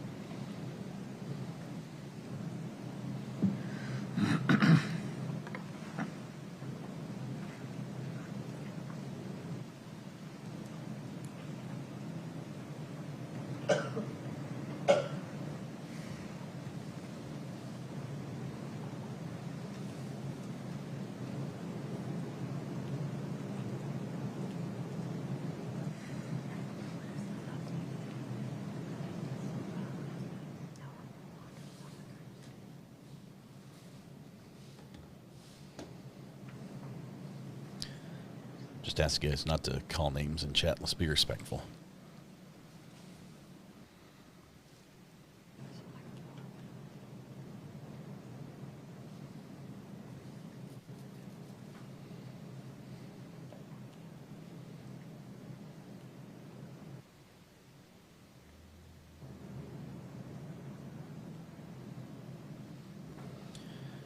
$370,000 for that house. It's tiny.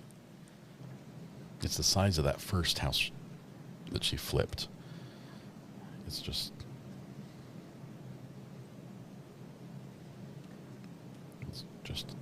tiny. It's a lot of money for a house.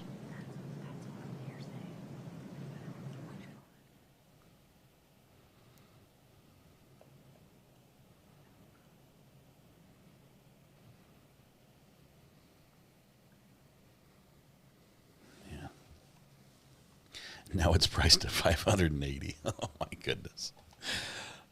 This is why I sold in Utah and moved to North Carolina.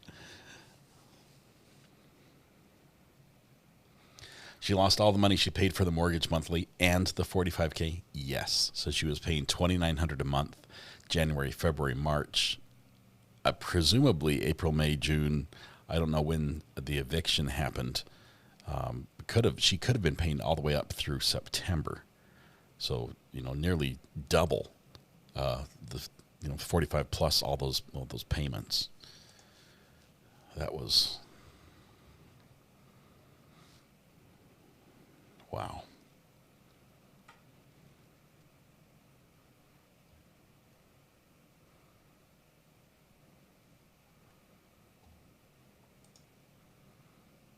This woman was paying the mortgage on the property.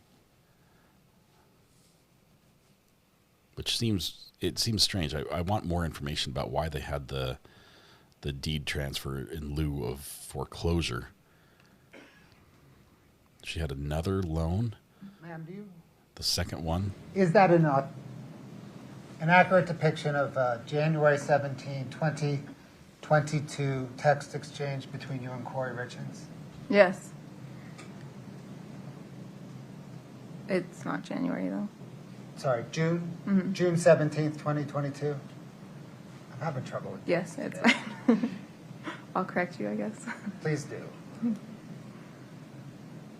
Your Honor, the state moves 2-55D into evidence. Hold off on publishing.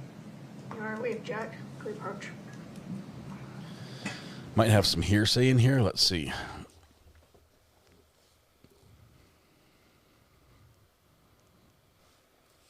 Oh, man. Yeah, it could be a balloon payment at the end that came due right away. But she never filed. I mean, that right there would lose you your real estate license. She never filed the document. You've got to file the documents with the court, with the county. She used the house as collateral for another loan. That's why she didn't file, so she could have it as collateral.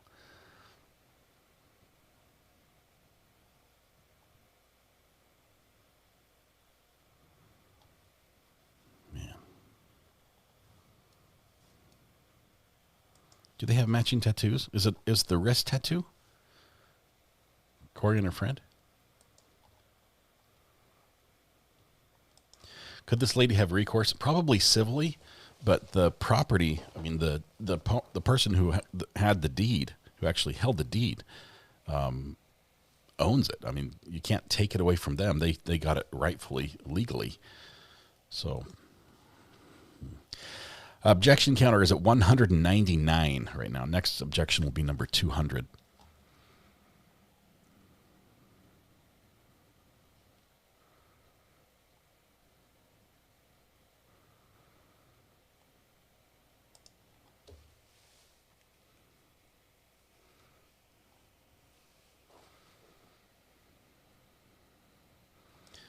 A couple people pointing out that this evidence is extremely prejudicial and is not directly related to the charges that are being charged in this case. Might be ripe for appeal issues because of the prejudice. The court feed is freezing. We're going to see if we can fix that.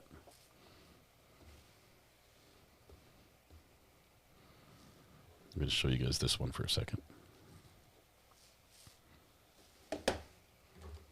It's delayed a little bit, but hold tight. Show me 2.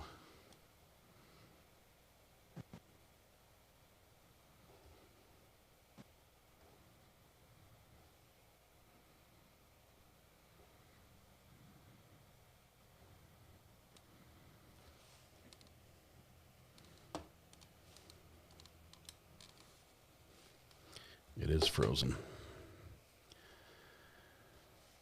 Okay, give me audio on 3.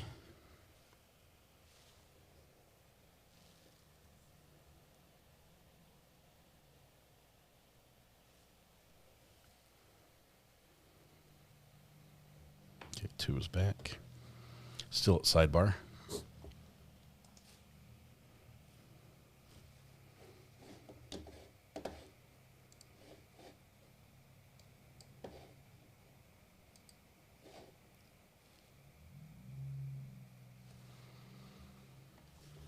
All right, glad it was during the break there. Why isn't the objection counter on screen? Because I'm using it to bring you a. I've got 2 feeds from court. See right here, I've got 2. One is slowed behind the other. The first one was frozen on the left, and the one on the right is delayed. They're both live feeds, but when the first one drops, I have that secondary one that will protect us so we don't lose anything like the other day. They're coming through different hardware. The one on the left comes through what's called a live view, which is a bonded cellular encoder, and the one on the right comes through something called a TVU, which is also a bonded cellular encoder, just a different brand. And I've noticed a couple subtle differences. I prefer the TVU over the live view, but live view is the one that Law and Crime wants them to use, and they bought Court TV, and the one on the right is Court TV's. So we're back. We got it fixed. And the break's continuing, so we have not missed anything. A clever name. Can I license the feeds? No, this is... I can grant permission for people to use it. I can't sell it.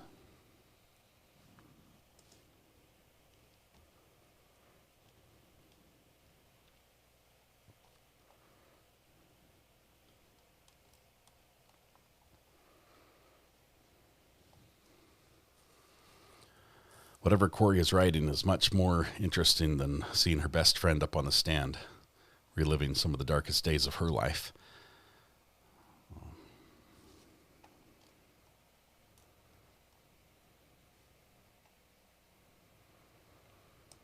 Amazingly true. Can the defense do an appeal? Yes. Doesn't the defense know what evidence the prosecution has against Kouri? Yes. But how it comes in, to what extent, and and the rulings made that allow it to come in, all that could be included in an appeal if there's a conviction.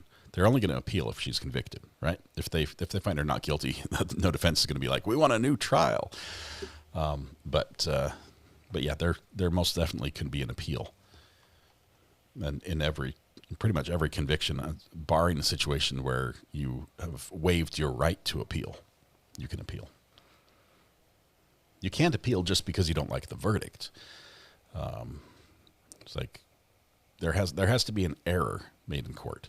The error has to be significant enough that it would have caused a change. It would have changed the outcome. And you have to articulate that so that the judges who review this very quickly, if they review it at all, can see that and make a ruling on it and might call for a new trial. Sidebar is running long. Defense still up there with the judge.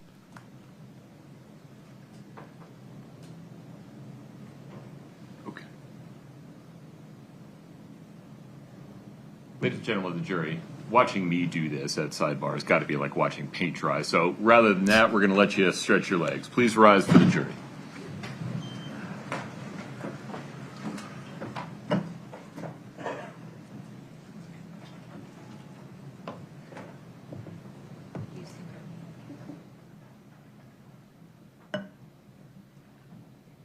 See if they'll go back to their tables and we have the discussion in an open format. That would be great.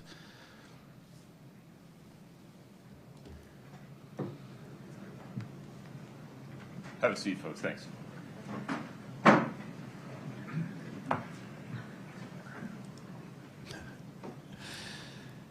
Javi Vista, thank you very much. Appreciate the support.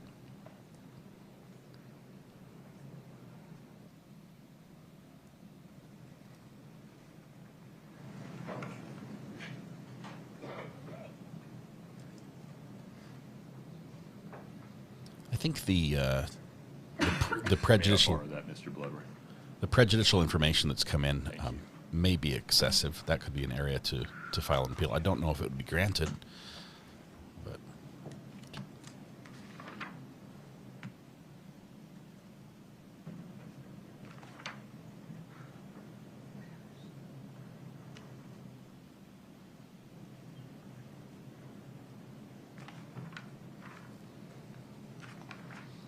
the feed is having some issues. Now we're going to Minecraft mode.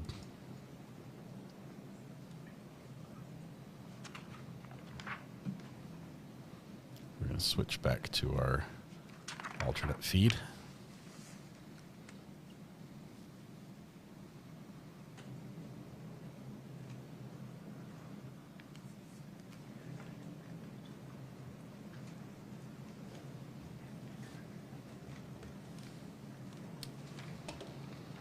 It's frustrating because this is not on our side. Our fiber internet is working great. This is a signal issue out of court there.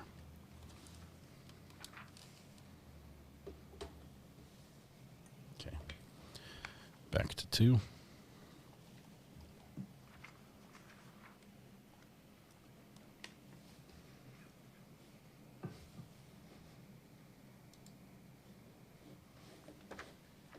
Okay. So let's see here.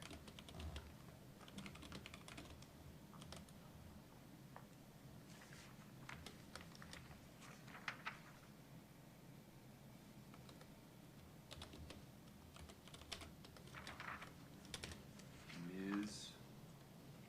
Lewis, as I understand defendant's position, the 2 sentences that give defendant the most concern, because in defendant's view, they would undermine the court's ruling regarding the scope of Kouri Wright's likely testimony, are as follows. This is details matter here, so if you can write those details down. The green message from Ms. Barney on June 17 at 10:36:04 includes the following sentence. Quote, fuck that, you wouldn't call Cody about anything personal, end quote. I understand your position to be that when considered in context of Cody's testimony would provide a inference for the jury to draw, or would provide a basis for the jury to draw an inference regarding the content of the conversation with Cody that has been excluded. Am I with you so far? Yes, except that we actually would start with, you gave him a sandwich. Yeah, sorry, that is something your client talked about later in the string, so that we got to keep that context in there.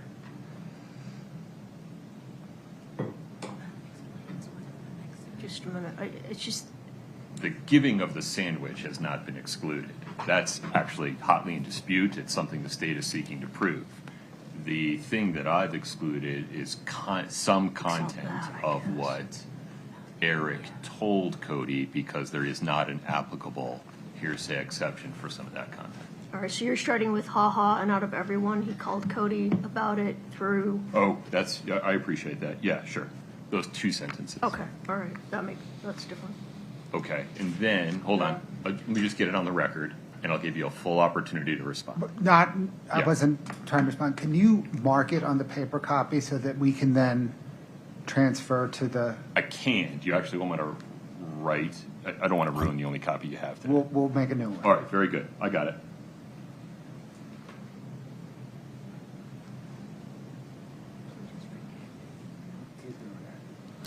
We do have a Facebook group where we can post things about trial that are a little easier to share there than they are here in chat.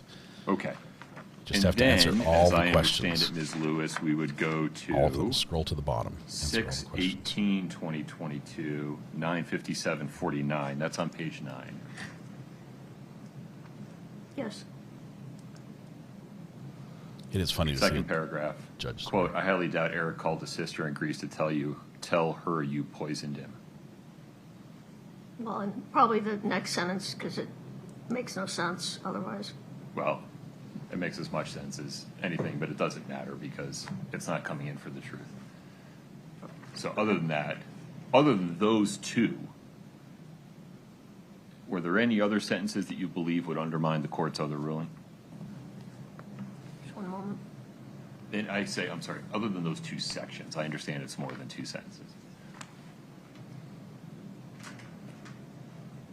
No, I mean, we still would make our objection regarding hearsay and the double hearsay, but no, those are the sentences that particularly deal with that issue.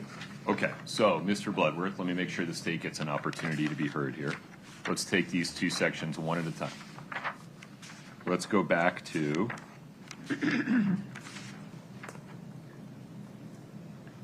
6/17/2022, 10:36:04. That's the top of page 7. Let me know when you're there. I think I'm there. Okay, quote, ha ha, and out of everyone he called Cody about it. Fuck that, he wouldn't call Cody about anything personal. Those two sentences. Any objection to redacting those two sentences? No, yeah. Okay, let's do that, Scott, and then let me know when you're ready to move on.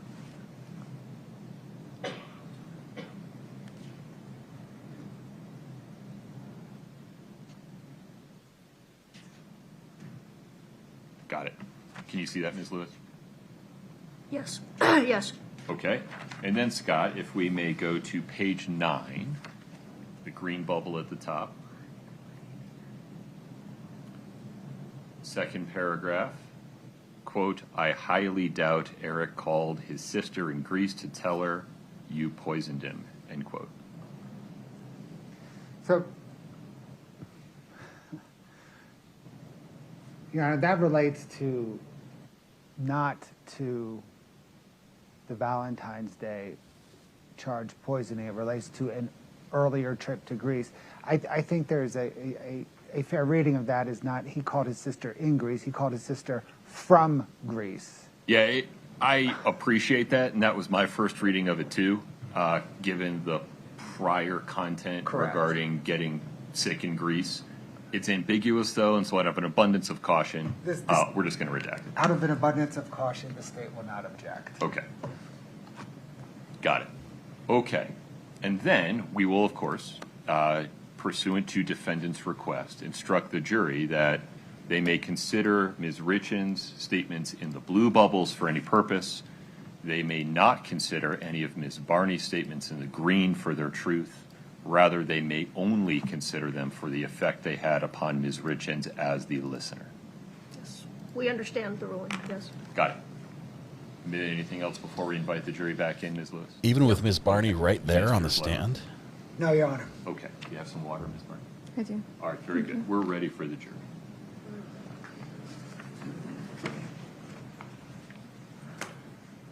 Yeah, it's 2-55D.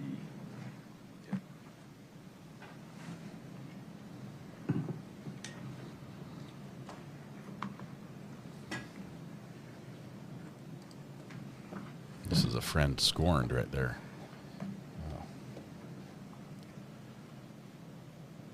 No, she's just facing the jury.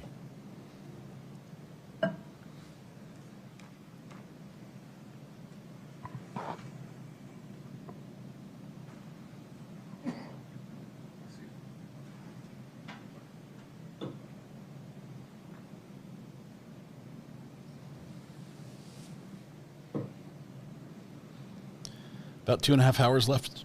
Yeah, about 2.5, maybe 3 hours left today.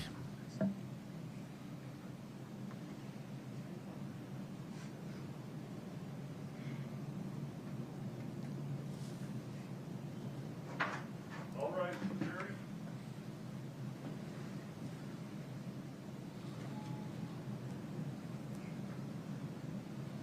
Please have a seat as you come in.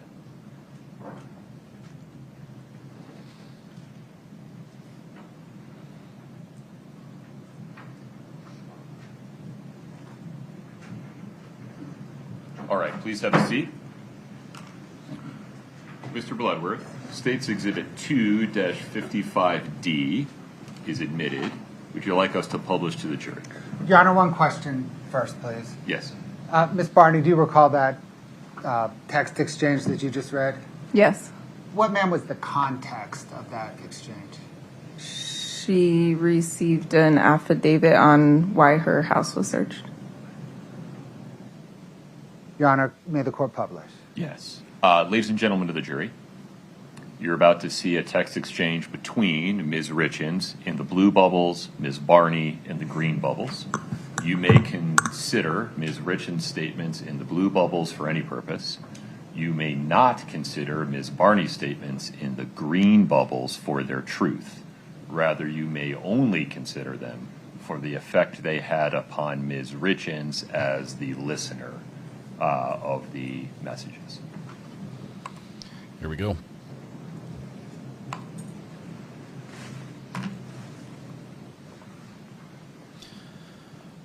OMG, I got the document, says Kouri. It's Katie and Amy.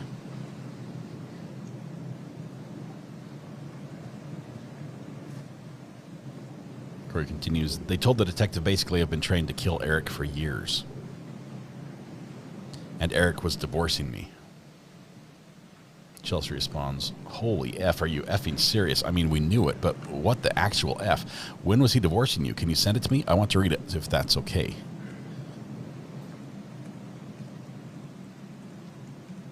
I just sent it to you, and they said we're arguing about buying the Midway house because he didn't want to sign papers on it.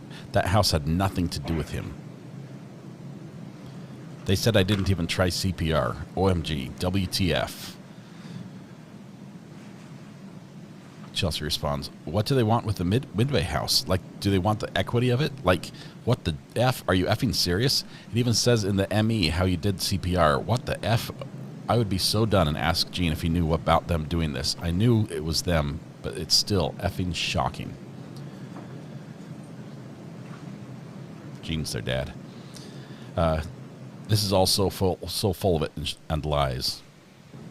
Sorry, some of the editing I'm barely making. No, they were saying we were arguing about us buying the Midway house the way Eric died, so I had something to do with this. The day Eric died, so I had something to do with this. He had nothing to do with the dang Midway house. We never fought about it. Eric was at the Midway house the day he passed away, having gravel delivered.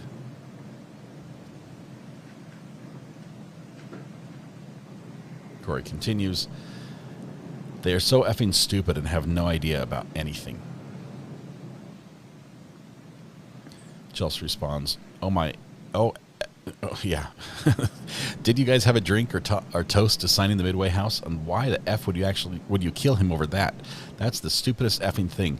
You bought and sold tons of houses. Why the sudden that one was the one he argued with you about and you killed him over? I would completely cut ties with that family now. That is effed up. They are all effed up. Kouri says, exactly. They are so effing stupid. And Valentine's Day, are they serious? OMG.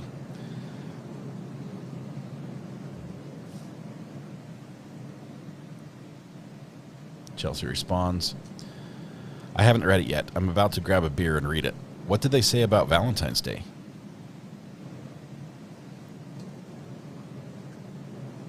Oh, ha. Well, read it. Then we can talk. Oh, snap. Okay, I'll read it in 10. Just got to switch the laundry. What the actual F, says Chelsea. You gave him a sandwich? Edited. And Eric has talked to us about how he got sick in Greece because of his Lyme disease medicine. Wade does the same thing with his old Crohn's disease medicine. That's not uncommon. I mean, F, what? And if he wanted to divorce you, why wouldn't he let you move out when you had your Camas condo? He didn't want you to leave and begged you. Even Amy said he was trying by reading anger management books and everything because he loves you so much and he couldn't let you go. Even effing Bryce said it. It says how his family came to them. Do you think Gene was one of them? Have the detectives talked to Sky ever? Sky was Kouri's lawyer. The Utah Jazz lawyer. And what would you have put in the sandwich for him to break out in hives?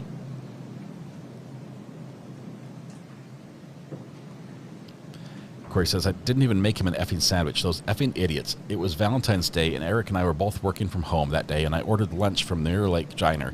He never broke out in hives or used an EpiPen. I was effing with him. Bailey was there, too. He said the sandwich hurt his stomach, so he was going to sleep, to nap. No hives, no EpiPen, and they were such liars. And then he woke up and went to work. Eric got sick in Greece because we were all at a restaurant, and he ordered a non-alcoholic drink, and they mixed alcohol in it anyway and gave it to him. Everyone was there and watched it happen. I didn't give him an effing drink. The waitress did. Exactly. Eric was not going to divorce me. And are you effing kidding me? They can go through our taxes and read the message she would send to me and know that. Text, sorry, not taxes. Where the F are they getting this stuff from, and how can they just make this up and get away with it? Cody definitely is involved in this also. I bet it was him and the sisters. They don't want you to get anything. This is effed up. Like, for real. You guys are not divorcing, and you have no reason to kill him. You could have just left him without killing him. It's effing I'm effing shocked. Kouri says, I'm suing them for defamation and lying to the cops. Every bit of that is effing lie. Every bit of it. They're not getting away with this. I sent it to Gene. I told him I was done with the girls. They are never allowed my kids again. And if he needs to respect, and he needs to respect that. He said because they are effing, because they are effing liars, he hasn't gotten back to me yet. He will, but I'm done. Oh, for sure, sue them. Even effing Cody. All three of them are lying. I'm effing shocked. How could they say that? And how could the cops? Ma'am, I'd like to now turn your attention, please, to how could about the cops go 2 believe weeks that without after asking you Eric's any questions about those on March the accusations? 19th, 2022. I wonder what Gene is going to say. Were you part of a phone call between the defendant, Kouri Richins, and Bryce Knudsen? Yes. Who is Bryce Knudsen? Eric's best friend. Did you listen to that phone call this morning? Yes. Is it in two separate parts? Yes. Was that phone call an accurate depiction of the phone call that actually occurred? Yes. Your Honor, those parts are labeled 2-46 and 2-47. The state moves to admit 246 and 247. Counsel. Same objection. Okay. 246 and 247 are admitted, starting with 246. Yes, Your Honor. We're going to publish in just a moment. These are jail calls, I believe. Fair warning, they're long. Ma'am, what was the context of this phone call? Careful, careful. Just to see how Eric felt about everything that was going on with the house and it being in the will and Kouri not having it.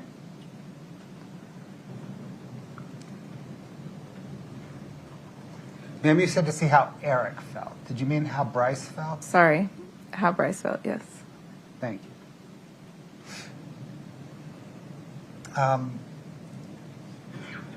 Your Honor, they moved to publish 246. Ms. Lewis, do you want the same instruction? Ongoing instruction, yes. Okay.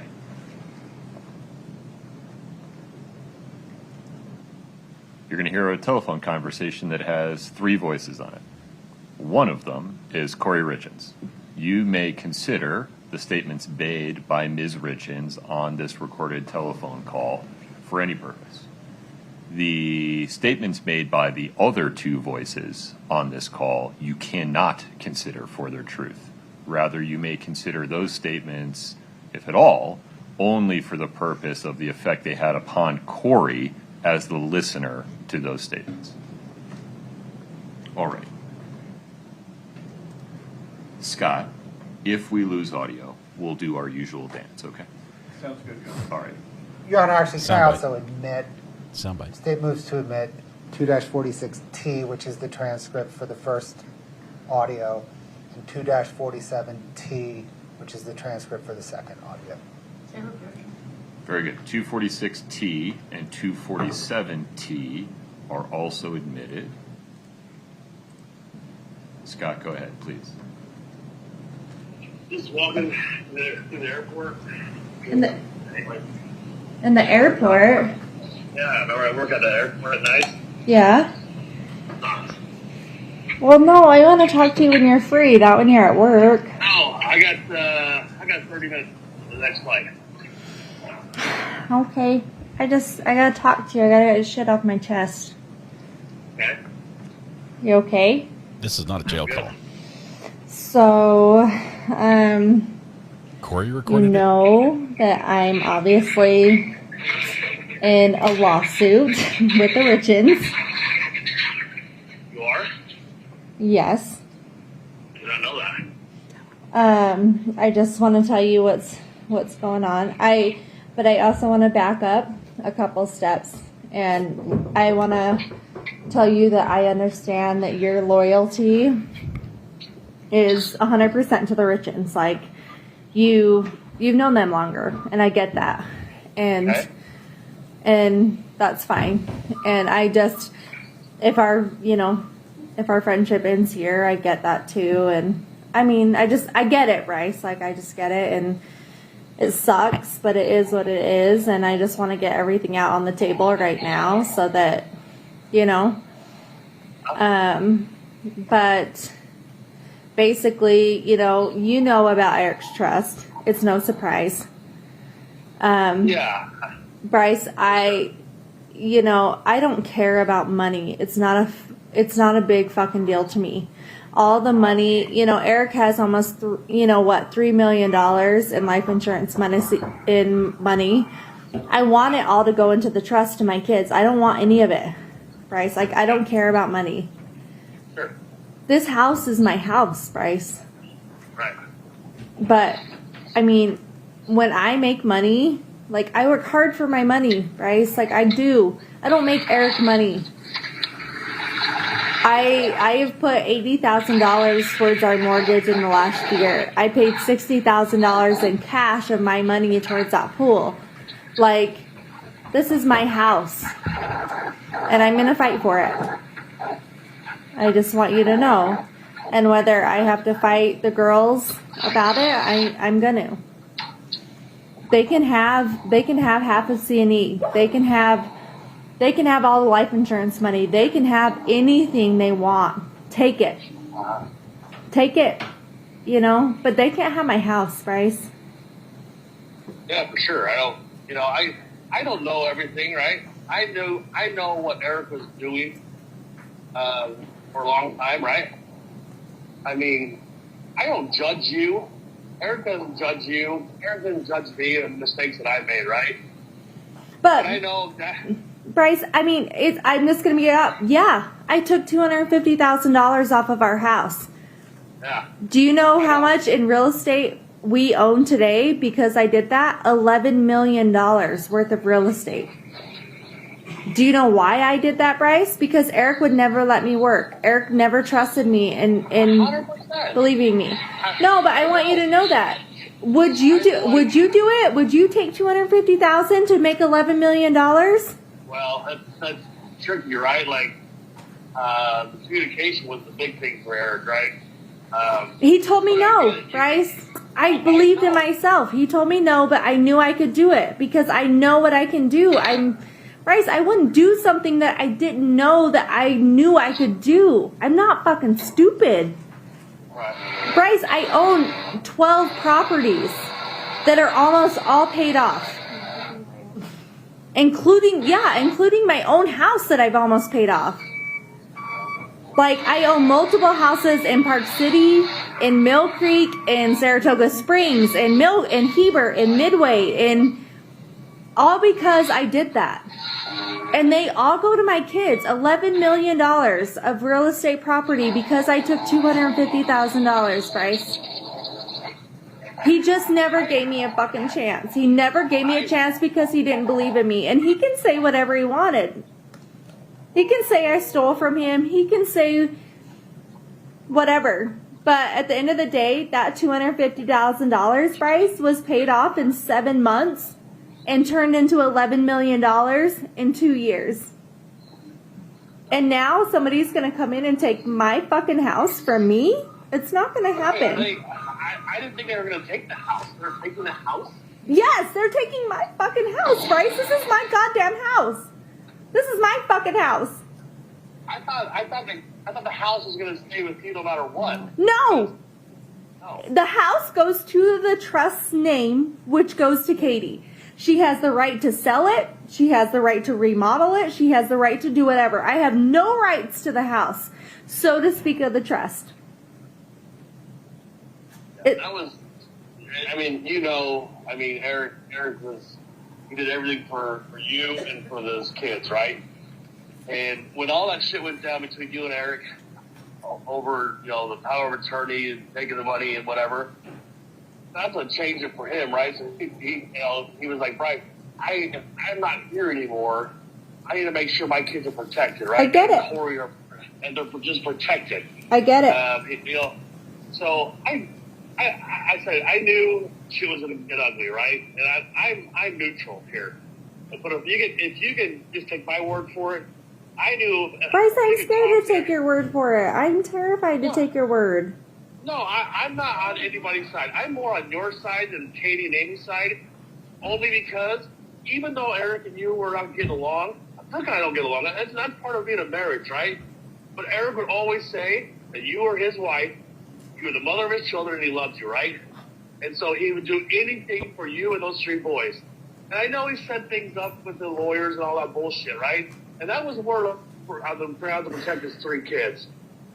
But I know if Eric was still here today, he would say, no, bullshit. I need Kouri to be protected. But unfortunately, he didn't set it up that way. And honestly, I don't even know how he set it. I don't even know. The only thing I know... So many mean things. So many mean things in it, and I don't care. It shouldn't be that way. It shouldn't be that. And they can have the money, Bryce. I can make more money. I can take care of my kids. I just want my house. I just want my house and my stuff in my house that me and Eric bought. I just want my house. They can have all the money. They can have all the money. Did you tell him that? I can't talk to him. I tried to tell him that, Bryce. Hey, Bryce. This is Chelsea. Hey. So Kouri has told them or they're going through like attorney to attorney. It's never been like face to face. Yeah. Do you want me to tell them about Yeah, that? just Okay, tell so Kouri has told them that they can take all the life insurance, whatever they have in their name, what Eric left to them, but Kouri just wants her house, which is like a $3 million to $7 million difference. Well, they won't agree to anything until they get the autopsy because they think that Kouri had a part in Eric's death. As in Amy and Katie. They probably not Katie as much as Amy. They think that Kouri has a part in Eric's death. A little far-fetched. I don't think Corey's capable of doing that, but What? I think that's a little far-fetched. I don't think Corey's capable of doing that. Well, I mean, that's kind of where we're at now. And she just got this call yesterday. And I'm up here just because she asked me to come up because she's kind of broken right now and she doesn't know what to do. And I mean, that's kind of where they're at, where they said they don't want to agree to anything until they get the autopsy back to reassure them that Kouri had no part in Eric's death. So that's kind of where Corey's like, like how, I don't know. I don't even know. Like, this is all just fucking crazy.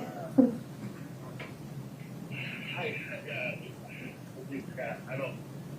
My conversation with Eric, right, were the thing that he did. I mean, all of this they were all the protected kids stories. No, and I mean, everyone totally understands that. Like, I think everyone understands that. Everyone knows how Kouri and Eric were. Everyone does. Like, even I do. Like, everybody knew how like, we're not fucking stupid. I mean, 2 years ago, they were getting a divorce, and then they were great. But, like, to say in the moment that they were at when he died, I mean, I can honestly say, because I even told Kouri, like, I hadn't gotten a call from you in a year that Eric was being an asshole. Like, I hadn't gotten that call. So, like, for me to say, like, Eric wouldn't have turned this around, like, I guarantee you Eric would have turned this around. And I'm not saying, like, Kouri needs life insurance. She doesn't. Like, Kouri can make whatever money she wants. But the fact that they're going after her house is what she's just so broken about, is because... Well, I don't know what does the will say? It just says, in the will, it says everything that, so Eric put the house in the trust. No, not just for the kids, for, like, Katie. So Katie can make all calls up until they are 18 years old. Yeah, but not just that, but she's the power of the trust, too. So, like, Eric put the house, so Eric not only put his part of the house, but he put Kouri's equity in the house in the trust. So Kouri has no fucking say right now, unless she fights it with a lawyer, which she's doing right now. But also, he put half of his business in the half that, so him and Cody signed a, I don't know, some, like, insurance thing to where if one of the partners died, that half would go to the widow. Well, Eric signed his half that would go to the widow into the trust. So in all honesty, Kouri gets nothing from Eric, which, I mean, Kouri's not about getting anything from her husband dying right now. I mean, that's a tragic thing where no one, like, that's not what you go after unless you're some fucking black widow. Like, that's not what you go after. You don't go after your husband dying, and you don't go after money. But I mean, she's just saying she doesn't even care about the life insurance, because the life insurance, the beneficiary is Katie right now of Eric's life insurance. That's fine. Which Kouri says she's fine. And, like, in all honesty, like, if you weigh out how much Katie gets in the will and how much Kouri is asking for, it's compared to $7 million to $3 million. Like, Kouri has already weighed her assets on everything, and with Kouri's house and, like, everything that is in her house, she would probably get $3 million with that. And Katie, with the life insurance and everything she's getting out of it, she's getting $7 million. So it's like, like, all Kouri is asking for is her house, but they're not agreeing to that because they are coming up with the fact that Kouri has a say, or has a, like, Kouri was an accomplice in how Eric died, is what they're saying. If that makes sense. That makes sense. I have not talked to Kate or Amy about any of this stuff. Well, I mean, there's no reason to talk to Gene, because Gene's kind of Switzerland on this whole thing. Yeah, no doubt. Yeah, but I mean, with all being said, it all comes down to Kouri can't attend Eric's celebration of life. Oh, really? Yes. No, I can't. My attorney said I Her can't. attorney said there's no, like, If Katie and absolutely Amy are gonna not, be like, there, don't can't. attend Eric's celebration of life because Katie or Amy will be there, or one of their friends will be there, or someone will be there to come out and making Kouri look bad because they've already come after her of being an incompetent mother. Amy said I was an incompetent mother of Saturday night. Tell him that. I didn't So tell him on that. Saturday, Amy has came When- out to her lawyer saying that Saturday night, the night that you came over and we were all drinking, that Amy Kouri told him I was was an an incompetent incompetent mother and couldn't take care of her own kids that night. So Amy had to take care of them, which Amy had no part of taking care of them because Lisa and Lisa and DJ were here. And so they're filing a suit saying I'm. So they're fucking filing a incompetent suit mom. trying to make Kouri look out as a incompetent mother. I don't agree with that. I know, and Bryce, Thank and that's God, what, Bryce, and thank Kouri you. kept saying like all day. She's like, I need to call Bryce. I want to talk to him, but I don't know how to go about it because Bryce is like a Richins side, and it fucking sucks that there's like a Richins side and there's like a Kouri side. Like it fucking like that's fucked up, you know? Like fuck. Like this isn't what this should be about. Like we shouldn't fucking like grieve about Eric's death, about being whose side is who. Like it should be all one and one, and we should come together as a fucking family and just like love each other and like. I agree, and I just put myself.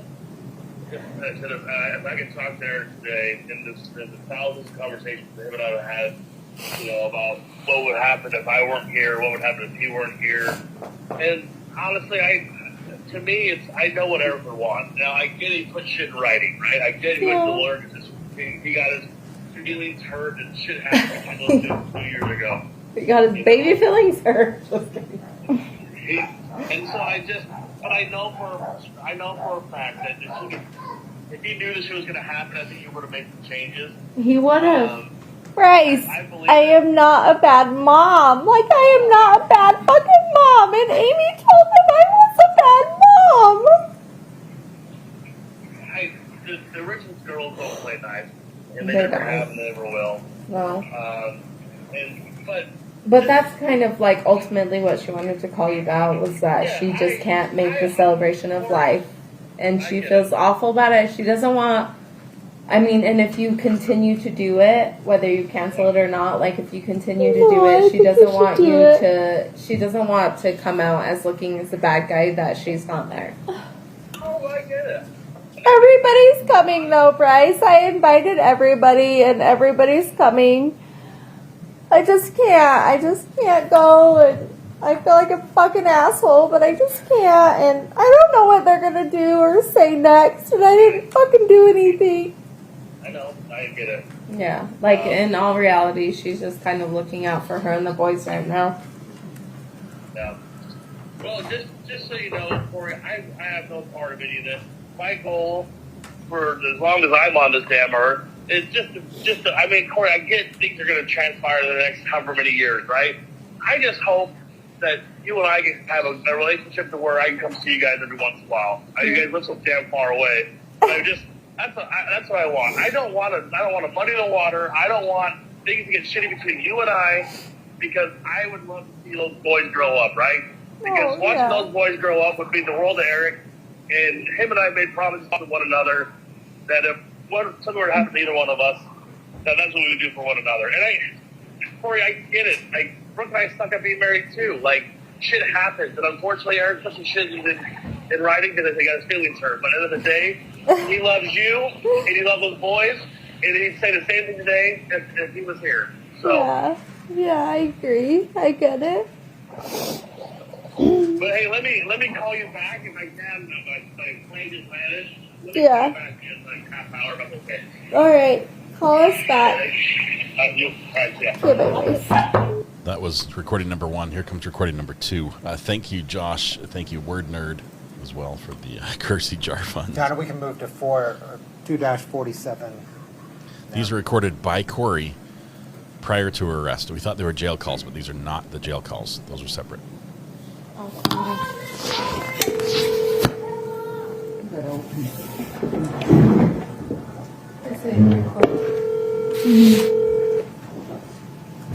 What happened?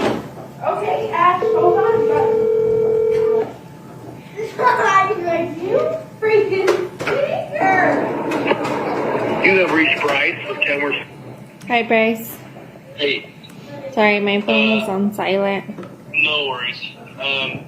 So ultimately, Kouri, I guess I said I support you, right? I don't want to. I can't get involved. I can't even get involved anyway, right? Like, I don't have a dog in a fight. But I feel bad for you. I mean, I do. I feel bad that this has to go this way. I wish the Richins would just be easier. That this has to go this way. I wish the Richins would just be easier. But I feel bad for you. I mean, I do. I feel bad. You have to do the dance. No problem. Let's fix that. Do One the moment, dance. please.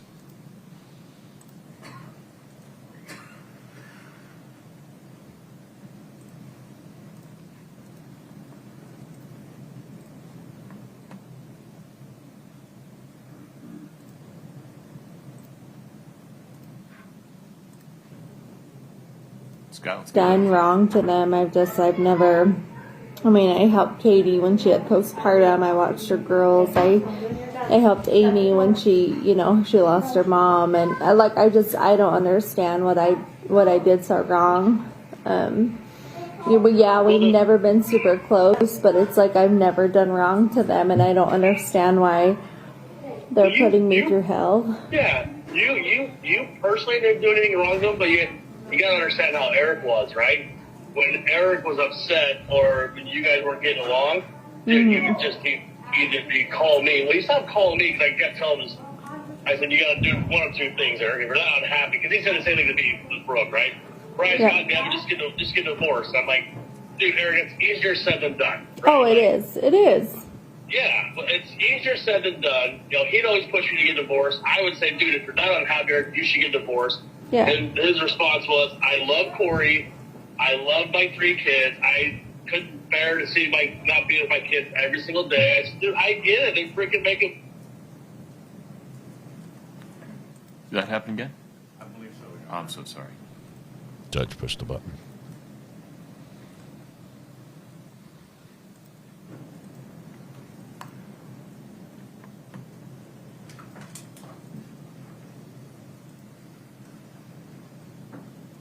When people describe Eric, dude, Eric is a great guy. He really is, right? But he also, no one's perfect. And I'd always tell him, like, dude, you need to relax a little bit. Like, it's funny that. I think it jumped ahead a little when the recording restarted. Do we need to go backward a little bit? Yes. Okay. We didn't get the hard A comment. Saturday you're in, right? When people do, I get kids, Yeah. He had them done. Right? I said, you got to do one of two things, Eric. If you're not unhappy, because he said the same thing to me with Brooke, right? Brian, goddamn, just get divorced. I'm like, dude, Eric, it's easier said than done. Right? Oh, it is. It is. Yeah, but it's easier said than done. He'd always push you to get divorced. I would say, dude, if you're not unhappy, Eric, you should get divorced. Yeah. And his response was, I love Kouri. I love my 3 kids. I couldn't bear to see not being with my kids every single day. I said, dude, I get it. They freaking make it work. Stop being so hard ass. When people describe Eric, dude, Eric is a great guy. He really is, right? But he also, no one's perfect. And And I'd always tell him, I'm like, dude, you need to relax a little bit. Like, it's funny that Saturday at your house where he was like taking anger management classes. I was like, holy Scott, shit. pause for 1 minute. Like, he's back.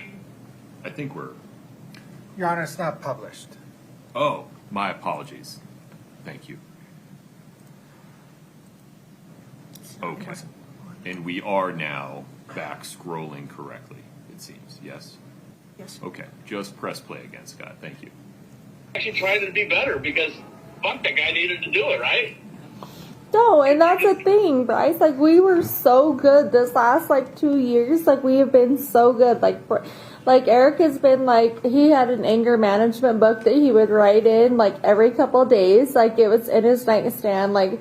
I'd come home from, work, and he was be out on the back deck, writing in his anger management book. And, we were just good. I was going to counseling, he was doing anger management. We have been so good. Right. Everybody knew it. We were going on double dates. We were going out more. We did weekly date nights. It doesn't make any fucking sense. And now all of a sudden, Katie and Amy are attacking me for no fucking reason. I don't get it. I don't fucking get it. And Well, all Katie and Amy ever heard about you was always the bad shit, right? they did. And And it was Eric, when things were good between you guys, Eric wasn't calling me or anybody else, mostly Katie and Amy, right?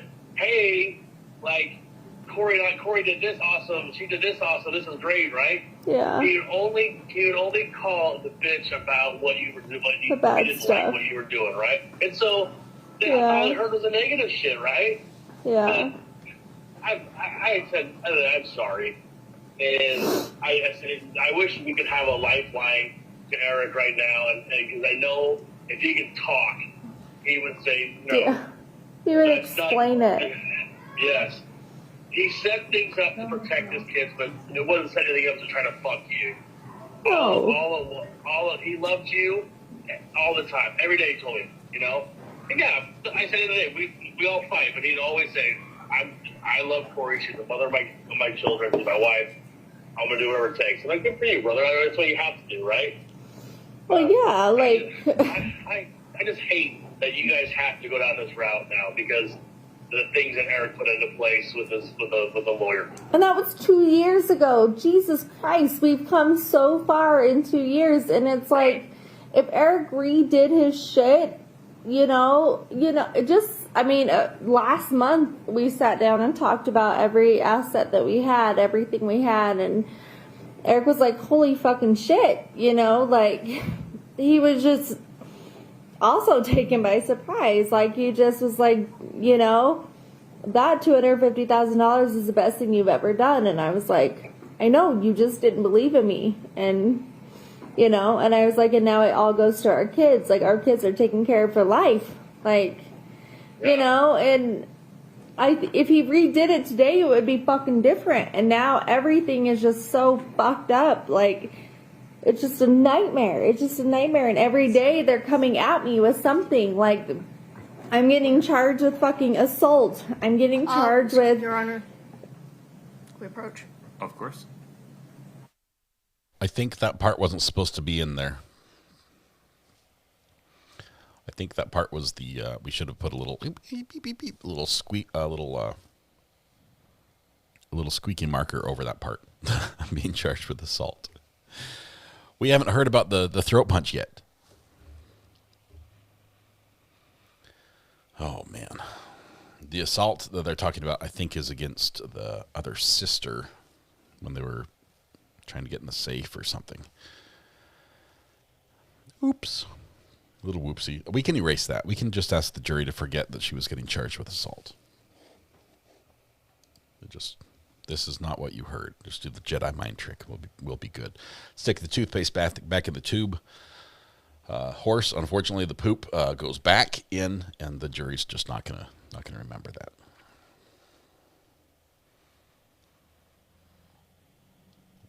Now they're gonna ask for a mistrial.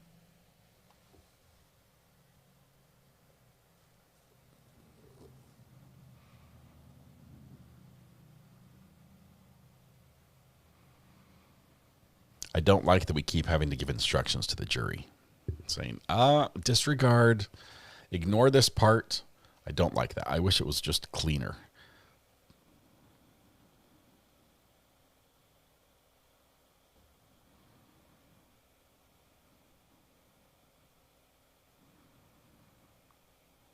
Mr. Bloodworth having to do the explaining probably was a motion in limine issue.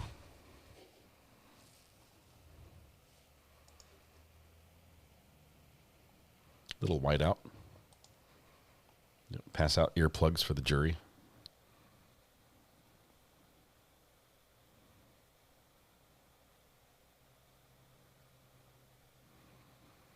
There's sister. Cuss jar deposit. The cuss jar was, I thought that would be plenty, but they're filling it up quite quickly. Y'all are having to keep making deposits. Maybe the cuss jar deposit will eventually go to be the Judge Boyd appreciation flower bouquet. For those that missed this morning, Judge Boyd, Stephanie Boyd, lost her re-election bid and will be out. Scott, I think we at the should beginning of just the year. be able to press play.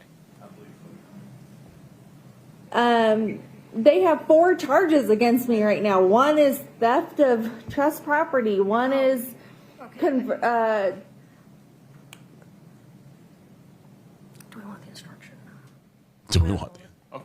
Do we want the instruction? Oh my goodness. Apparently we couldn't just push play. We paused right in the middle of the charges, not at the end of the charges.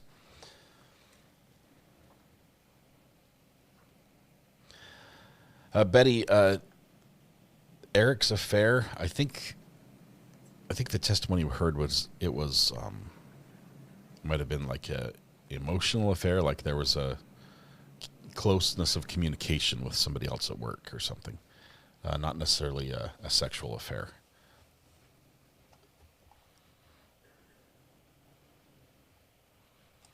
She just lists all her charges.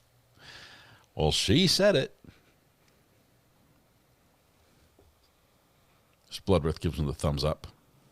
They're going to approach.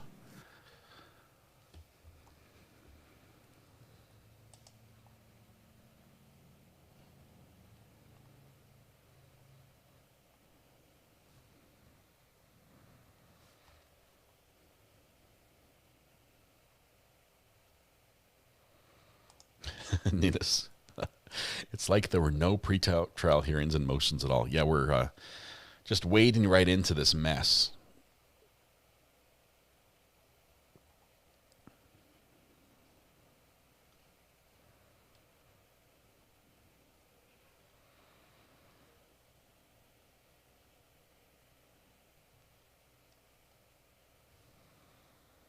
See if they can figure this one out. If it's just as simple as just clicking play on the recorder again for Scott. Seems a bit unprofessionally. Yeah, if this was motion in limine stuff, honestly, Thank you for your patience. The state should have. You've just heard and may hear an additional reference or two by Ms. 3 or Richins 4. in this recording to charges, quote unquote. Those references are to separate civil litigation regarding the trust, a civil lawsuit. They are not references to criminal charges of any kind. Moreover, you cannot consider those references to civil litigation to prove a character trait of the defendant or to show that she acted in a manner consistent with that trait at any time. Just wanted to make sure you had that important clarification. Luca, I'm so sorry. Ms. Lewis, anything further on that? Thanks for jumping in. you. You are an Mr. Lewis. OG. No, Can't Your wait to Honor. have you back Okay. in court. Ms. Lewis, may we continue the recording? Yes, Your Honor. Okay. Scott, go ahead, sir. Theft of conversion of some bullshit I don't even know how to pronounce. Like, all this shit. And I'm like, Jesus, I haven't been in trouble since I was in high school. When I was 16 years old, for hell's sakes. I'm 32. Like, what do you mean I'm in trouble? Like, I didn't fucking do anything. You know? Like, I agree. I don't know. Anyway, meant to call you yesterday. I talked to the medical examiner. I called them because I don't believe that they don't have anything. I just am having a hard time believing that. Yeah, what's taking so long? Well, she said that, she's like, well, I'll have the actual doctor call you who did his autopsy. And I was like, okay, whatever. And so her name is Pamela Ulmer.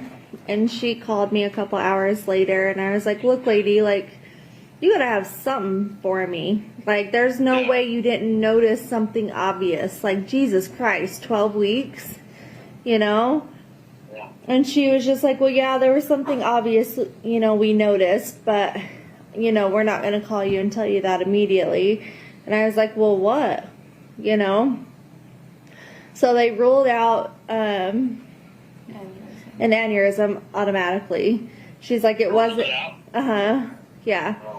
She's like, it wasn't an aneurysm. I can tell you that. And she goes, he did test positive twice for COVID. And I was like, yeah, bullshit. No.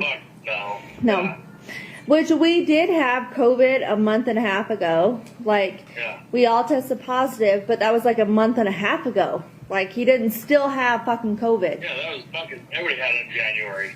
Like we didn't still have COVID. And she was like, well, his lungs, he had a fungal infection in his lungs. Like, they were completely covered in white spots. She's like, and I don't know what it was. She's like, so I cut 3 of them out and sent them in for biopsies. She's like, but they were so full of fluid and blood.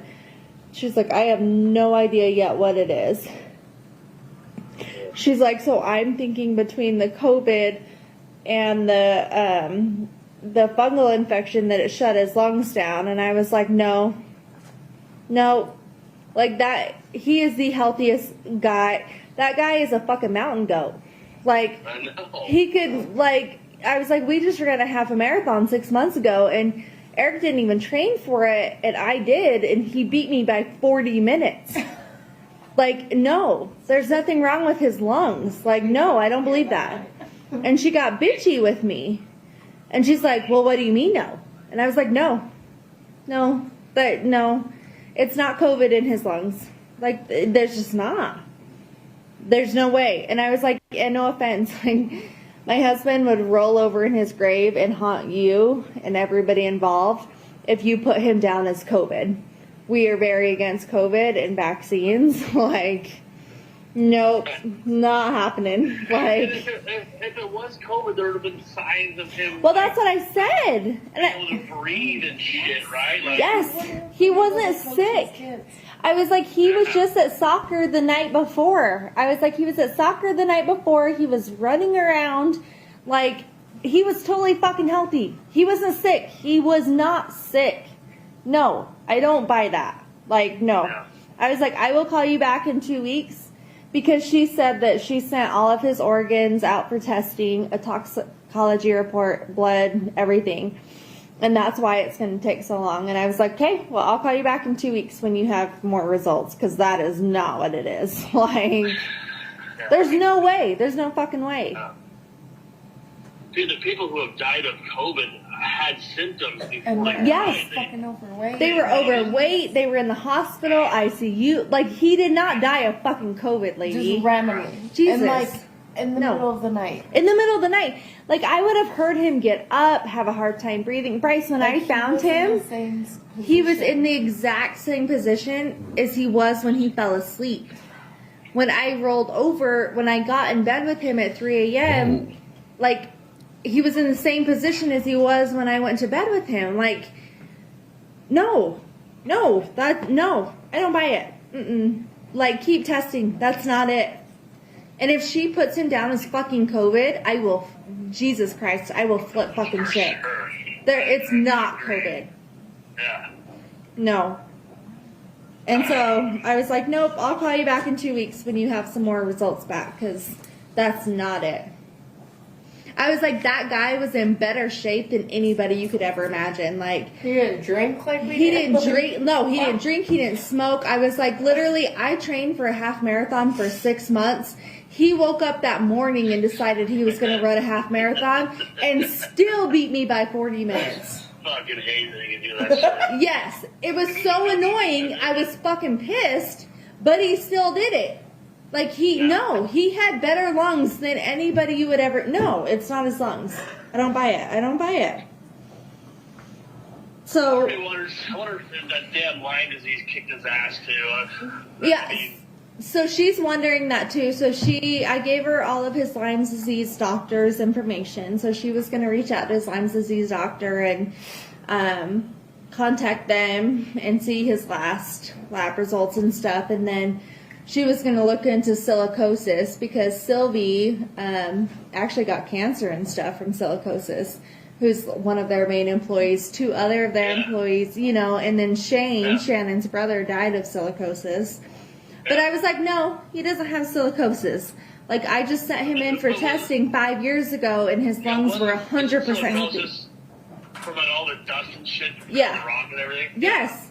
And I was like, trust me, my husband was 100% healthy 5 years ago.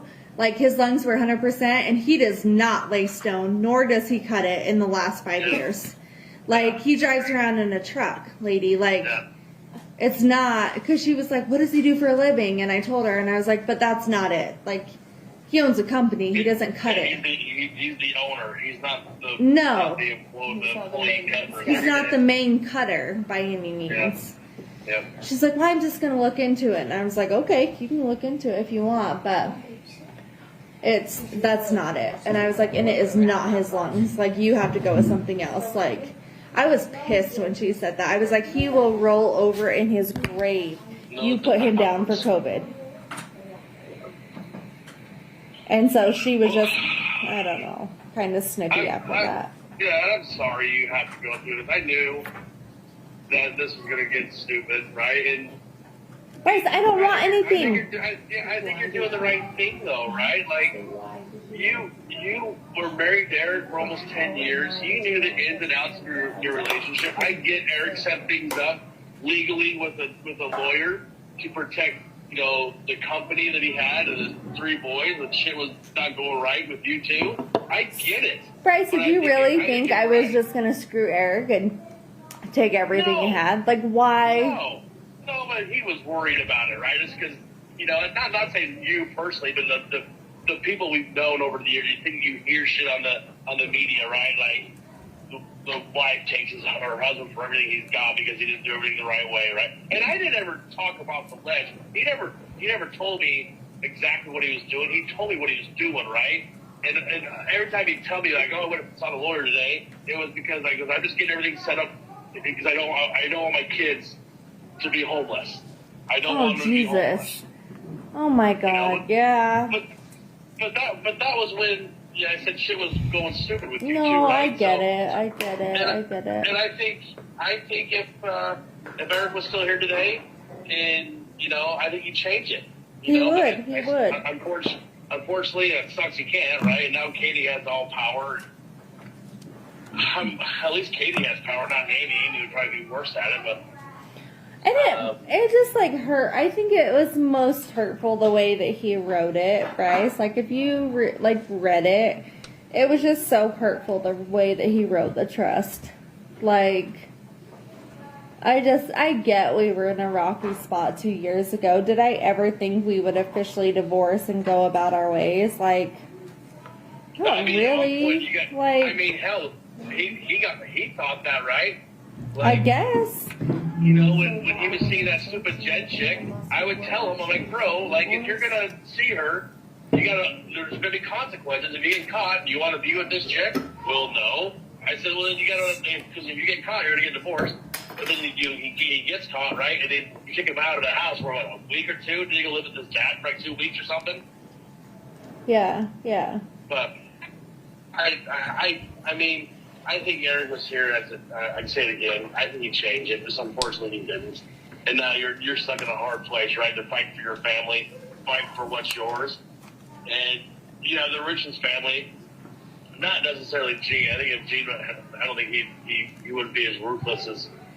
No, he's trying to stay neutral. Yeah, and it sucks. From what I heard from Katie, Katie's like, I'm just trying to. She's like, I don't want Kouri and myself to go south, right? For those 3 boys. Katie and I don't have a relationship, right? So we don't ever talk. I mean, all she has to do is just, Bryce, give me my house. Like, I don't make Eric money, but I make okay money. Like, just give me my house. They can have everything. Just Bryce, this is my home. I got married here. Absolutely. This is my baby. I brought my babies here. Like, this is my home. They can have everything they want, but give me my house, for God's sake. Like, Jesus. What do they want? What does Katie want to do with it? Does she want to sell it? No, I don't know. They just want it. They want the title in the trust's name, so I can't have control over it. And they won't figure anything out with it until they have the autopsy report. And when they said that, it broke me. Like, I said, what does that mean? Thinking that you had something to do with it. Yeah, and I lost it. And I asked my attorneys, I said, I don't understand. What does that mean? And he was like, they think you had something to do with Eric's death. And I said, what the fuck does that mean? Jesus Christ. And he was like, they think that, and they reiterated it. And I was like, oh my God, what? And they're like, they're going with that, Kouri. They're on that level. And Bryce, I lost it. Fucking lost it. I was like, you think I killed my fucking husband for Jesus Christ's sake? No, I've not heard that from any of those two, and nor have I thought that myself, right? Why? Like, what? Yeah, I would never. I mean, Kouri, we can all do a lot of things, and you are not capable of doing No shit. There's no way. If you were gonna do it, you would have shot him in his head. Like 2 years ago. Right? Like 2 years ago. Like years ago. Yeah, I agree. I don't even know what that means. I was like, well, what do you mean? How does that even fucking happen? Like, what? Like, I gave him too much water? Like, I don't even know. Like, I drowned it? I don't know what that, what? Yeah. And my attorney was like, well, that's kind of a silly thing to say. I was like, well, I don't fucking know what you mean right now. Like, I don't know. And he was like, Kouri, you need to lay low in your house for the next 3 months and not go anywhere. And I was like, are you serious? That's wild. And he's like, no, that's what they're attacking you with. And I was like, oh my God. And coming after me as a mother. Yeah, so, and then, that was the other thing is, I fell, Bryce, I fell to the floor. They're not only coming after her with that, but they're coming after her with being a mother. I didn't ask Bryce to write a letter. Bryce, I asked everybody else to write a letter from that night because Amy said I was an incapable mom and that I was so drunk that night she had to care for my kids. And I couldn't care for my own kids. I love to drink. You know that, Bryce. Like, everybody knows it. I love to drink. I have never been in a position ever that I could not take care of my own children. Ever. Like, and remember Amy took video? She showed her attorney those videos and said, look, Kouri's partying all night. She's not a grieving wife. She's not a capable mother.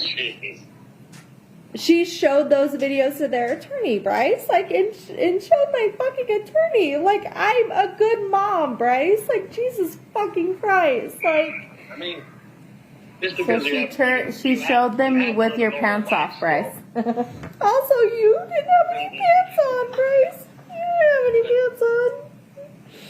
Well, anybody who knows our relationship, my pants are never on. I know, but I'm just saying, we were just it was just a celebration of life.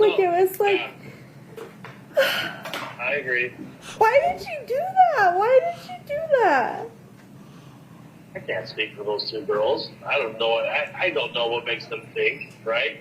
They lose their brother, but at the same time, do you really want to lose? I lost my husband. I lost my kids' dad. My babies lost their dad, Bryce. Jesus fucking hell. And you're going to submit videos and say that I'm an incompetent mom? Like, what? It's not fair. It's just and I said, you guys can have money, have all the money he had. I don't care. Just leave me alone, you know? Just fucking leave me alone. It's not. Hopefully when that autopsy chick comes back, they can stop me thinking. Obviously, it rules out that there's no foul play. Which But that's the thing. Like it's so hurtful. It's so hurtful that there's a decision regarding the autopsy. That they would even think that. You know, like it's like you're wanting an autopsy to make decisions. So like what? Like oh, what do you like? No plan. I mean, it's just like it's just. I just don't get it. You know, I just don't get it. Well, they're going down a slippery slope, right? Because I mean, you are the mother of those 3 kids, and if they want to have any relationship with you and those 3 kids, this is not how you start out the relationship. No, and well, she's crying right now. What? You what? Hold on, Bryce. What? Can you come look at my photo reading? Yeah, I said my want to come and ask you. Okay, like 2 minutes, okay? Okay. Okay, go on for 2 minutes. 2 minutes. Okay, go lay on the couch then. I don't know what you're saying. Go lay on the couch. Okay, go downstairs. 2 minutes. Fuck, I don't know, Bryce. Like, it's just, like, kind of crazy. Yeah. It sucks it has to be this way. I mean, it's like, it's kind of like neither of them, like, not even, like, I'm not even just speaking for Kouri, but, like, Katie and Amy cannot grieve for anything because all 3 of them are concentrated on fighting against what Eric has. And they can have it. They can have it. Just fucking take it. Leave me alone. And that's, you know, it's just kind of like, that's all they're concentrated on. And we're like, I don't know. Like, and I mean, I've seen this. Like, it happened with my dad and his uncles when my grandparents died. Like, everyone fights against money. It always happens with death. Always. Get it? Like, there's no fight. It happened with Eric and Julie. Yes, exactly. It happened with Eric and Julie. Like, that happened. It happened with Linda. It happens all the time with death. Every single time death happens, like, money is fucking involved. Yeah. And, like, that sucks, but at the same time, it's like I'm not Eric, fighting for it. No. I'm giving it to them. No, like, Eric, like, Kouri's, house. but Eric left behind, like, a family that he took care of. Like, how much of Eric's wealth went to Amy and Katie? I don't think any of it did it. Exactly. No. That's what I'm saying. Like, why are they fighting for this when they, like, all of Eric's wealth, all of Eric's, Somebody's here. It's Selma probably. All of Eric's wealth, all of Eric's, like everything, your lizard's on the fucking chair behind me. Okay. But all of Eric's wealth and everything went to his family. Yes. Right? Absolutely. Guys, they can have That's what he it. wanted. They can fucking have I know. everything. Just Exactly. take it. Just I don't think. knows? I'm not speaking for him. I haven't spoken to him about it, right? But I'd be hard pressed to feel that they want Eric's money because Eric. I thought he had it all set up anyway. It'd go to the kids, right? All this stuff went to his kids. No, it does. It goes to the kids, but the house also. But the house won't go to the kids until they're 18. So that's what Kouri is fighting for. They're acting like I'm some snake, Bryce. Like I'm some. I don't get it. I don't fucking get it, Bryce. I don't get it. They can have it. Take it all. Take it all. So just what Kouri's saying, like what the attorney said, like everything goes to the kids. The kids are set up for life. The kids are completely. Scott, if you can plug it in, unplug it, plug it in again. Your Honor, that's the end of it. Oh, that's the end. Okay. She stopped the recording. Any additional questions for this witness from the state? No, Your Honor. All right. Please don't Ms. submit Lewis, the video would you of like Bryce. a brief break before cross-examination? Yes, maybe. Okay. That'd be helpful. Folks, let's let you stretch your legs. Thank you.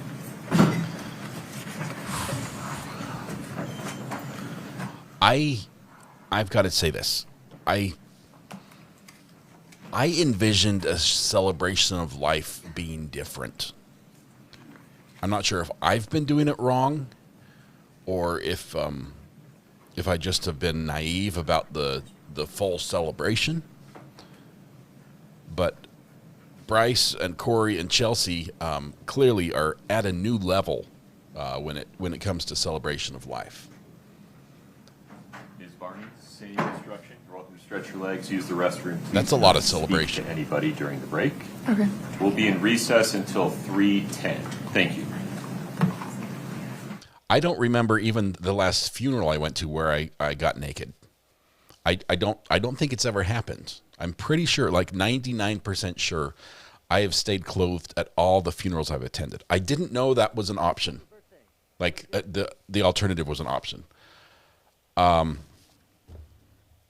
Clearly now, having known that, I'm going to be more hesitant about attending funerals. Not that I would do anything, but knowing that someone else might. Like if Bryce shows up, I mean, it could be a very different experience. I thought it was. I always assumed the celebration of life was talking about the person who had passed. That it was not so much. We're just going to celebrate that we're alive in whatever way we deem appropriate. So, speaking of celebrating, Call from Ivan. Ivan, have you ever had a celebration of? Never mind. Go on. How are you Well, doing, my friend? I've seen a few. I've seen some clothes come off at the get together after the get together at a few funerals. Wow. But never the actual main event. That's usually at the. Yeah, usually they wait till they close the afterwards. casket. And Right. Yep. Mm-hmm. Okay, I understand that this is all very fun, and it's making for a heck of a show. I got to tell you, all right, and a bang up trial, and I'm front row. But can somebody please point out the consciousness of guilt of anything there? Because I'm missing it. I don't see that it was other than gossip, and I see it as spicy days of our lives nonsense. I think there's some things in there. I wouldn't go to consciousness of guilt so much as to different stories she's telling different people about the event, about what So happens. every lie now is going to be relevant. I mean, this.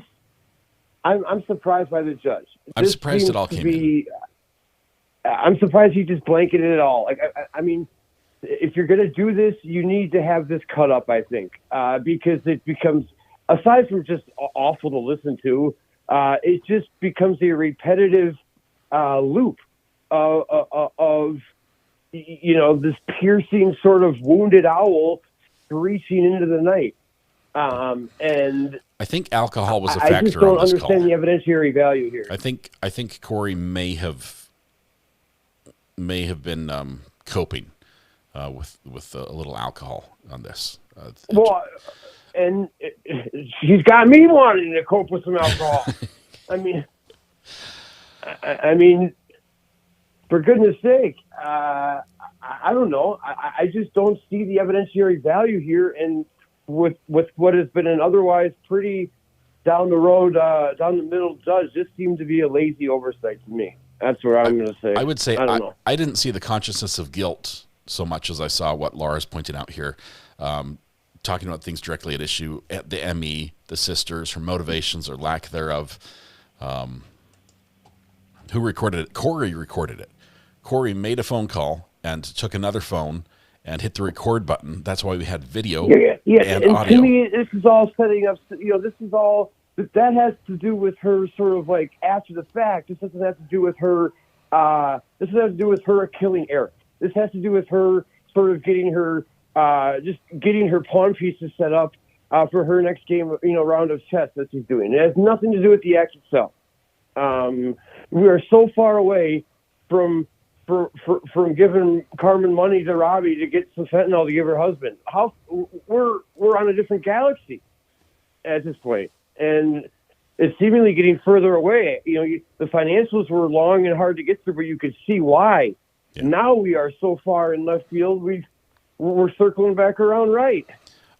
And as spicy as it is, and as interesting, and how many bingo boxes we check off on some of this evidence, it does make me nervous going forward on appeal. It's like, how are you going to bring us all back around?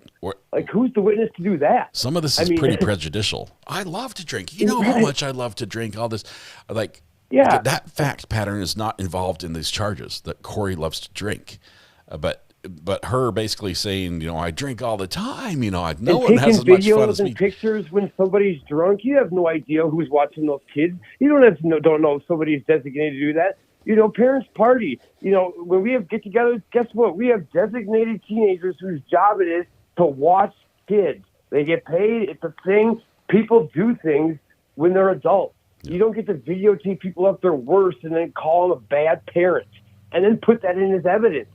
For what? Yeah. I mean, I don't know. At some point, I don't see the value. So. I'll say this, Ivan, I just want to announce that for my celebration of life, apparently clothing is optional. So I guess I can get that out there now. But bring your own sunscreen. We're going to bury you in a kilt, aren't we? We're going to bring it all full circle and back to your kilt days. Yes, yeah. If you can find one that fits me, that would be great. Mine shrunk over time. It's just a few notches too tight around the waist. Lengthwise is great, still good there. But remember, I do want stuff under the kilt. I don't want to it's not just the kilt, right? You have the socks and shoes on as well. So just know that you got to have the socks and shoes as well. A free ball and full of formaldehyde. How do we get here? All right. Ivan, thank you very much. Good talking to you, my friend.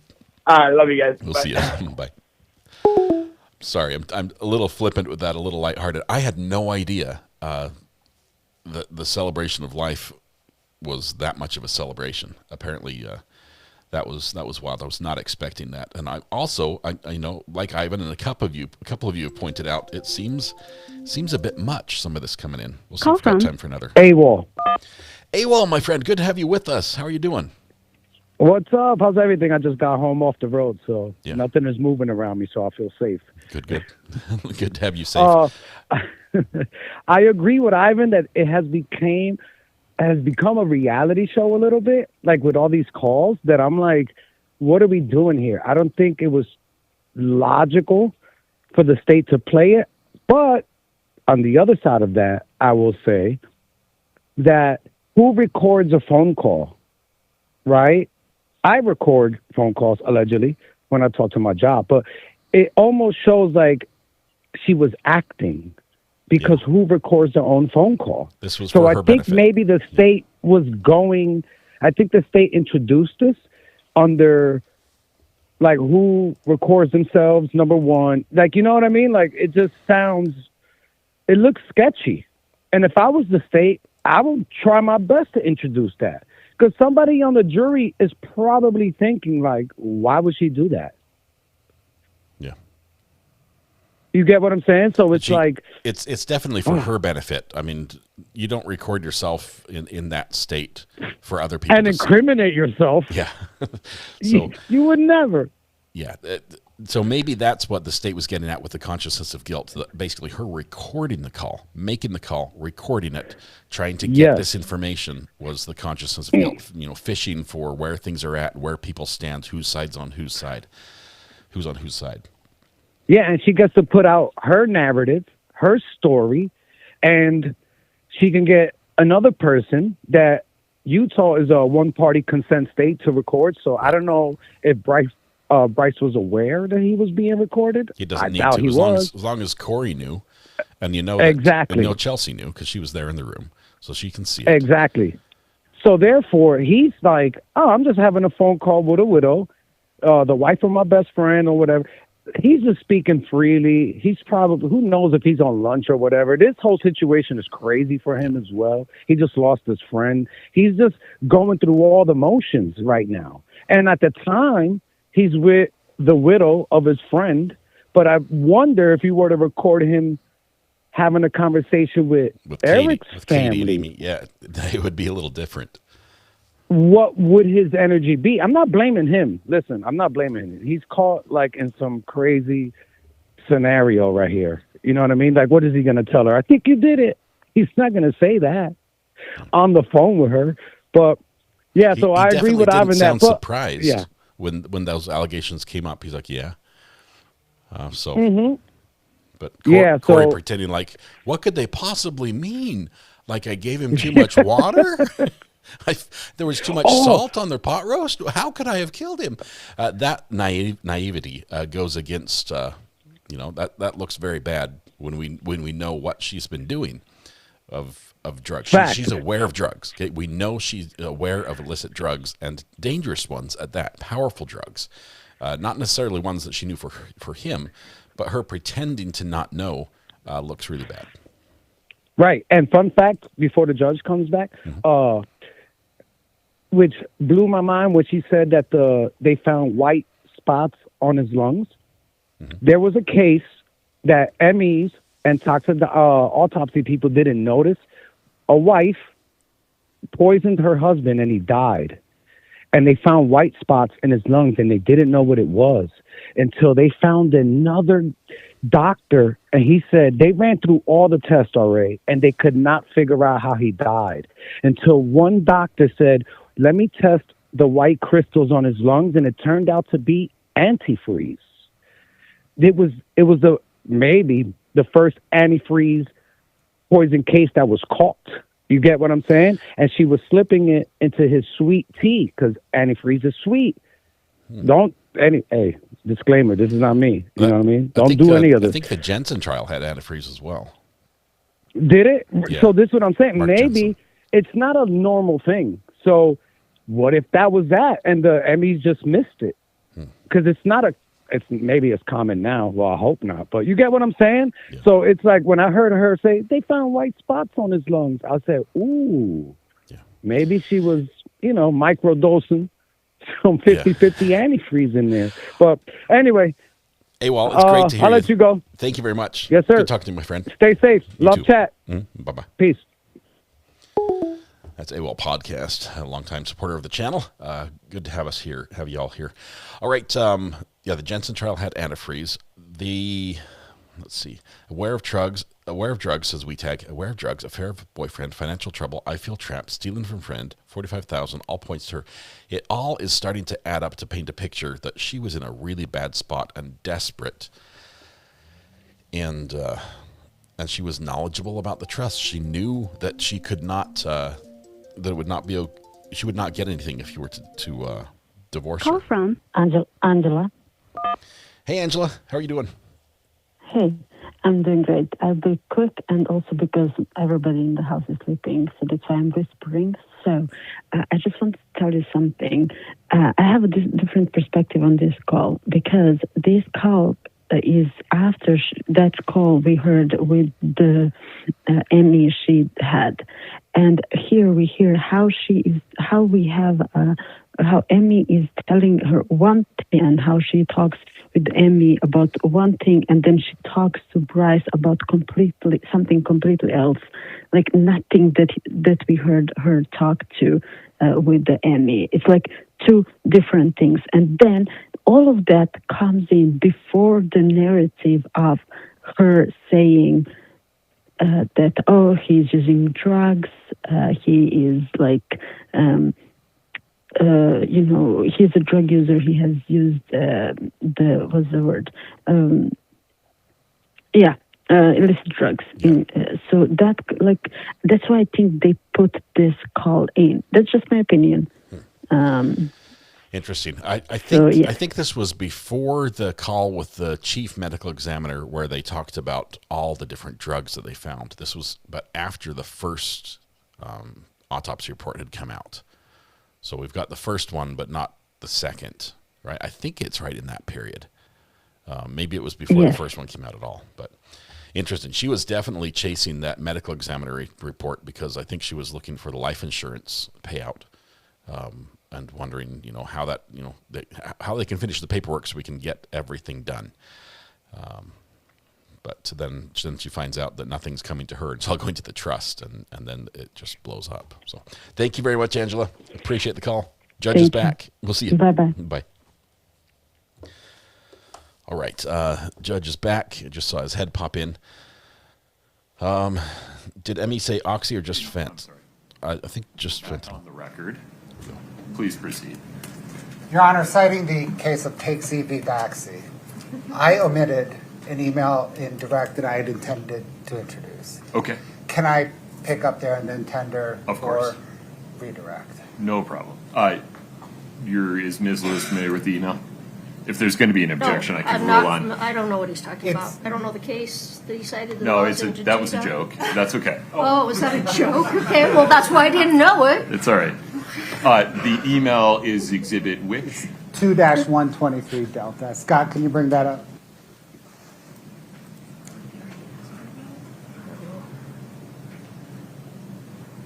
This is a text message exchange? Text message. Okay.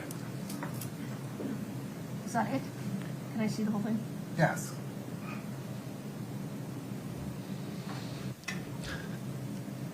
In fact, Miss Barney, if you want to watch it now, that'll speed things along. Mm-hmm. The witness was present for the phone call. They were there in the same room for the whole conversation. That's why she could authenticate it.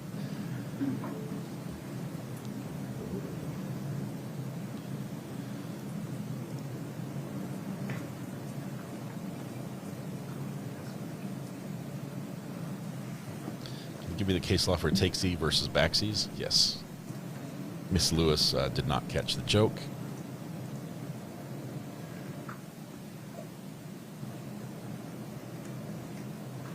Basically, he's like, I need to back up.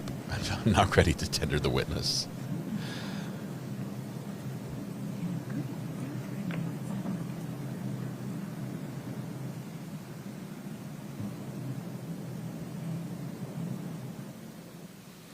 A couple people have said that Eric used the gummies, but the autopsy didn't find any THC in his system. So he may at times have used them, but it wasn't there then.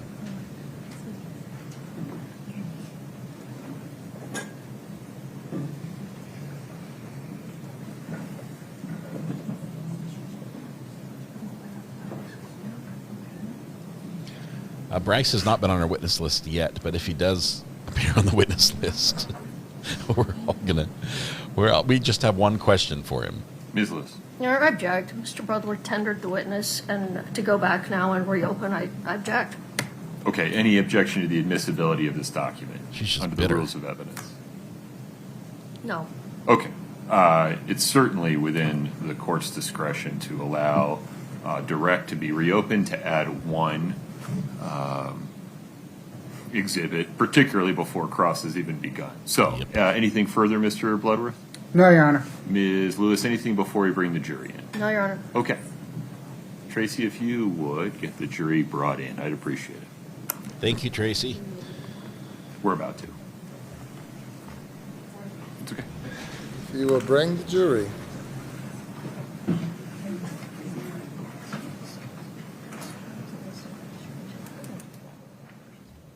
This.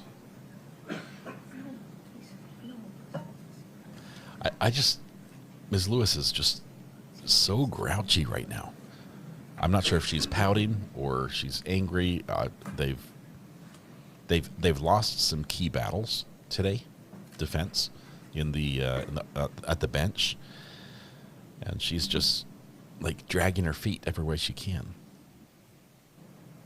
Now, if they had started cross, or even worse, if this witness had been dismissed, of course you can't go back. It's like you had your chance. I'm sorry, but where he's like, okay, I'm done. He says, let's take a break and then we'll start the other, on cross. And he's like, wait, I forgot something. That's the best time. That is entirely the best time to say, oh wait, we'll let you go back, get that in, and now you can begin.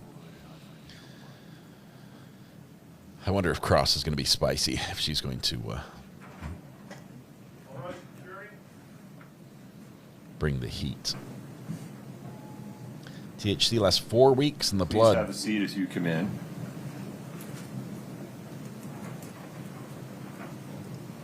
What did you miss, Judy? Celebrations of life are clothing optional. That's what you missed. All right. Please have a seat. Ms. Barney, you're still under oath. Mr. Bloodworth, I understand the state would like to offer another exhibit. Yes, one more exhibit, Your Honor. Thank you. Ms. Barney, you just reviewed Exhibit 2-123D. Is that an accurate depiction of a June 6th, 2022 text message exchange between you and Kouri Richins? Yes. Your Honor, the state moves to enter and publish 2-123D. Ms. Lewis. No further objections. 2-123D is admitted, and it is published.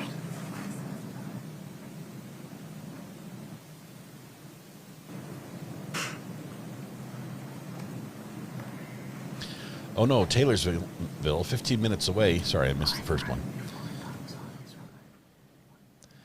They said it's ready and they have me on the list first to call to come get official report, and the death certificate now has been updated, so I'm rushing to get it before Katie's dumb butt. She didn't say butt, though. I was going to ask if you might run into them. What if you do see them? Holy S, I'm freaking out.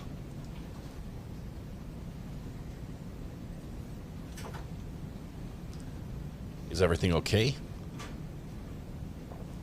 There's a picture of the report. A trace of fentanyl. Manner of death undetermined.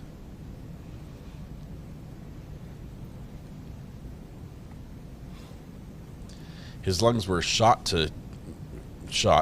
and when he took something containing fentanyl, it put his lungs overboard and they shut down. Chels, I think it's finally effing over. Effing over. I'm waiting on my attorney to call me and confirm that, but I think it's over. I'm bawling.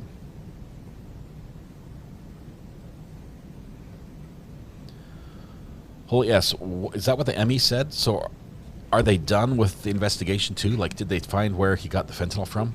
Holy S, friend, is it over? And Friday we get to see more about it and have everything. It looks like with the ciliosis, COVID, and the fentanyl, it's just got his lungs. Did they say how much fentanyl it was?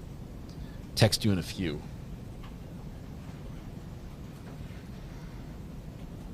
Okay, says friend. There's the report. All right. Anything further for this witness, Mr. Bloodworth? No, Your Honor. Thank you. Ms. Lewis, please proceed. We have no questions for Ms. Barney.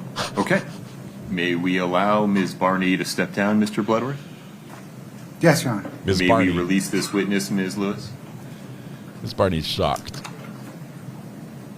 I think just in an abundance of caution, maybe we could keep her subject to subpoena. Understood. So, Ms. Barney, you're free to go today, but you may get notice that you need to come back for some additional questions before the end of the trial. Between now and the end of the trial, please do not speak to anyone about your testimony. Don't let anybody talk to you about your testimony. Please don't watch any coverage of the case. Don't listen to any coverage of the case. Don't read anything about the case. Okay. Please travel safely. Thank you.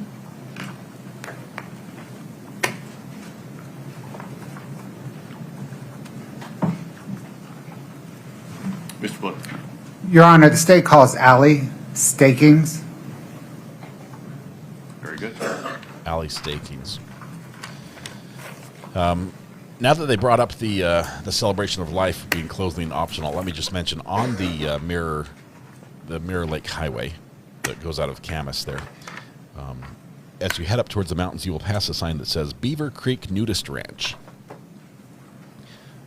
which always gave a chuckle to the scouts as we drove up the mountain. I don't think it's a real thing. It's just a sign. I think it's just a sign. I don't think it's actually a venue of any sorts. But it's a great roadside attraction to take a picture by the sign. So.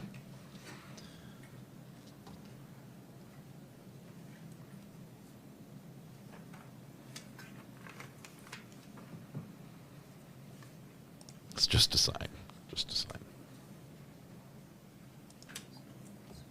Good afternoon. If you'd step in front of Brittany, we'll get you sworn in.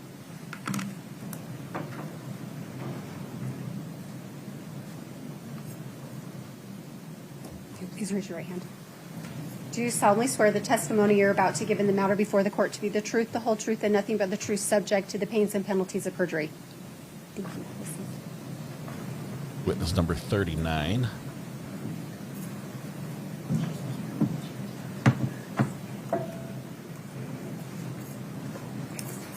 Please proceed. Good afternoon, ma'am. What, ma'am, is your name? What, ma'am, is your name? There you go. Alameda staking. What? Is your last name spelled S-T-A-K-I-N-G-S? No S. S-T-A-K-I-N-G. I'm sorry. There's only one of you. Yes. Ms. Staking, would you pull the mic a little closer to you? Okay. You can sit wherever you're comfortable. It's just easier to move the mic. Thank you. Please proceed. Apologies, ma'am.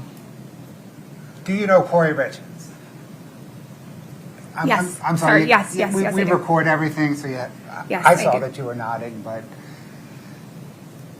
how do you know Kouri Richins? We grew up together. School. When did you first meet her? I met her in, I think, junior high school. Since junior high school, about how often do you see or speak with her? I talk to her pretty frequently. Are you one of her best friends? Yes. Yeah. I was, yeah. You were? I am, yes. Either way. Yes. Okay. Did you and Kouri Richins attend a Finding True Self retreat at the Sedona Mago Center for Wellbeing in Arizona in February of 2021? Yes, we did. As part of that retreat, did each of you complete an assignment in which you wrote your life story in third person? Yes, we did. Scott, can I get Exhibit 2-4, please?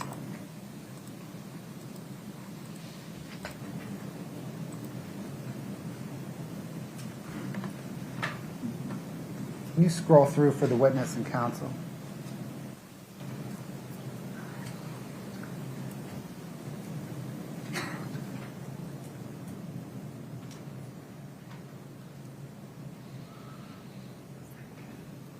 This third person thing should be entertaining.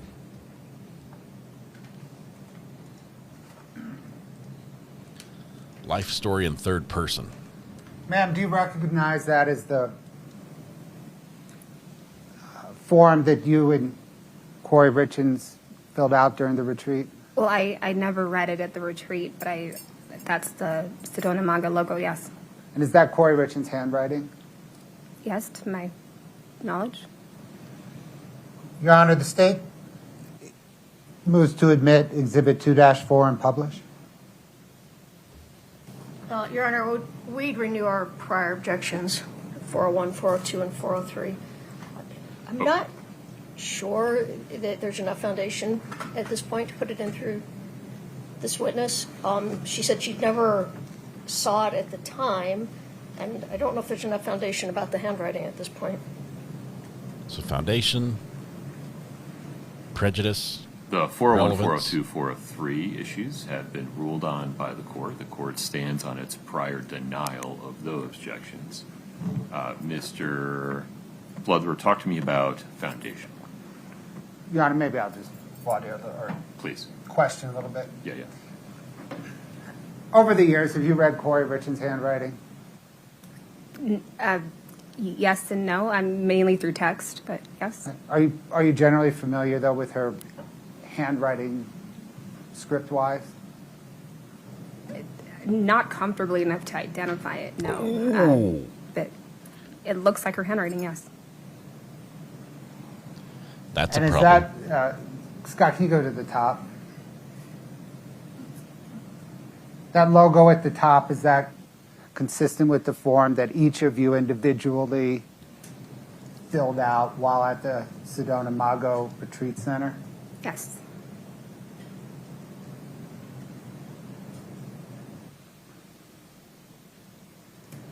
Your Honor, the state moves 2-4 into evidence. You're in a worse position now. Now she said, Your Honor, we object. She said she's not comfortable enough to identify her handwriting, and she Yeah. never saw Kouri write this or saw it at the time it was done. Counsel, would you approach for a second? I think defense might win this one.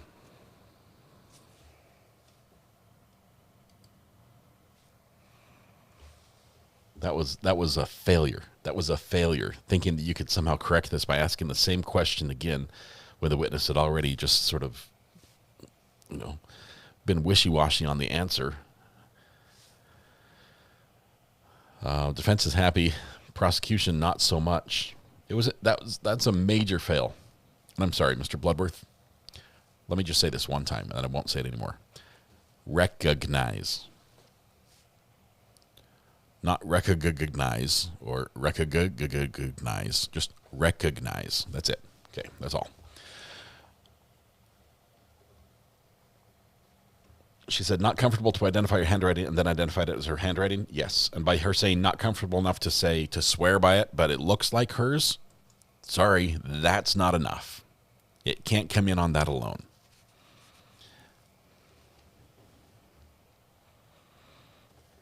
You have to have something else. Like if you went back and asked, you should know, have you seen her handwriting here? Has she ever written you a check? Has she, have you seen her signature? Are you familiar with, you have this evidence lined up and ready to go instead of just doubling down and saying, didn't you go there? Yep.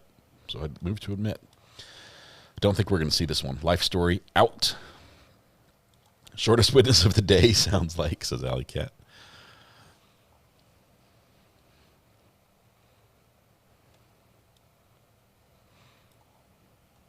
Just like nervous boyfriend. Why would this be important? This is February. This is the month before Eric dies. Exactly. Ask better questions.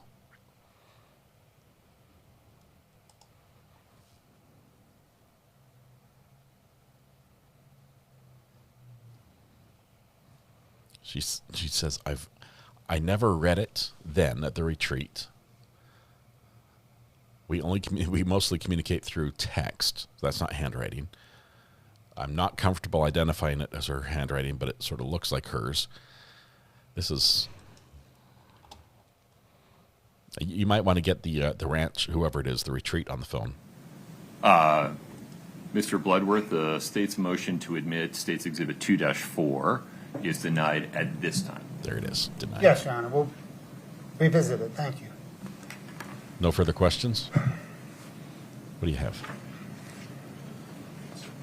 Ma'am, are you familiar with Kouri Richins' house flipping business? Yes. How so? We were going to hire her to do work for us. Me and my kid's dad. And did you understand it was a successful business? I did. I believed it to be, yes. Did you know whether or not the business was in any financial distress? No, I did not. Ma'am, are you familiar with Josh Grossman? Yes. How so? I knew that he was... What do you mean?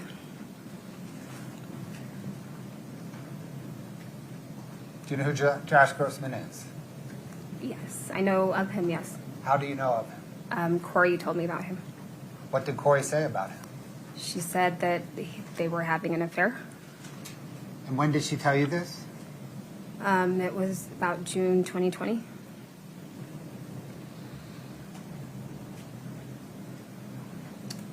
Did she tell you the status of that affair when she spoke to you in June 2020? Could you clarify?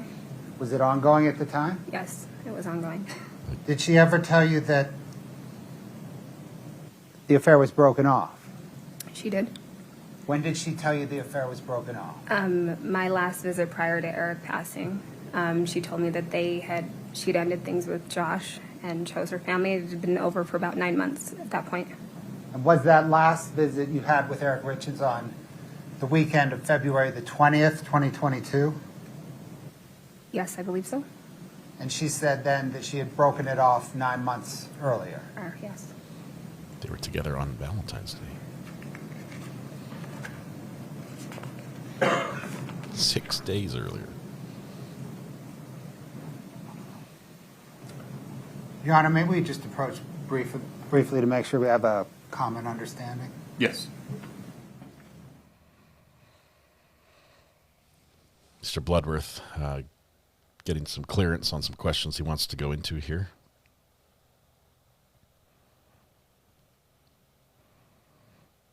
I was worried that the witness was going to say what was the nature of their relationship. She was going to say regular celebrations of life. But she didn't go there, thankfully. Yeah, lie detected. Lie detected.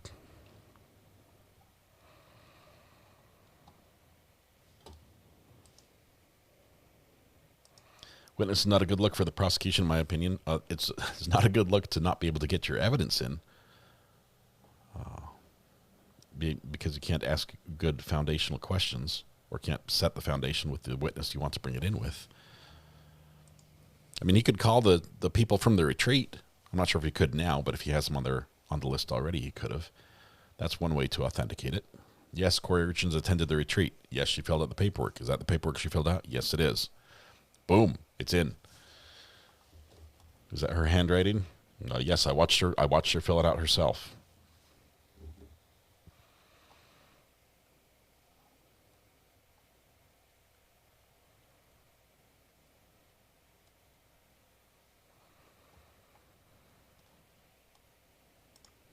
Yeah, I'm blaming the prosecutor for sure.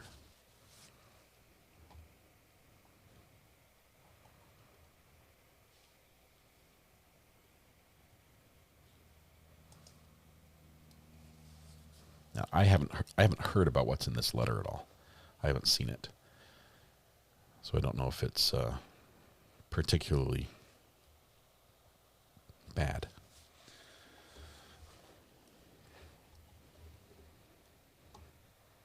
Purple Coconut, not my first rodeo. We've had a few trials together, as you know.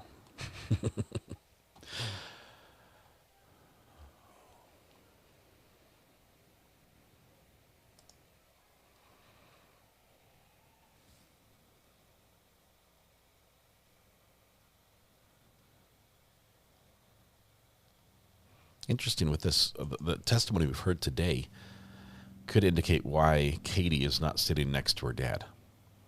We've heard that Gene was more of a neutral party. He was playing a Switzerland in this dispute and might still be doing that. Obviously, he's an injured party with the loss of his son, but he might not be entirely on the vindictive bandwagon or the seeking for blood.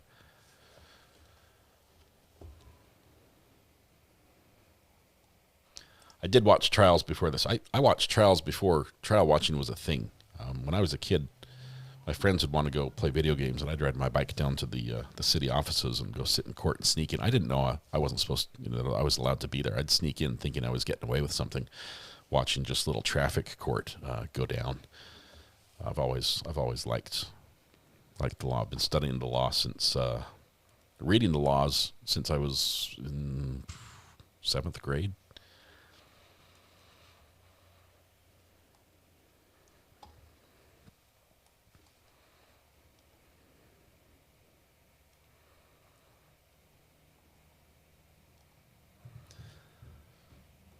Lady in the stand has what in all this? They were best friends. She said, I am her best friend, and then said was, or put it in past tense, meaning it's over, but there might still be allegiance there. Yeah, Tarkin is weird. I'm saying. I never got caught sneaking in.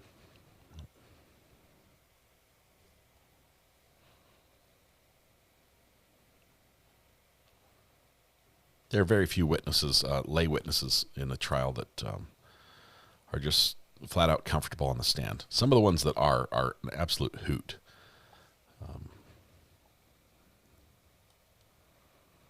But most of them would rather be elsewhere.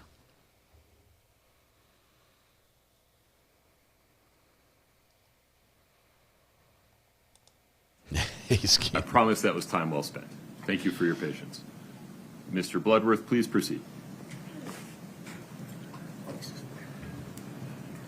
Mistaking on that visit you mentioned, the weekend of February 20th, 2022.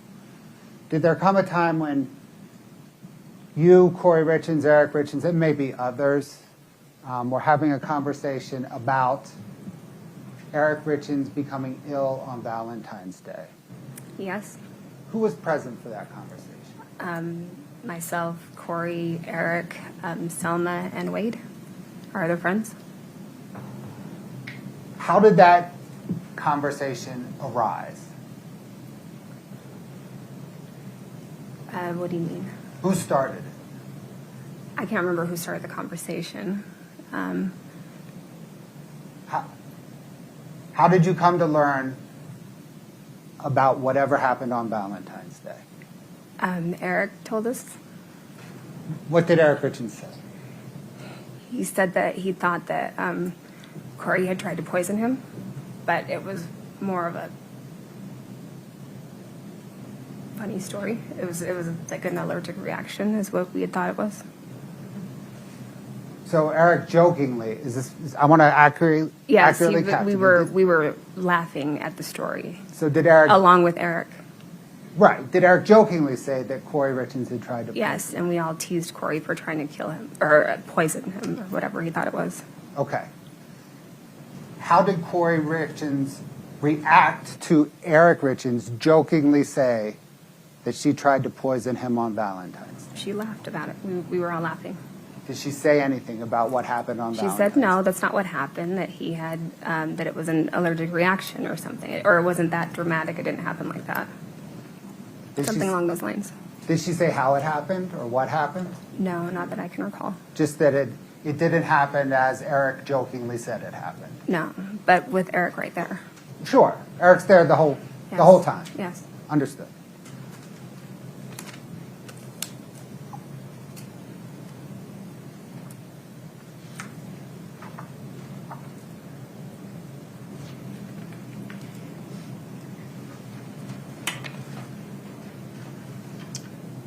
Your Honor, I hate to keep doing this. I just want to bring up one other thing at the bench. No, it's better. Okay. The judge is like, please approach. If you just blurt something out, I'd rather not have to patch things together afterwards to avoid a mistrial. Just come up and ask me first.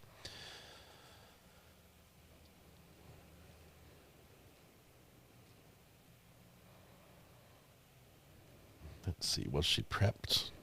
I don't know.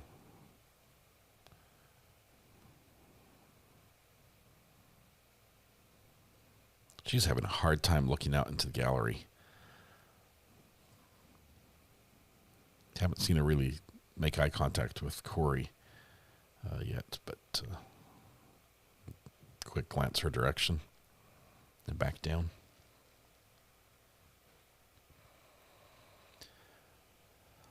She was called by the state to authenticate a third-person narrative Kouri Richins allegedly wrote the month before Eric died. She failed to do that. She failed to authenticate it. Or at least the state failed to authenticate it through her. Let's blame the state, not the witness. And so we've just got some other information. Apparently she was present for the conversation where Eric said that Kouri had tried to poison him on Valentine's Day. This was the day that she got the sandwich from the Mirror Lake Diner, left him the food, and then, who was that to? That was an interesting smile.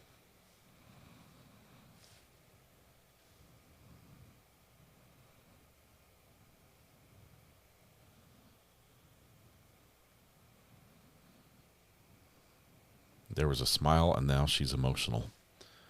I'm not sure if it was in Kouri's direction, but it could have been anyone in the gallery in back as well.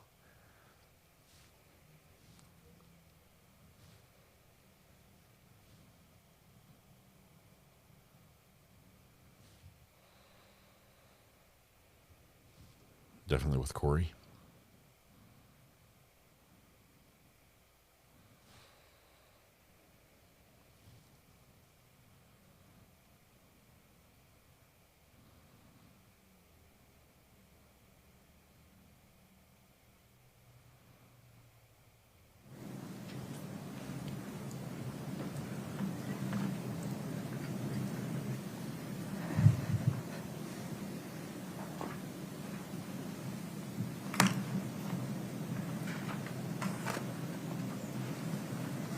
I'm sorry, briefly, we're going to go back to the Sedona Mago letter. Scott, can you publish, can you bring up 2-4? Don't publish it. Go ahead, Mr. Bloodworth. What's the state's motion? Your Honor, the state moves to admit 2-4. Consistent with the court's ruling at sidebar, states Exhibit 2-4 is admitted. Just 1 moment. Of course. A what? This is the letter? The third person letter? Yes.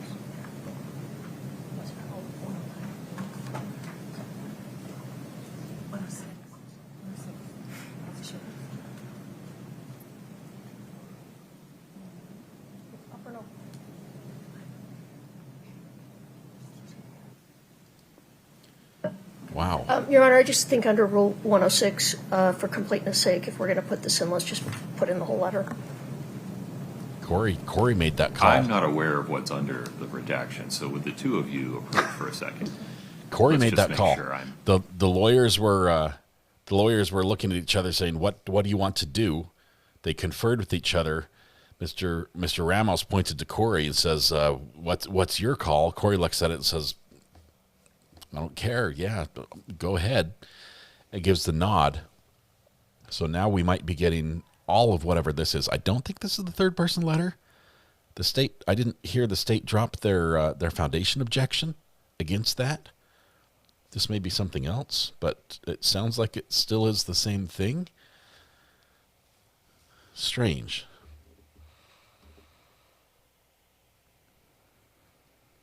It seems strange. Now we're paying attention. Yeah. The judge now, even though both sides agree to admit the whole letter, says, let me just see what you're admitting. I mean, there are redactions in here you're proposing to uncover. What was in there? They discussed it with the judge at sidebar. Yep, they might have overcome the objection at sidebar, or perhaps the defense thought better of it and said, we actually want that letter in. We think we can use it to our benefit.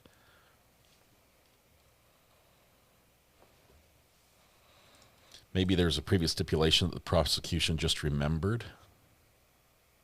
Ooh, that would be good. I know this has come up before. I mean, this was a litigated item before the trial began.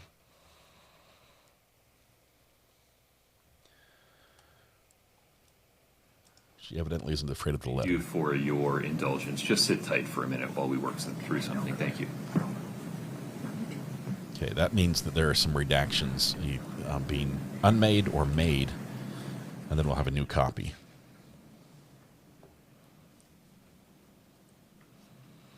Maybe the letter was her first effort at writing a book.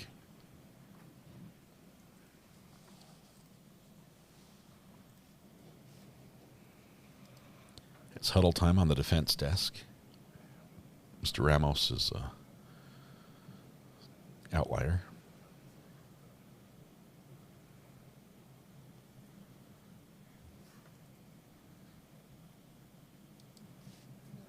There's a good photograph. Nice little family photo.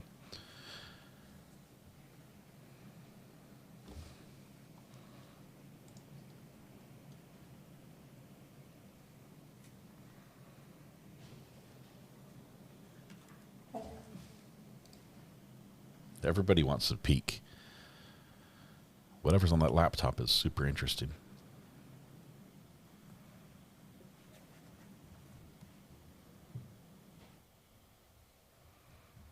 They cited the rule of completeness, which we haven't heard a lot in this trial, saying if you're going to let part in, we want all of it in.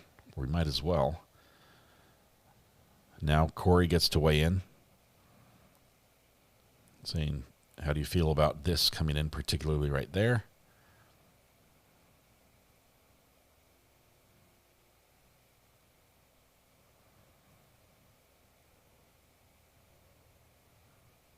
This might be a pivotal moment for going forward for their strategy, if this is brought in or not.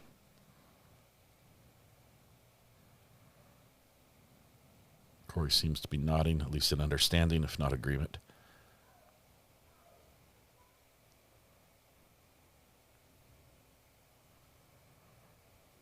Might have been a I don't really care shrug of the shoulders. Okay. Mr. Bloodworth, it's coming forgive in. me, how much time do you need to come up with an unredacted version? We have it. Okay. It's done. Scott, would you, the screens are muted. Would you show it to me for a moment, please? One moment. Your Honor, we'll put a sticker on it later, but Okay. that's it.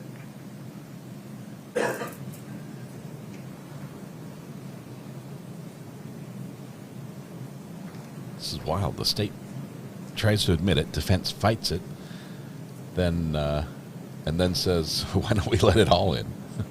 Is it strategy? Okay. The number of this again, one more time? 2-4. Yes, sir. The unredacted version of 2-4. Anything further, Ms. Lewis? No, Your Honor. Is admitted. Published now? Yes, Your Honor. Okay. All right, here we go.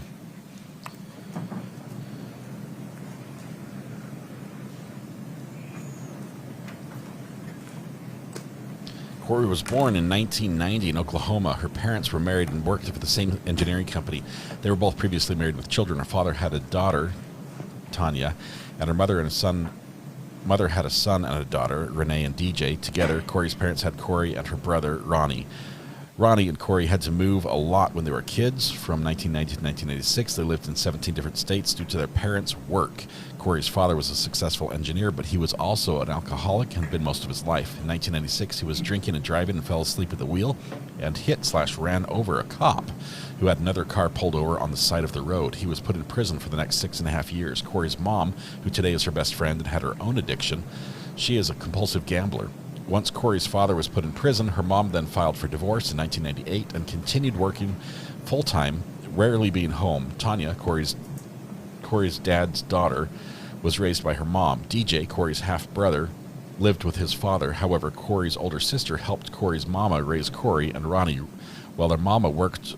Once Renee turned 18, she left and never had a relationship again with Kouri or Ronnie because she blames them and having to help raise them, destroying her life as a kid. In 2000, Kouri and Ronnie and their mom moved to Utah to be closer to their mom's sister and finally settled down. However, their mom's gambling addiction made life as a kid difficult.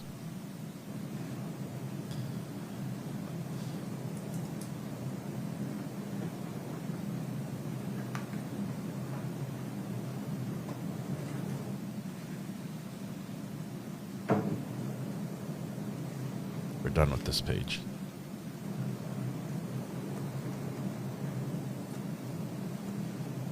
Their mother was a compulsive gambler, and there was a casino only a couple hours from our home. Every other weekend growing up, we would spend it in a hotel room while mother gambled. Eventually, our home was foreclosed on. Multiple cars, repo, and ends were barely being met. Kouri's mother spent everything and more to fulfill her addiction needs, even if that meant losing our home. Multiple times, Kouri lost trust in her parents at a very young age. She graduated from high school in 2007 when she was 17, eager to begin college and have a stable life, make a stable life for herself. She began college and met her now husband. When Kouri met her husband, she instantly fell for the idea of marriage with kids and a happy family, a stable family, because that was her dream. Kouri got pregnant her sophomore year in college, which was very unexpected at the time. Kouri's relationship was very rocky, but she thought once the baby gets here, it'll be happy and everything will be fine. Kouri had her first son in 2012, graduated college that same year. She then got married in 2013 because she told herself, when I get married, I'll be happy. In 2014, she had her second son because she told herself, another baby will make me happy. Kouri then started graduate school in 2016 because that will fill this hole and make me happy, but it didn't. In 2017, she had her third son, and life spiraled downhill. She graduated from grad school in 2018. However, she also found out her husband had been having an emotional affair. Kouri went to counseling on and off because of anxiety, depression, and this constant need to chase happiness. Her husband emotionally, she is exhausted from years of hearing, "You're selfish, you're not enough, you need me," from her husband. She's ready to open her heart and find the happiness that is already there and stop looking for it. This is Kouri's third-person narrative of her life story.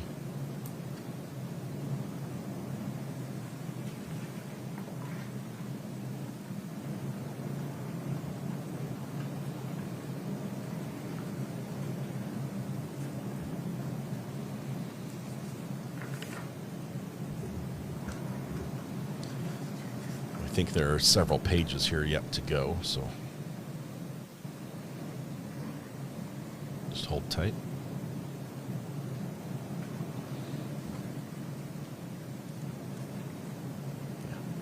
Ivan, thanks for that.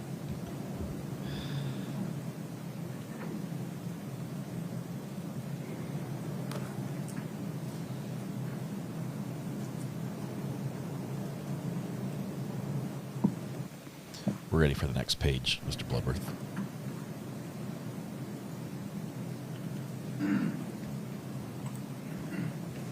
Thank you. No further questions, Your Honor. Apparently it's just 2 pages.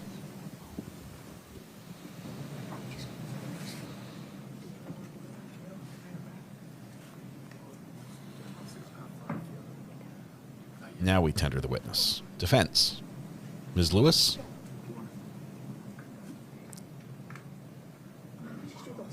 Any questions for this one?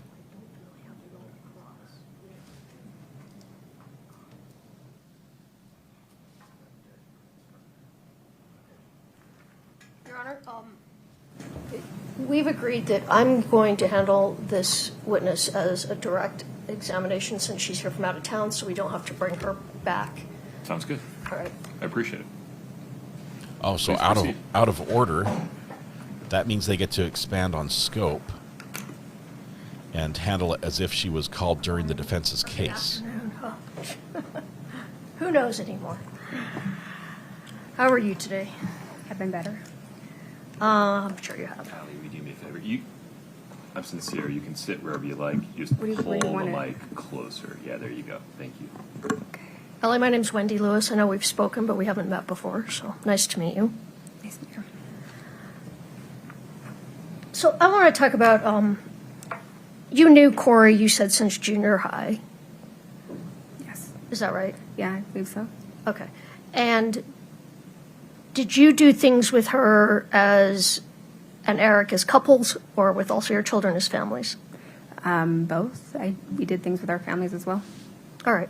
And did you go on a trip to Hawaii together? I did. And when was that trip to Hawaii? I think it was it was early 2018. Early 2018? Yeah. February, I think. Okay. And what was the purpose of that trip? Our friend was getting married. Which friend was that? Selma. Selma. Okay. And did something happen on that trip that Kouri was upset about? Could you clarify? Did something happen in terms of the travel to Hawaii? Yes. And what was that? Kouri found out that Eric had hidden drugs in her suitcase without telling her. Okay. And what was it that he put in the suitcase? Gummies. And was she upset about that? Yes. Yes. We were laughing. Yeah. She wasn't crying upset. It was more or less a funny story, but not so funny. Not so funny story. Mm-hmm. And I mean, is it fair to say she was not happy? No, she was not okay with it. Okay. And what was Eric Richins' reaction? You don't have to was- get into what he said, but how did he react to Kouri not being happy with him? He thought it was hilarious.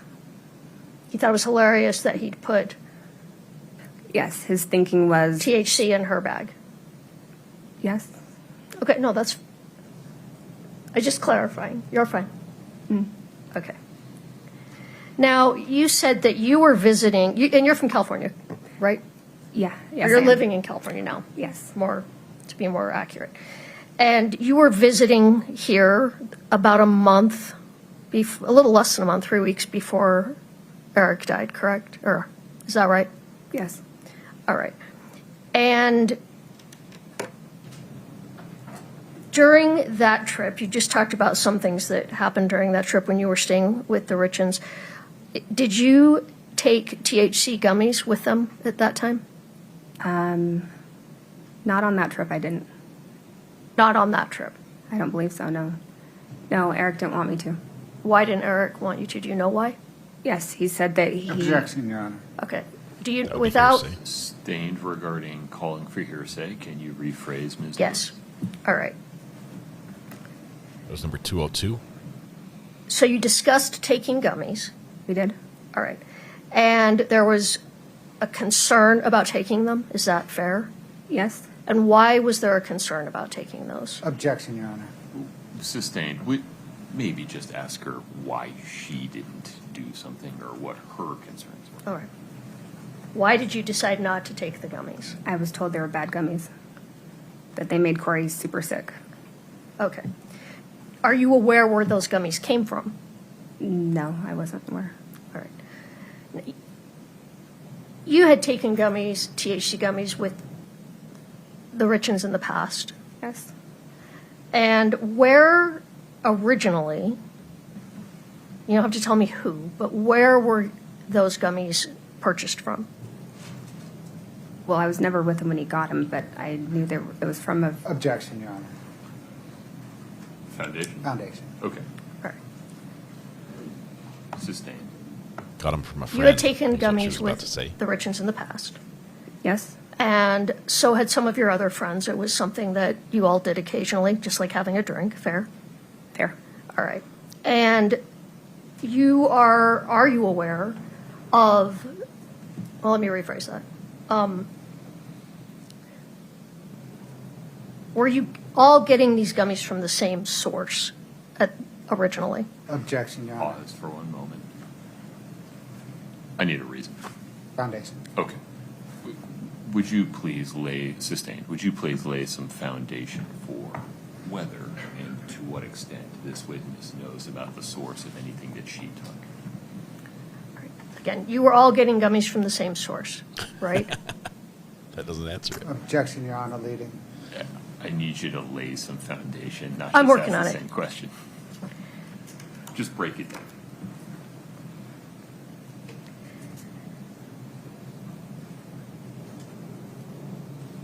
Do you know where you and your friends were getting the THC gummies from? It's a yes or no question. Yes. You are aware? Okay.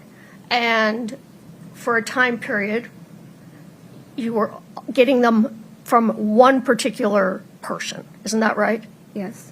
Okay. And what was the time period that you were getting them from that person? What do you mean? Like, was it from Here comes 2018 to 2021? Was it from, can you give me a general time, for how long of a time? Would you pause there for one moment? Your objection, Mr. Bloodworth. Your Honor, objection, foundation, particularly as it relates to whether or not hearsay is the foundation. Right. Ms. Lewis, my apologies. Would you approach for 1 second? Did you hear that little hot mic from Ms. Lewis? We got a little OMG from her on this one. Oh, my. Yeah. We got an OMG from her. She's probably an eye roll, but we didn't get to see that one. I think Mr. Bloodworth is correct in his objection. She has already started to say that she knew where they were coming from because Eric had told her, or someone had told her where they came from. That's not personal knowledge. So when Ms. Lewis gets up and asks, were you aware where these were coming from? She says yes to the yes, no question. She says yes because someone told her. That's still not personal knowledge. You can't use that as a foundation. So I think this might not stand. It's possible Let me that... just back up. You said you were aware that they were all coming from the same person. It's a yes or no. Yes. How are you aware of the person that was providing them? Can you be a little bit more specific? How were you aware where the gummies were coming from? So-and-so told me. That's the same question. Yeah. Yeah, I know. But there's a distinct difference. Were you ever there when the gummies were purchased or brought or delivered? You were never there. Not coming in. All right. Did you ever purchase them yourself? No. So You have no personal knowledge. can you tell me how you knew? Let me just come out. So did someone tell you where the gummies were coming from, or did you have personal knowledge of where the gummies were coming from? I was told where they were coming from. All right. Okay. That solves it. Good job, State.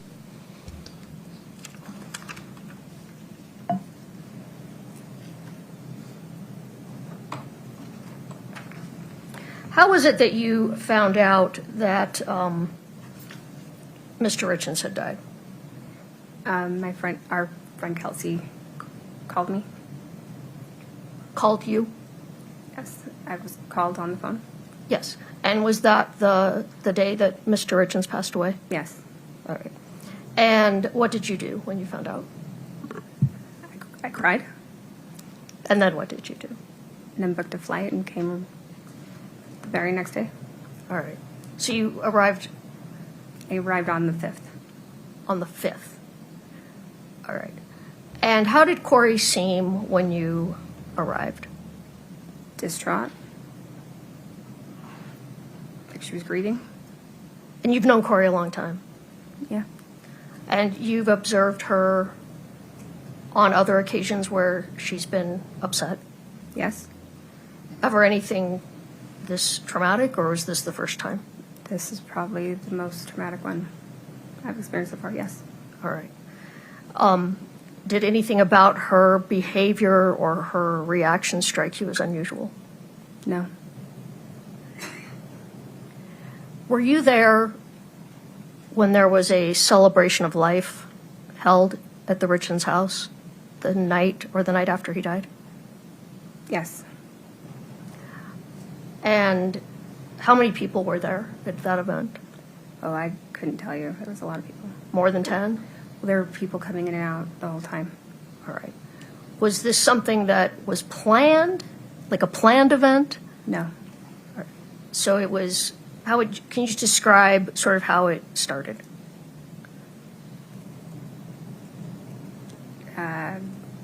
People came to show their condolences. And other things. Grieved at the loss of losing Eric. That's how it began. That's all it was. All right. And was there alcohol? Yes. What else took place at the event? What were people doing? They were drinking? We were playing with the kids and talking about memories of Eric. All right. Dancing. We're going to talk about Bryce talking about eventually. him, remembering him. Okay. Would you describe it as an upbeat, happy event? It was kind of, I don't know. It wasn't a party, if that's what you were trying to ask. Okay. What would you describe it as? Remembering his life. All right. Can you pull up Defense Exhibit 1089? Here comes the video. Just for the witness. Just for the witness. Please don't show the jury. If this is Bryce's video, we're. Do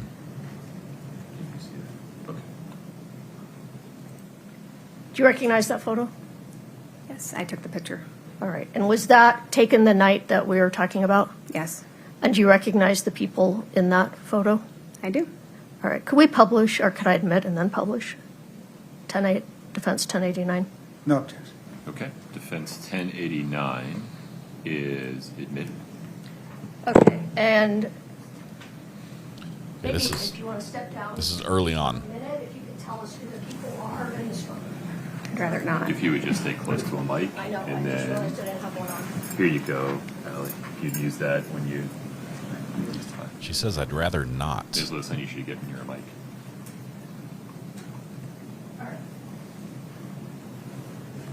Just from left to right, can you tell us who's in the photo? That's Kouri. I can't remember his name, but that's Eric's best friend. Can we get Eric's the mic best up? friend. That's Eric's best friend. I can't remember his name. Is that Bryce? Yeah, that's Bryce. Sorry. Okay. Yes, that's Bryce. That's Allie, Cody's wife. That's Chelsea, and that's Amy, Amy Eric's sister. Richins. Okay. You can sit back down. That's the throat punch. We can take that down. So how long did you stay after Eric passed away? I stayed overnight that night. Were you there the next day when Amy Richins came to the house? Yes, I was. All right. And were you there when Kouri was trying to get into a safe that belonged to Eric? I was. Do you know why Kouri was trying to get into the safe? Excuse me, yes. Why was she trying to get into the safe? She wanted to see what his will said. And did she know the will was in the safe, or do you not know? No, she knew it was in there. All right. And then what happened? What do you mean, what happened? Well, was she able to get into the safe? She was not. She didn't know the code. And then was there a conversation about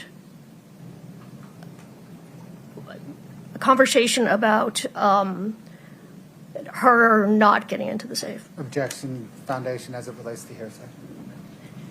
All right. Who was present when she was trying to get into the safe? She wasn't even in there at first.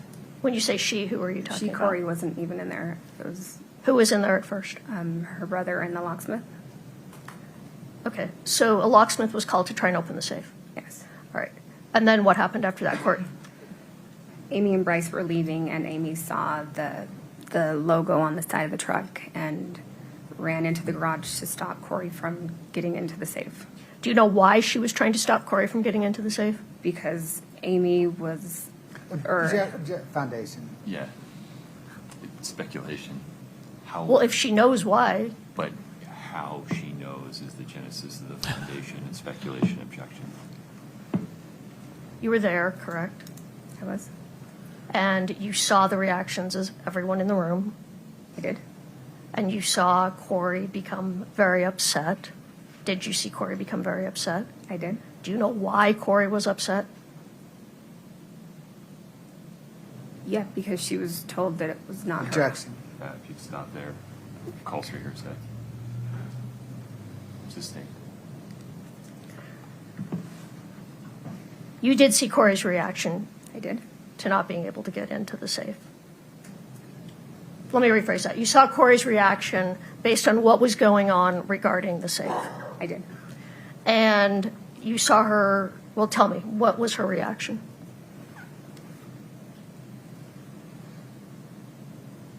Pure frustration and rage. Rage? Yeah. Was she crying? Yes. She was shaking. And in your opinion, was that reaction over the top? No, I thought she was valid. Did you think she was unreasonably out of control? No. Was that reaction unexpected, given what was going on in the room? No. Okay. Just one moment. I think this was the throat punch night. All right, just have a moment. Of course. So Ms. Lewis, that I wonder if prosecution now gets to lead. Let's go back to what you were on talking about with redirect. Mr. Bloodworth regarding the sandwich. So when you were there, you said that Eric said, what did Eric say to you again about the sandwich? Can you clarify the question, please? Yes, you were talking about when Eric got sick from a sandwich, right? You talked about that with Mr. Bloodworth. I did. And A.W. welcome. he told you, Thank so what much. did he tell you? That he believed that Kouri had tried to poison him. Okay. Did he tell you, I believe Kouri tried to poison me, or did he say to you, did Kouri tell you she tried to poison me? No. No, he said, he said Kouri tried to poison him. All right, and who was there? Kouri was there? Yes. And This is defense. what was her response to that? She was laughing and she said that's not what happened. And what did happen? I don't know what happened. Well, he took a bite of the sandwich and got an allergic reaction and had to shoot himself with an EpiPen. okay, so Boom. they EpiPen. talked about that there was an allergic reaction. Yes. Was everyone laughing? Yes, we were all laughing and we jokingly said, "Don't eat what Kouri feeds you." Okay. And did Eric appear upset about what had happened prior with the sandwich? No. Did he seem scared about what had taken place? No. How are he and Kouri getting along when you were there that last visit? They seemed better than I'd seen them in a long time. Okay. And with that, I have nothing further. Okay. Now state can cross because this was handled as Mr. direct. Bloodworth, any additional questions for Ms. Staking? Yes, Your Honor, thank you.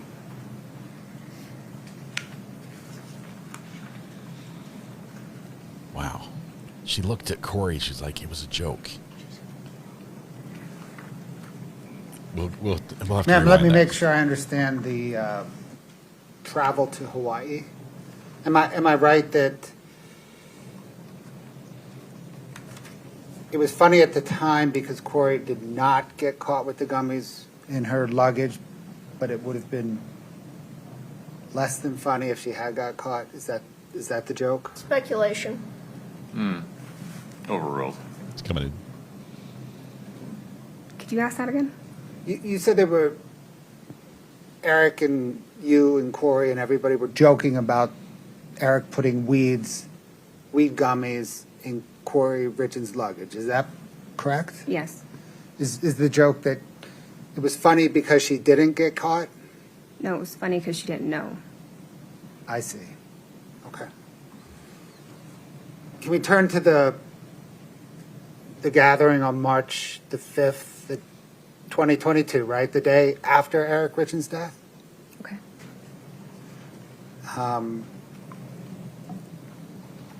And you and others, many friends of Eric, some of Eric's family members, I think were there, right? Yes. And people were drinking and toasting Eric. Yes. People were also using weed gummies that night too, as well. I don't know. Not that I'm aware of. That photo you showed, or you looked at, it was labeled Exhibit 1089. That was at the beginning of the evening? No, that was towards the end. It was I don't know. It was mid-evening. Okay, there came a time, right, when Mr. Knutson removed his pants? Sorry, who? Do you know who Bryce Knutson is, the I guy in know that photo? Bryce. I don't know his last name. Okay, did there come a time when he removed his pants at that celebration? Not that I remember, but probably. Okay. Do you remember if the photo was before or after that? It was before he was dressed. Scott, can I get Exhibit 8-8, please? Probably. Sounds like something Bryce would do. Is that what that was? Yeah, these celebrations of life are just The witness different. can see it.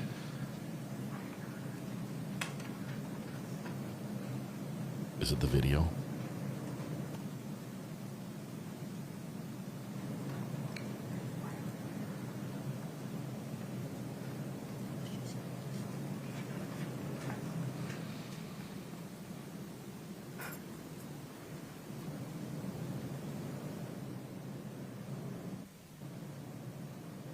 Was that?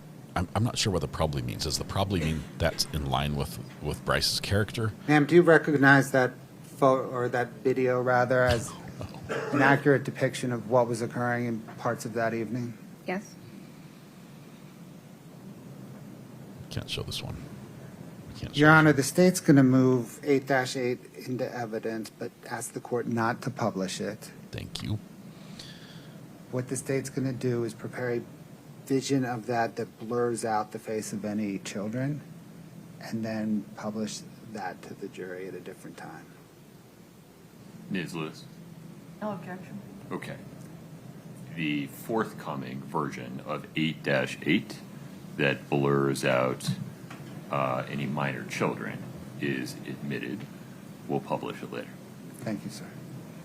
Can you blur out anything else for us? Scott, can you bring up 8-8 Delta 2, please?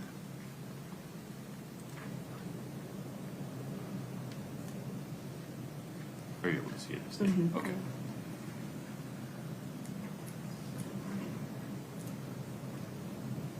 Is this supposed to be moving, Scott? Your Honor, it's not. It is Okay. a still frame from that video. The state moves 8-8 D2 into evidence. Ms. Lewis? No objection. I'm worried that 8-8 D2. Bryce is about to make an You're appearance. going to mark this later with a sticker. I am, Your Honor. Okay. Is admitted. Would you like to publish? Yes, Your Honor. Okay. Please don't. Please, please, please, please, please.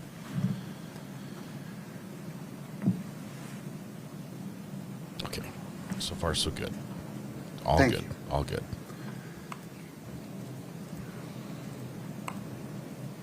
Your Honor, may we approach to have a common understanding on something? Sure.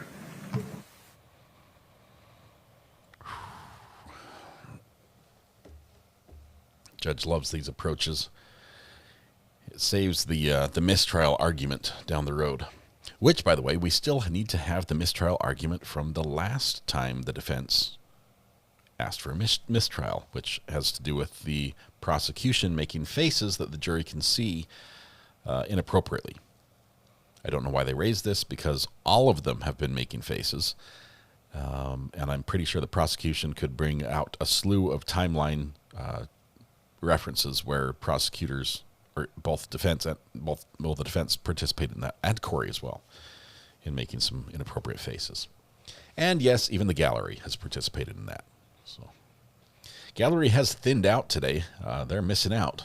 This is getting the spicy stuff in. Were these pictures the day after he passed? No, I think. Well, I don't know. Yeah, it may be, because she said she showed up the day after. I don't know how long she stayed. She stayed that night. Kouri tried to get into the safe to see the will. The sister flipped out about it. That's when she told Kouri it didn't belong to her.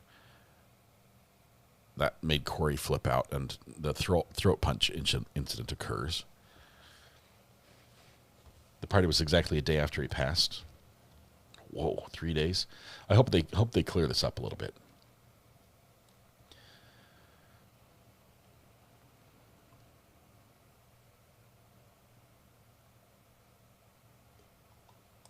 Four years ago to the day. Yep.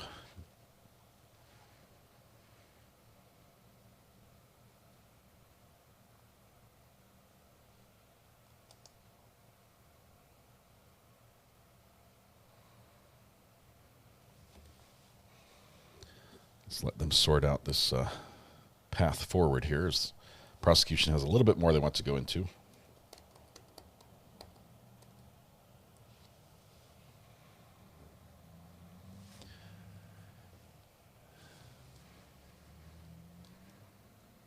This tells me nothing, but Bryce was a fun party guy. Apparently, Eric was, a lot of fun to hang out with as well. It does seem strange that the day after your friend dies, you're naked in his house. Getting naked. With his widow. And their kids. I don't know where the kids were. They were in some of the pictures. Or in the video. Smiling by Attorney Nestor, suggesting they aren't at all bothered.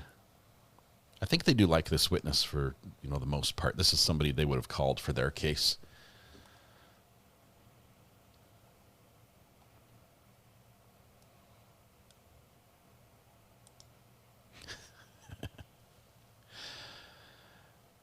It's definitely a different type of morning than what I'm used to, but this was a group that had partied a lot together, so I can give them a little room.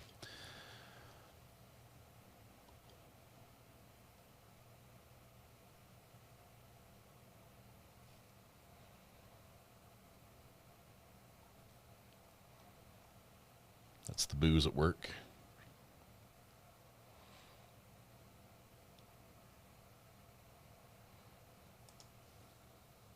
We're going to go back and watch a little part of this. As a matter of fact, I might cue that up right now. Let me get that ready on the replay machine. There's a point where the witness turns to Kouri and mouths, "It was a joke," as a joke, or something to that effect. And it's definitely directed right at Kouri.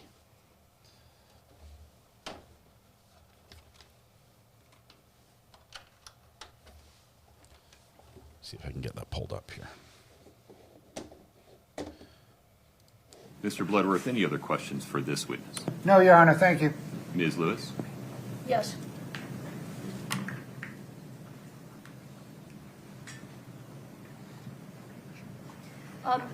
Just going back to the night of the wake. Mm-hmm. And have you been to wakes before? Yeah. Or was that your first one? First No, one I've like been to wakes that. before. And was anything about this unusual to you? No. This is how you'd seen people at other wakes right after a loved one had died. Fair? Yeah. Was Yes. Kouri happy that night?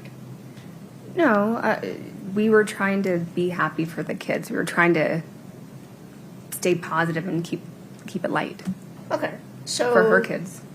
And that's fair. And you said you spent the night at the house. I did. Who else spent the night at the house that night?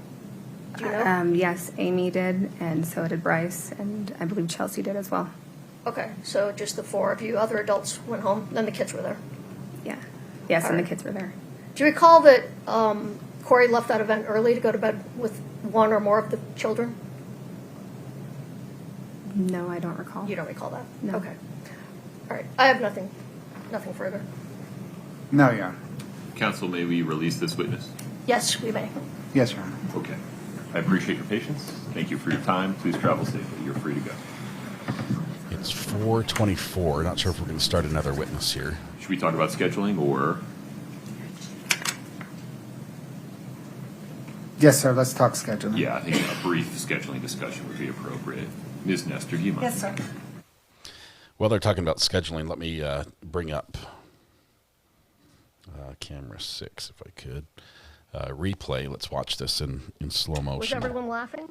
Yes, we were all laughing, and we jokingly said, "Don't eat what Kouri feeds you." Okay.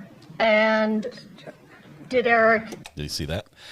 Let's do this one more time. Live speed. So right now she's looking right at Miss Nest. Excuse me, Miss Lewis, who's asking the question. Right? We'll ask it again full time, real time. Was everyone laughing? Yes, we were all laughing, and we jokingly said, "Don't eat what Kouri feeds you." Rather than use the next 15 minutes to begin the next witness and then have to take a break, we'll just start with that next witness on Monday morning. Scheduling reminder, no trial tomorrow. Friday March 6th. We will be in recess until Monday morning, 8:30 a.m. Over the next 3 days, please make an effort to not watch, listen, or read anything related to this case. It takes affirmative action, so please be diligent. Please do not speak about the case with anyone. Please do not allow anyone to talk about the case to you. That requires affirmative action as well. And please don't do any searches or research about the case in any way. Please enjoy your weekend. I'll see you again Monday morning, 8:30 a.m. Please travel safely. Please rise for the jury. Let's see if they sort out any issues at the end of day today. We do have that whole mistrial motion, which defense was ordered to put in writing for the judge to look at and review. If he's had an opportunity to do that, maybe now is a good time to bring it up.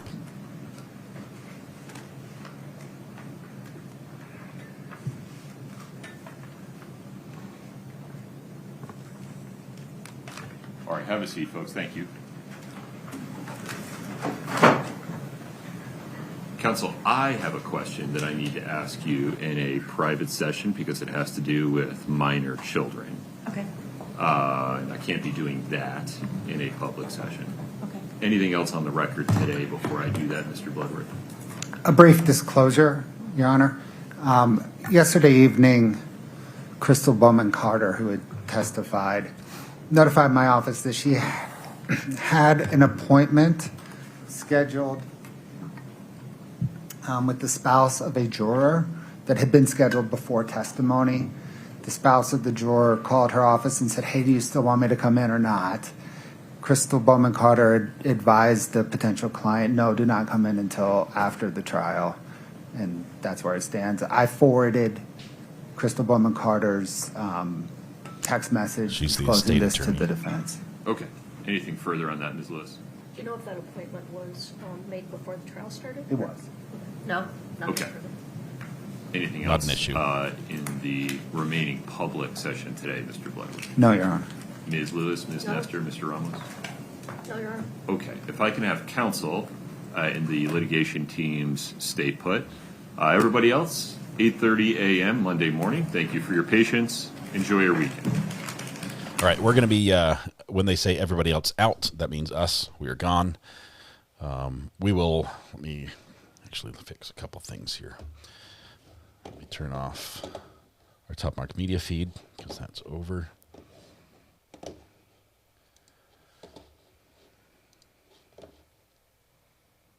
Let's see. Okay, it's done.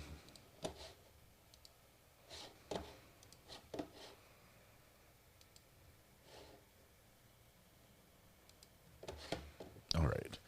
That one's done, and now we can go back, and I can show you that one more time that the judge sort of interrupted. They just killed the mics. Little popping sound. Dismiss that. Remember in the beginning when we started 110 years ago? All right. Here's where we were. We were looking at this witness, and we'll listen one more time to what happened and her response as she turns and looks directly at Kouri. Okay. And It was a joke. And had to shoot himself with an EpiPen. Okay. This testimony is terrible because the defense wants no input about there being an EpiPen. They're saying there's no evidence there was an EpiPen. They ask the question. She testifies that that's what happened. Reaction and had to shoot himself with an EpiPen. Okay, so they talked about that there was an allergic reaction. Yes. Was everyone laughing? Yes, we were all laughing, and we jokingly said, "Don't eat what Kouri feeds you." Okay. And did Eric? That's a bad look. That's a bad look. It was just a joke. Did Eric? Eric? And did Eric? Anyway, interesting that happened right there. Don't eat what Kouri feeds you. Meaning, I think the witness is trying to say, I'm not trying to say that that we were serious, that Kouri would poison you. It was just, we were just joking at the time. I'm sorry. It sounds bad now, in light of everything, but that's it. What I learned today, says Auntie Candy, keep your pants on, folks.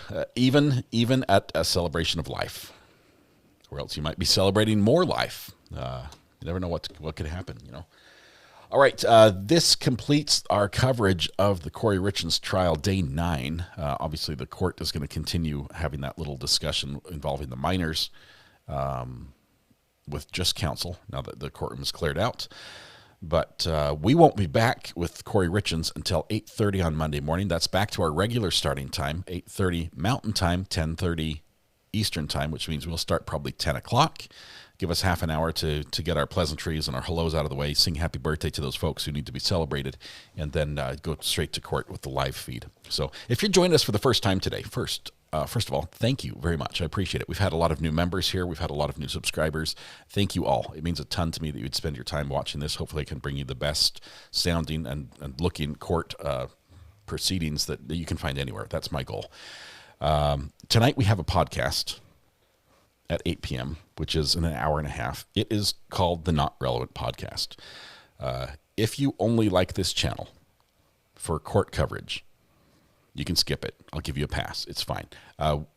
Oftentimes, as we watch court day in and day out, and sometimes listen to some very heavy fact patterns, dealing with some issues that strike sometimes way too close to home, we like to have a little lighthearted break, and we do that on Thursday nights at 8 p.m. with the Not Relevant Podcast. It's just fun. That's all it is. We just have a good time. Thomas and I, we're friends. Thomas is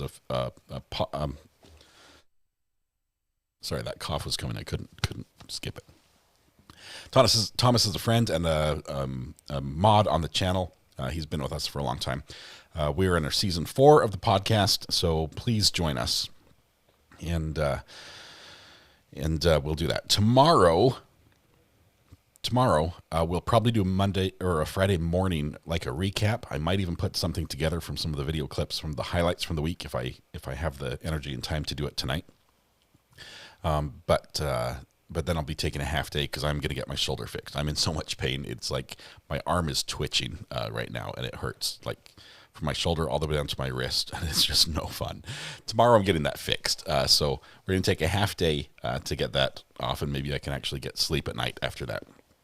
But other than that, have yourselves a great weekend. We'll do a recap. We'll do a recap tomorrow and try to put things together. Maybe a time to play the music. Might. Anything else we need to cover? We covered it all. We'll do let me actually make a portal to the podcast if you do want to go there and join us. We are giving away memberships tonight on the podcast. That's exciting. Let's do StreamYard. Okay. Hold, please, for just a minute. Let's see. We can do a recap tomorrow for sure. It's just late. It's like 6:30 right now. Okay, we're on season 4, episode 8. No, you don't. We'll have our sound effects going tomorrow for sure. Okay. Download that. Compress. There we go. You are banished from the state of Georgia. Yes, we're banished. Live stream. I'm building it right now.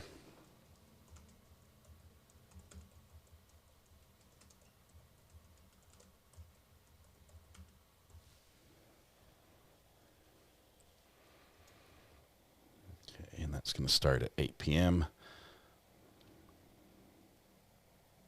In front of the Walmart.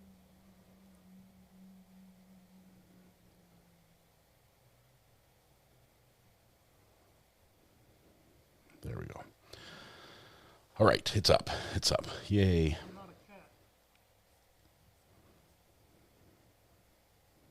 Create the live stream. All right, podcast tonight. Turn clocks ahead this weekend. Seriously. That's the bad one. Spring forward, fall back. Spring forward is where we lose an hour of sleep. That is not what I had in mind. That'll be important to remember to do. All right. Making the portal as we speak. Sorry, it takes just a moment. Remember in the beginning when we started 110 years ago? Okay. Now I can play the music. All right. What a day. What a day. What a week this has been in this trial. I can't wait to recap it a little bit tomorrow morning. We're probably going to start about maybe about 10 tomorrow as well. Give me some time to put some clips together for you. 9 or 10 Eastern. I'll post it in advance. You'll see it. You'll see it there. Watch for it. I never lose an hour or gain because I'm always awake as it happens. I saw you guys. Some of you guys are night owls. Up all night and up all day as well. Plan to sleep in. It'll be okay. Good. All right. Podcast tonight. After that, we've got a little recap tomorrow for the morning. That'll be off the afternoon. Then we'll be back with the Kouri Richins trial, day 10, beginning on Monday. The state may rest on Monday or Tuesday. This could be the defense's case early next week. So still have to see the walk the dog letter. Is the state going to try to bring it in? Are they just going to skip it altogether? It could be incredibly spicy if they try to bring it in. It's a great ending note if it is the last thing they want the jury to hear. Tonight when you go home, please hug the people you love, smile at someone, make their day just a little bit better. Please stay safe till we go live again tonight at 8 p.m. with the podcast right here on this channel. Portal will take you right there. You guys, we will see you later tonight. Have a good one. Bye-bye.